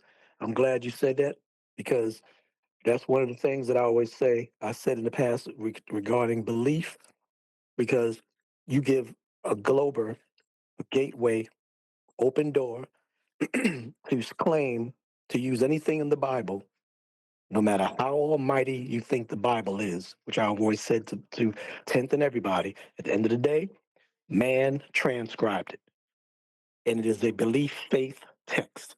So That's if you use that, if you use that, That's incorrect. if you use that, let me finish. Let me finish. Quit being rude, Neil. Quit being rude, Neil. Quit being rude, Neil. Use that. Shut up, Neil. Quit being rude, please. What I'm saying is, all you do, Neil, and all everybody else does, no matter whether it's the Quran, whether it's the Viva, whether it's the Opaski, any books that speaks of the Creator from different cultures. If you talk about belief up against a glober, then they can say to you, you're basing it not on facts, but on belief. Period. That's the point Nathan is saying. So instead of talking about what my book says, what my book says under my belief, what my book says under my belief, well, my book says the same thing, even if they're all in cahoots saying the same thing. To say that to an atheist or to say that to a glober, which most are, you know, pretty much coincide and saying, even though there's some people that claim to believe in God, believe in a spinning globe. But I'm saying, if you speak about belief, when it comes to what Nathan's talking about, the tangible physics and scientific facts and measurements, you give them a gateway and an open door to say, well, that's you believe, then you believe that according to what you believe. And then you say, no, my book says it. No. My book says it. So would I be the point? Nobody says that Would here. I be Hold on. Hello. Not AJ's the only one with any experience. Like AJ, give hello. Hello. AJ's the only hello. He's got a first-hand account to give. Go ahead, AJ. So me, myself, I don't use the Bible as evidence, even though I am a Christian, due to the fact that, yes, atheists, other religions won't take that as evidence. If someone genuinely asks me the question, of course, I'll discuss that as a topic, but it's not what I bring forward as evidence to any of the discussions, even in this server. But what I'm finding is that we'll have one guy there that is a flat earther and he believes his Quran, another guy who isn't a flat earther who believes something from the Quran or this hadith, and then those two just go at it like, man, it's full on. So glad you said that. Now I can give for Neil's benefit a disclaimer, which is to say the standard is just a different standard. It's not to say that the standard isn't high enough, because when you're talking about biblical evidence, it's a historic standard. That's just not what we do here. So it's not to say that somebody who may enter into a debate and say, no, I can justify this first-hand account. My primary source evidence is the Bible. Here's how I justify it, and here's the timeline for all of the supporting documents prior and up to and after. You can do that with the Bible, not easily, but it's just a very, very well-resourced book in terms of you being able to offer primary sources for it, which is excellent. You can reach a really high historic standard with the Bible. Now, I'm not familiar enough with the Quran to say if that's true for the Quran also. Let's just assume it is. But that's just not the standard here, is it? And I agree, but I agree what AJ was saying. But just like those two people who believe in the Quran but have different perspectives and different interpretations, same goes with people that read the Bible. We've discussed it. Daniel Faulkner is one of them, whether you want to call him a liar or somebody that misinterprets it. That's There's wrong. People that believe in the Bible that literally... I just want to correct you. Danny Faulkner doesn't reference the Bible when he's trying to prove a globe. He barely even mentions it. He barely even mentions it. I'm not saying he is. I'm talking about people that use, and we know, if we're going to act like we don't remember, we know people. We've even heard Neil criticize people who claim, even the 10th man said he had a problem with his pastor or where his church was. There are people who claim to be Bible interpreting theologians even that misinterpret and misappropriate the and push and purport the globe spinning earth thing. They even use it with the term circle. They do this round or whatever. I mean, there are debates within each each faction of faith that go through this. But the fact is that, like you said, when it comes to measurements and everything, you can't argue with that with the secular side. But all I know is all ancient civilizations have known that it was a flat plane. So for Daniel Faulkner or whoever to say 2,000 years ago they knew this and that there was a globe, that's all lies. They all knew it was a flat plane. I'm not saying AJ or anybody in here. Nobody does that here, but we know there are people out there. And what I'm saying is that Globers, they like when you do that because when you talk about belief or anything connected to belief versus tangible evidence, irrefutable tangible evidence with measurements and celestial navigation, angles, and all the things that we discuss here, that leaves a little bit of a window, a crack in the window for an atheist or not even an atheist, any Glober or a pro spherical earth spinning to say, well, that's what you believe. I believe the other side. Can you repeat that all again? I didn't get it the first 2 times. Well, you do. Don't use the word believe. Michael, Don't use the word believe. Can I make a point here? You can. I just read out a quick chat Would it be message. possible? Just a quick chat message. Michael Kahn says, "Shut up, Neil." Wow. Go ahead, Brian. Right. Would it be possible to align the same events in the Quran as is in the Bible to go against Faulkner and people like him? It's like if there's the same the exact thing that I said I really didn't want to happen. Ugh. I've got a lot of those passages if you wanted to cite Quranic scripture for the nature of Earth. You've got just as, not as many, but you've got a different set, but all of which will confirm flat Earth. Is Danny Faulkner claiming to be Muslim? He hardly claims to be Christian when he makes his globe argument, or moreover, telling us our flat earthers are wrong. Very little biblical scripture is ever referred to ever by Danny Faulkner. That's not my point. Right, but does he claim to be Muslim? Why would we introduce a Muslim text Hold on, I just to someone checked. who Just does give me a not sec. claim to be Muslim? Hold on, I just my need to point check. better. Don't leave it open-ended, Brian. Yes, he is Muslim. Okay. So let me make my point this time, right? You know this thing, you know the part in the Bible where it talks about God causing the sun to stop? Let's just say something like that. If there was a mirroring detailing of the same event in the Quran and how it's described in that would only take what Danny tries to describe it as, which is the globe Earth stopping rotating. That would only take that and show it to be even more ridiculous, because you have a second spiritual text detailing the same event, let's just say, or the same thing, and detailing it the same way. Hold on, we need a Quran That's expert. what I mean. Neil and Brian, does the sun stop in the Quran? And before you, I'll double check, but I don't. Doesn't think sound like there Neil. is. Go ahead, Adam. I'll double check, but I don't think there's that much duplication. Certainly, a very specific Jewish event. There's duplication in terms of the formation of Israel with Ishmael and Isaac and things like that, but I don't think Joshua's going to be. exactly. That's the whole problem. That's what I'm saying. They believe in the Ishmael side. They don't go into Jacob. They don't go into Jacob's side or the Isaac side. They talk about the side of the other side. That's what they push. That's what they purport more in the Quran. They don't talk about Joshua. They don't, they don't talk about all of the different Israelites or anything like that. It's like that's a feud. That's a family feud. But what I'm saying to Brian, I like what Brian said. I don't think it's relevant whether it's the Quran, whether it's the Viva, no matter what book it is. All I'm saying is belief. Let's not base it on beliefs. I know that. Yeah, we already know I that. don't need to hear that. I already aware of that. I'm purely talking about Did concerning anybody Danny answer the question Faulkner. of where? One chocolate. Sorry, Brian. No, the question you asked before, it's interesting.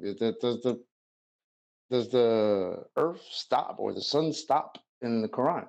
No, Like, that's what they're saying. No, okay. It's not in there. Yeah, they don't Well, it even doesn't have mention to the be that event. specific. It doesn't have to be that specific. That was just an example.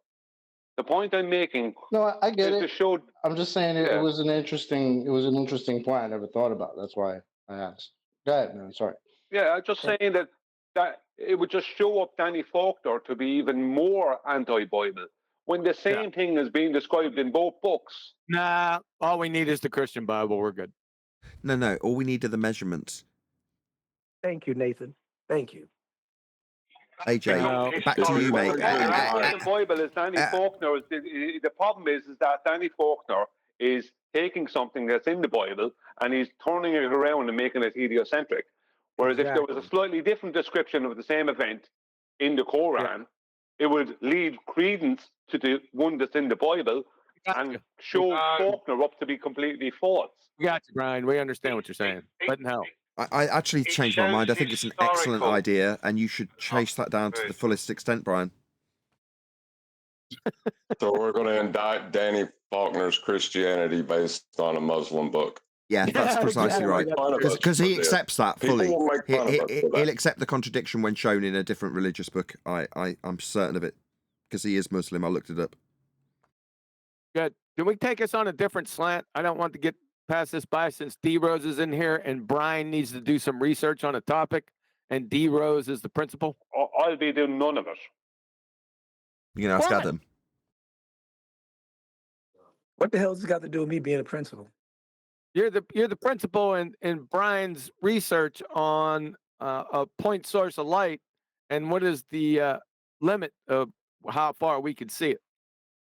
Am I? How did that happen? Yeah, you got to ask an ophthalmologist or an I don't know about an optometrist. But Brian's got the question. Brian, did you give a ghost on this one already? I forgot all about that. I have no idea what he's talking about, Brian. Do you? Yeah, Huey wants me to find out via D. Rose. Start again, Huey Brian. wants me to find out via D. Rose what is the maximum distance that a human eye would be able to see a point source of light. Okay. I will find that out from an optometrist. On a black background. I thought it was already. I thought this was already calculated with the lumen scale. Is this not already a thing? I don't know. I think it's calculated in lumens. It's like how much a one candle you can resolve. We could go by what Nathan thinks, or we could leave D. Rose find out from an expert. we could. Okay. I could play that game too. Thanks, Brian. So, is this a serious question for me to do? Yes. Yes, it's serious. Yes. Okay. Yes. All right. So, so give me. I'm gonna give you a scenario. What I'm saying is, I have a pin light or a laser light, and I'm standing in the woods. Okay, and I'm pointing it in a tree-free, forest-free woods.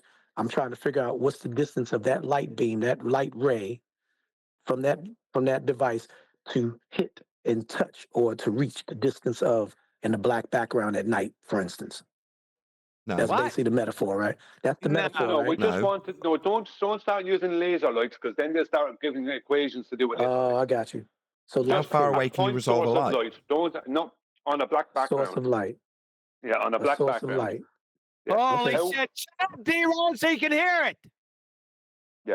Everyone all at once. Source of light on a black background. How far away would that point source of light need to be before the human eye would not be able to see it? Got you. Do we have a guess? Can we have a guess? You're not gonna give me a real life scenario of someone like a. Keep it simple. Keep it simple. I know. I'm not Can we have a little asking. guess? I want to keep it in my mind what I'm asking, so when they give me the answer, I can understand what I'm looking for in a scenario, real life scenario. I'm standing somewhere and I'm looking for a lighthouse, or I'm looking for a light. Hold on. Hold on. This is BS. This is BS. I literally posted something specifically about this like 5 weeks ago. Well, thanks. Yeah, and Brian posted something about it a couple of weeks before that. What's your point? That the expert opinion y'all are looking for is in this article I'm about to find. We got Brian here. What's the answer? Oh, What's the bloody answer?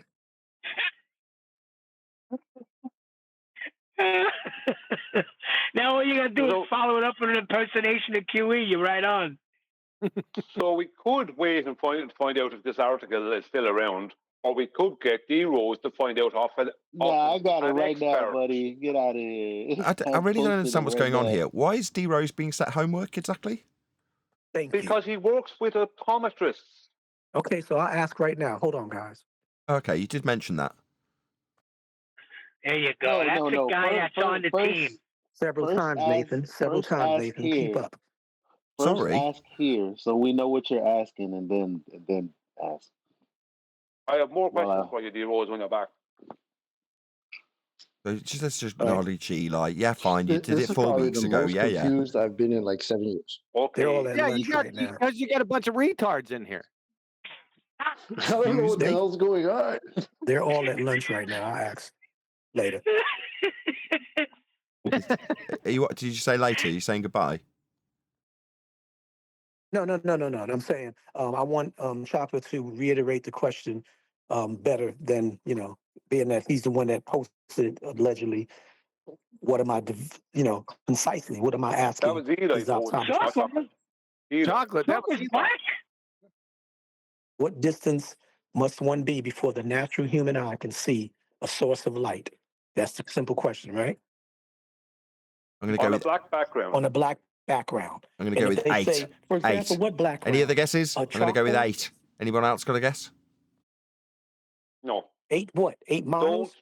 Just black background, point source of light.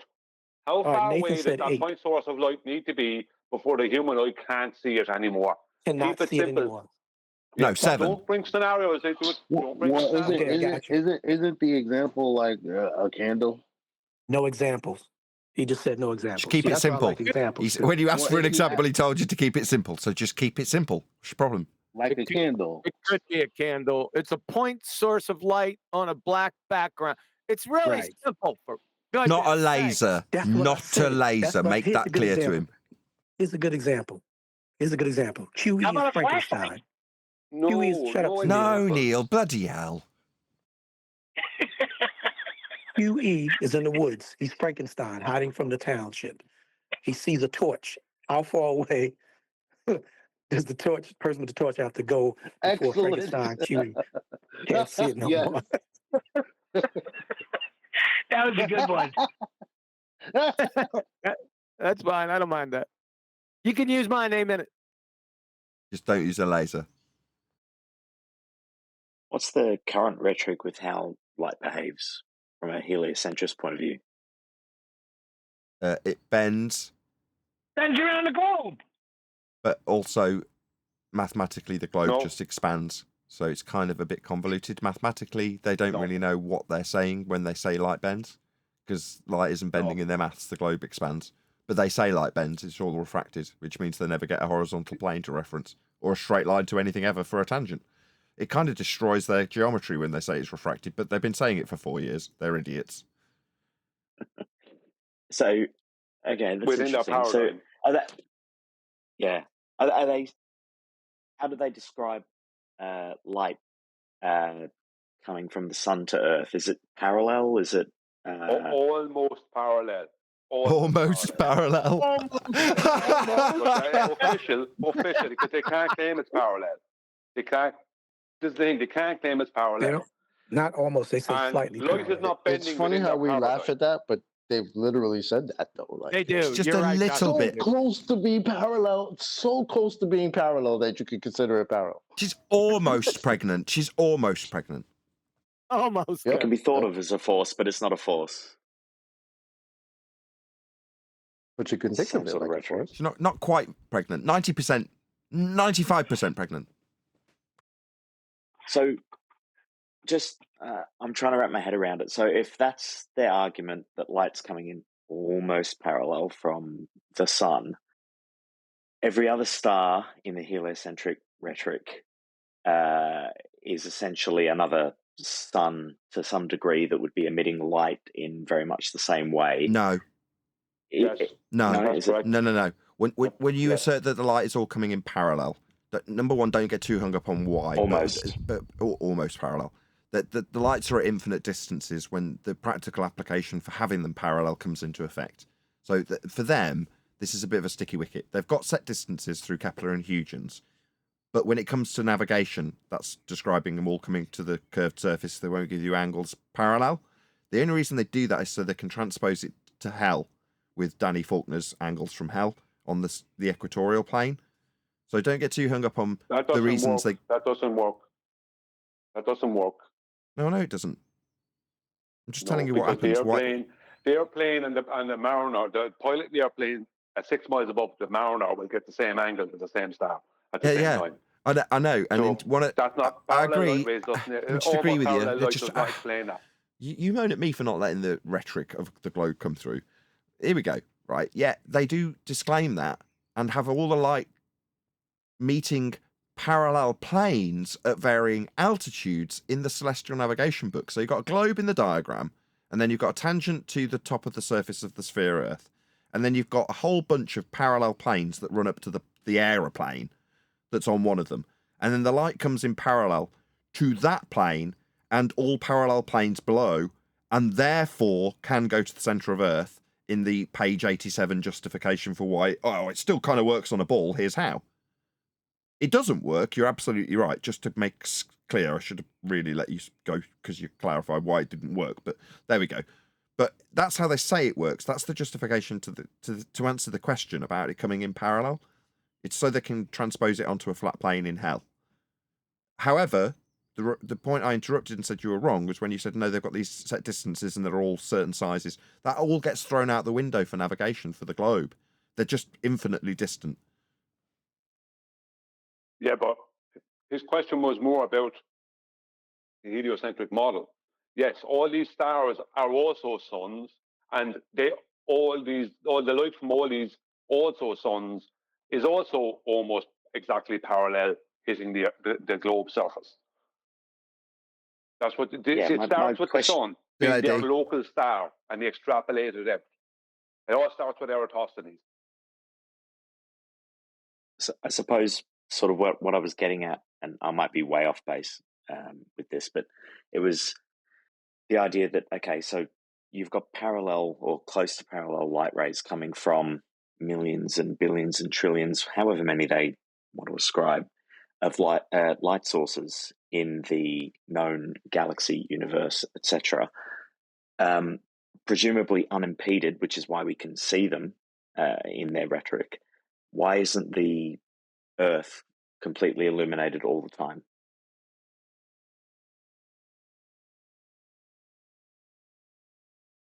That's a problem for them, an official problem. I can't remember the name of it now, but it's officially a problem for them. That is. So you're hitting on something that they've hit on themselves. I can't remember what they call it. Yeah, it's a paradox, isn't it? Olber's paradox. That's it. Who's that? Was that Flatsy? Who was the paradox by? Yeah, that was me. I was saying the Olber's paradox is what it is. Anyone familiar? Yeah, I've heard of it. The night sky is that like Alder's razor? Trillions and trillions of stars. Then every position in the night sky should have a correspondent star. Therefore, when we look at the sky, it should all be illuminated. It's Olber's paradox. Should never be darkness. Well, it's because they make the since they have to have such crazy distances for the stars, they make them mathematically that much brighter. So in the paradigm that all of them should be lit up and there should be no darkness in the vast universe. There should be no day-night cycle on our globe. That was what I was trying to wrap my head around. Yeah, because no matter what direction their claimed nighttime side is pointed to, that should be getting light directly from the stars. What they claim and apparently you can't use the excuse of the star is no longer there or it's a dead star or something like that, because apparently these things, the light from this thing, apparently is still coming to my eyes after it's been destroyed. I was told that when I was in elementary school. And they still say that. It's the fundamentals of the claim is that because there are so many stars and the universe is so big that every single line of sight that you have should eventually resolve at a point of light, a star surface. So you should never see anything but light. Which means that the globe, the dark side of the globe, should not exist within their paradigms. It should be, basically, it means it should be some form of daylight all the time. I know that's not what they claim when they're detailing the paradox. They're only talking about the sky. But if the sky is all lit up, then the globe will also be lit up. That's my point.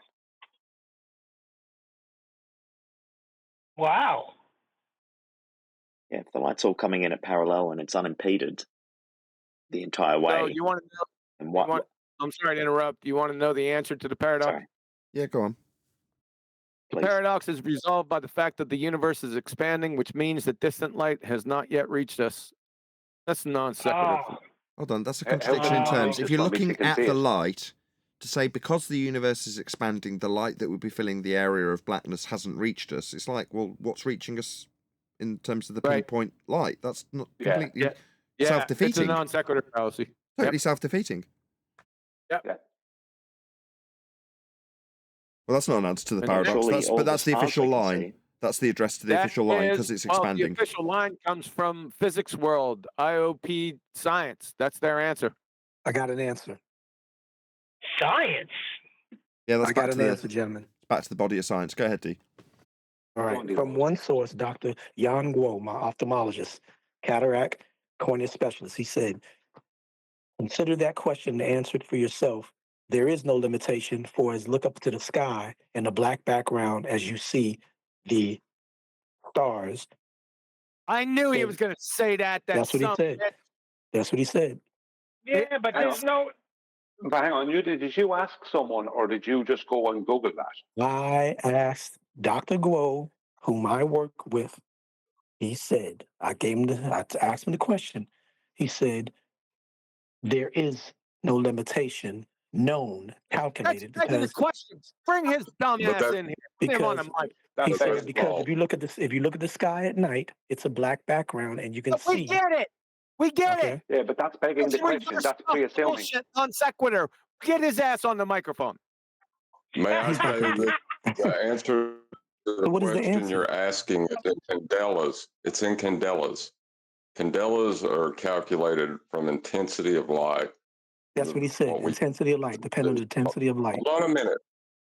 Right. And a candela is based on the minimum measurable amount of light you can see, which has a distance limitation of, hold on one sec, let me go back to what I was. And while you're doing that, he did say it depends on the intensity of light. That was the premise of his conclusive answer. Yeah, but was that it depends on the intensity. That's not a premise. But that's contradictory. Yep. He's contradicting himself. Well, I mean, because he's saying if it depends on the intensity of light, then there must be a distance. That's our point. That's why I'm asking you the question. Oh, okay. So there's different distances depending on the density of the light, the intensity of the light. Well, if it depends on the intensity, then there has to be a distance. And there has to be a distance. Doesn't affect anything. Yeah. Bring that dumbass on the phone. Okay. Well, check this out. With that being said, if the intensity ranges from minimal to maximum or dull to the brightest, and the eye can see both, then depending on, so there is no limitation as long as the light is intense. That's a load of rubbish. Smoking crack again. And then you're taking away the intensity argument. Then it's a triple contradiction. Okay, but you can't say that. Okay, so the final answer is that there's a limitation, right? Depending on the intensity, right? That's the answer. No, that should be his answer. Are you sniffing glue? No. Rotten mayonnaise. Ask him, D-Rose. Ask him, D-Rose. Ask him. Tell him he's contradicting himself. Because tell him if it comes down to intensity, right? If it comes down to the intensity of light, then there has to be a distance where you can't see that point source. So there's no point in him telling me about the stars. He does not know. Okay. So Brian, if you're looking for a lighthouse, there's going to be a limitation greater I mean, more constricted and limited than that of looking at stars in the Yeah, sky but because the lights. that is diffraction. That's your diffraction limit as well. You know what I mean? Because the lighthouse is close to the water, so that's not going to flood. We're talking about where there isn't a diffraction limit. Well, what I mean is that ask him if he knows what the diffraction limit is, and if he hesitates for 1 microsecond, There you kick him in go. the teeth. Just kick him right in the balls. Diffraction limitation. There you go. The diffraction limitation. Oh, got you. Okay. No. Just intensity. Don't complicate it. It's just ask him. Tell him QE to shut up. We're saying it's a contradiction. Tell him because he says he can't talk about the star. He can't talk about the stars and us being able to see them no matter what distance they are, and then say it comes down to the intensity. No, he has to say, well, if it comes down to the intensity, then there will be a distance where we can't see them. Because don't they claim that the stars that we can't see without a telescope? That means the human eye would have to have a limit. According to the heliocentric claim of stars being further than what we see in the sky, right? Yeah, but they claim that the stars there we can't see with our eyes unless we have a telescope, a particular good one. Okay. So that means there has to be a limit. Got you. But let's just imagine that the most intense light there is that of the stars, whether refraction or not, than on the surface of the Earth. Okay? And that is we don't know the actual distance of the stars because heliocentric say light years away. We know that's a lie. Why are we doing all this? We know that's a lie. We know that's Pardon me. Would you like to hear the answer to the question? Yes, John. Yes. Thank you. The way that it's calculated is to take the intensity, which is in candela, divide that by 0.25 and take the square root of that number, and that'll give you your distance of your beam. We need to know the intensity. That's what? What? How do we get to this? Answering our question. Well, I want to know how big the point is. Your question is dependent upon the intensity. You're asking about being able to see a point source of light on a black background at what distance. That is dependent upon its intensity, but it does have a limitation. Yeah, that's what we want. We want the limitation. I just gave it to you, dependent upon its intensity. What the hell are these candelas? Are these candle? Adam, can you translate? It's the only. Yeah, no, it's the only SI unit based on human perception. Lumen output of one candle is a candela, is it not? He said, "I just gave to you, dumb doorknob sucker." Hey, shut up, No. Barbara. The original term is based off a candle, but the candela is not conducive with one candle. No. So what's candela mean? Hold on, it's a candela effect. Shut the hell up, Neil. Is it Tourette's afternoon? Come on, that was a good one. The candela effect. The candela effect. Second time was better, Neil. I'll give it you. Yeah, you got one. I'm still none the wiser here. Yeah, shockingly. I want to know how big the point is. A point source says, according to Rumpus, some years ago, has no angular size. Well, how can it be a source if it's got no size? I don't know.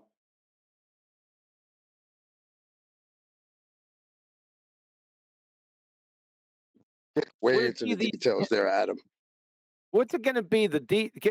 What does it have to be like the actual size of the object that's emitting this light along with the intensity? Would it have to be both? Or no? Yes. I mean, it would have to exist to be emitting light. So Yeah, that's what the 0.25 is, because I think it's the limitation of the angular view of your eye. Yeah, but I didn't say that. I said that the size of the object. Has IQ suddenly dropped since I've been gone? Do you see an actual size, John? John, do you see an actual size? Is that what you're telling me? Does the actual size matter in apparent size? We see an actual. Yeah, that's what I'm telling you. What the fuck? Well, I just told you, and you said my IQ dropped because of it. No, not yours. The whole room. I'll just do a quick shout The out. whole room. 1 second. Shout out to Central Goat, who just gives me money. Thank you. Okay, so put the formula in Skype. Let's see it. And define all the variables for me, please. So I can go through this. For God's sake. How old is this? Is this older than the claimed distance to the sun? No. You got a fruitcake. I think a lot of this is. Got a fruitcake ophthalmologist that immediately, without thinking of his educational background, go up to his heliocentric ball-tart spinning space monkey religion. What was this stars in space? And then rankings away. Fucking clown. Yeah. Get his dumb ass on this mic. Yeah, get him in here, D-Rose. Everybody here. Pull him in here and say we got someone you need to talk to. Yeah, all of us. Yeah. And then stand beside him, and I'm going to ask him, I'm going to say diffraction limit, and if he hesitates, I want you to kick him right in the nuts. The nuts. I don't know how you want to explain all that to your wife later, but we'll deal with that afterwards.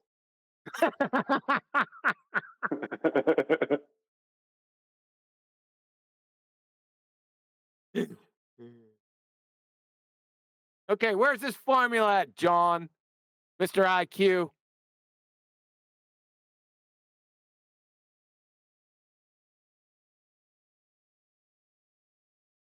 This sounds like a formula you could backwork into a heliocentric paradigm.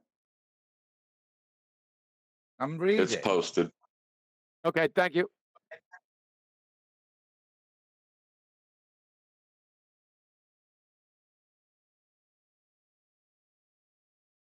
That's for flashlights.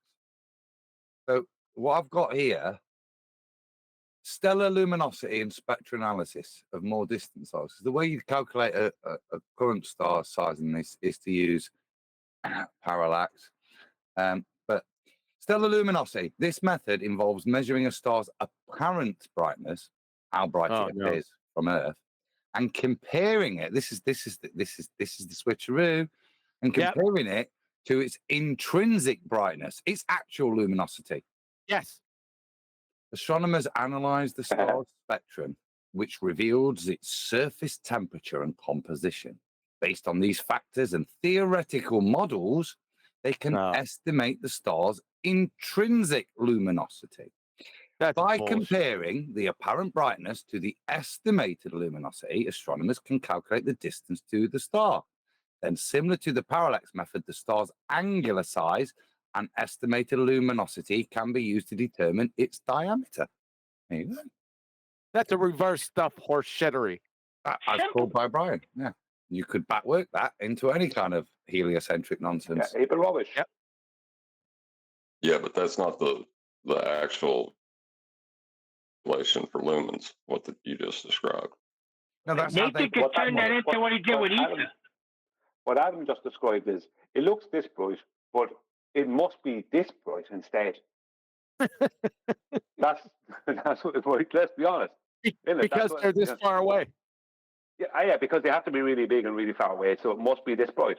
So their outcome is begging the question. They have to beg the question for their outcome.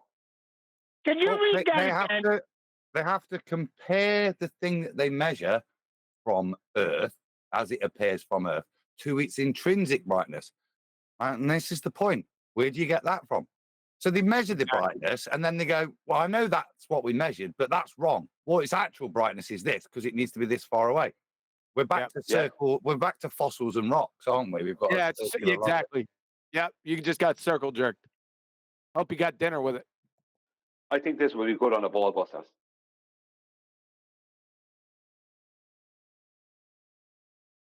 Only if all us retards What's can wrong join. with using what's wrong with using the rocks to date the fossils and the fossils to date the rocks? What's wrong with that? Hey, did you hear Neil? He said only if all of us retards can join.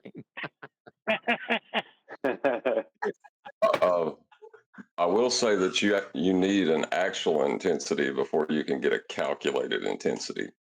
Yeah. So the apparent intensity or the candelas as opposed to lumens is what you could actually measure. But you see, Okay, what are candelas? Go ahead. I'm going to get some coffee. Can somebody define candelas by the time I get back? Thanks. Doesn't matter. It's how bright the bloody torch is. But when you're doing it with that, you've got the torch, you know how bright it is, you know how big it is, and you know how far it is away. Or you've got two of those, and you're going to solve for the third. That's not doable, especially if one of the things, i.e., how bright it is, you start off with the recognition that whatever you can actually measure isn't correct. It has to be brighter than that. So the number you're going to use is just a made-up number to put in. Whereas with the flashlight, you know how big the light is, what wattage the bulb is, therefore the number of lumens, candelas. Surely. Whereas this way, when we apply it to stars, we've got none of those parameters to resolve. We have to guess or make it up, as they said. No, but you wouldn't be using the intensity of light then. Its intrinsic brightness, I think, would be the comparable phrase to what, the flashlight we're resolving it. That'd be the intensity, wouldn't it? It's intrinsic brightness. What a made up word.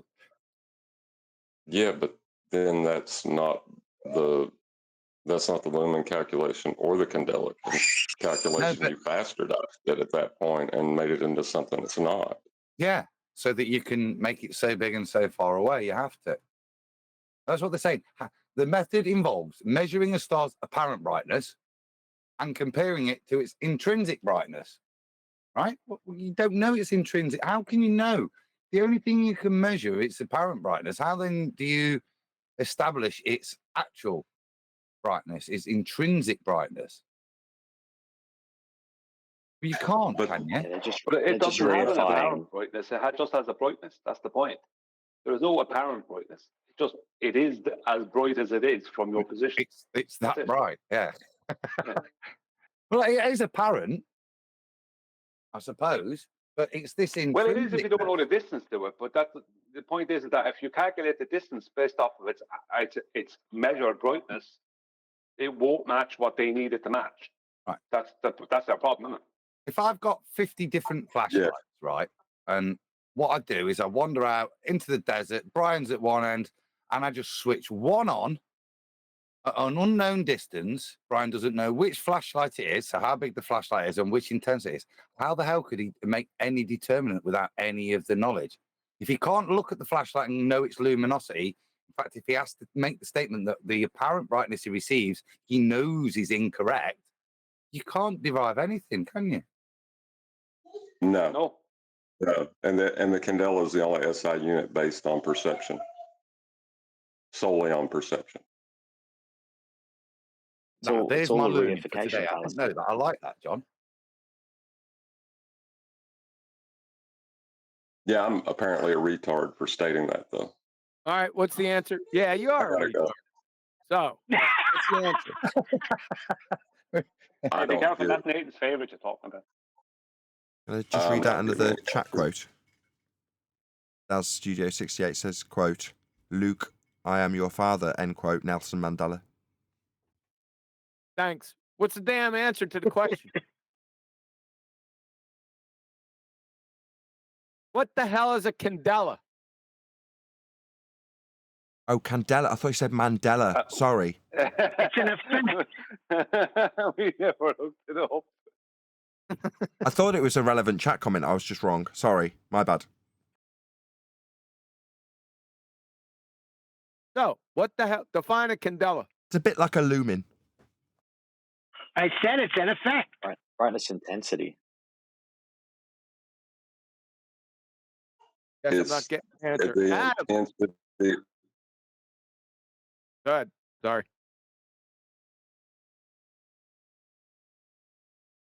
I've got a definition.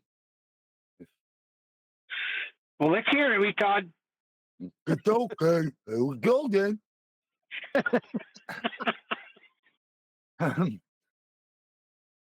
The candela is defined based on a specific scientific concept that monochromatic radiation, light of a single wavelength. The current definition states that one candela is the luminous intensity in a given direction of a source that emits a monochromatic radiation of frequency 540 times 10 to the power of the 12 hertz, corresponding to green light, and has a radiant intensity in that same direction of 1/683 watts per.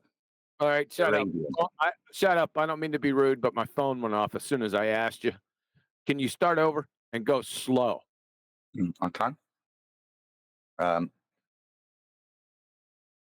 So basic then, it's an SI unit. The candela is one of the 7 fundamental units on which the entire SI system is built. It serves as a reference point for all of the units of light measurement, the technical definition being that of monochromatic radiation. Stop.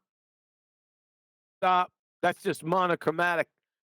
That's just, there is no monochromatic light coming at your dumb ass from the sky. So that's what we're trying to find out.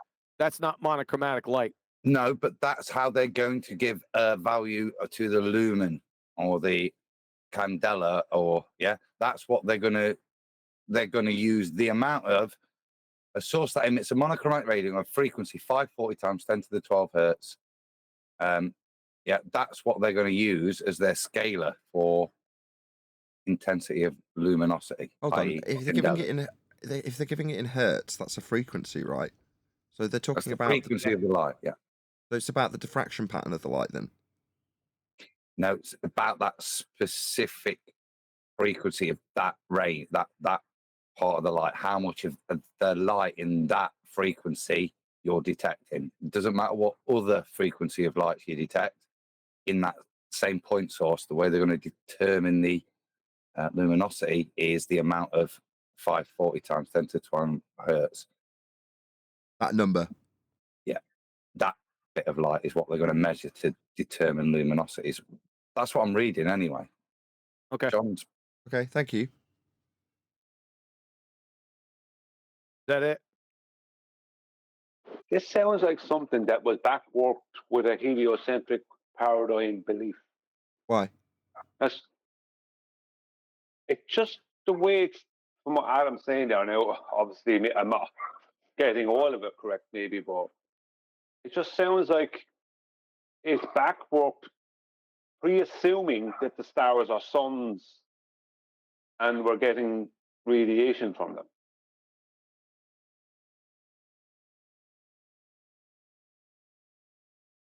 Where did it say that? Monochromatic radiation. What's that got to do with heliocentrism? Well, they do pre-assume that all the stars are suns and that we get a lot of radiation from the sun. Yeah. Yeah, but that's not a monochromatic light source.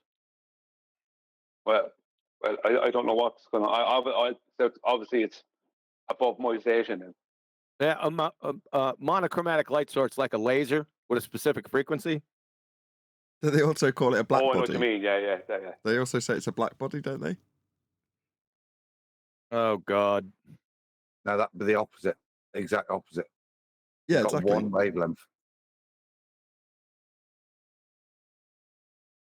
I don't think we're going to get an answer to this question. I think it's already poisoned. I need a test.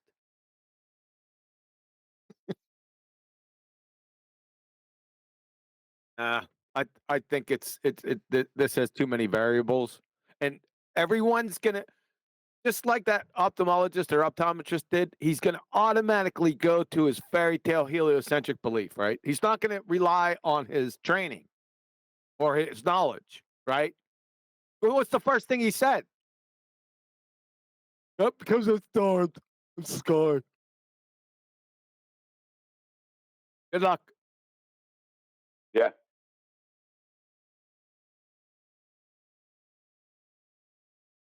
As Studio 68 from the chat says, Nelson Mandela was really good in Shawshank Redemption. I think he's a bit confused. Oh, brother. That was Will Smith. That was Will Smith, you friggin' damn.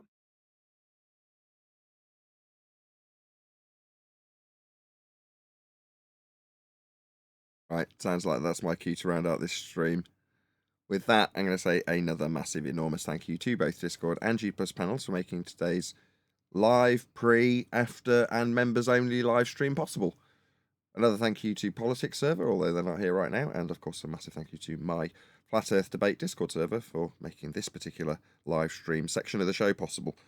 I've been Nathan Oakley. Massive thank you to you in the live stream chat for liking, commenting, sharing, subscribing, hitting me up on PayPal, all that good stuff.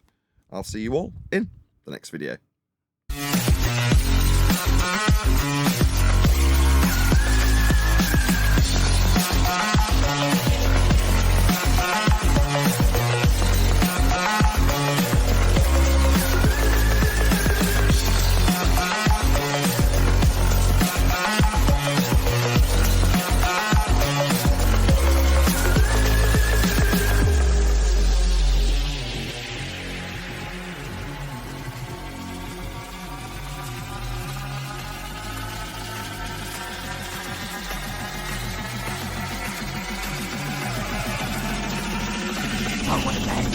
What a lovely day!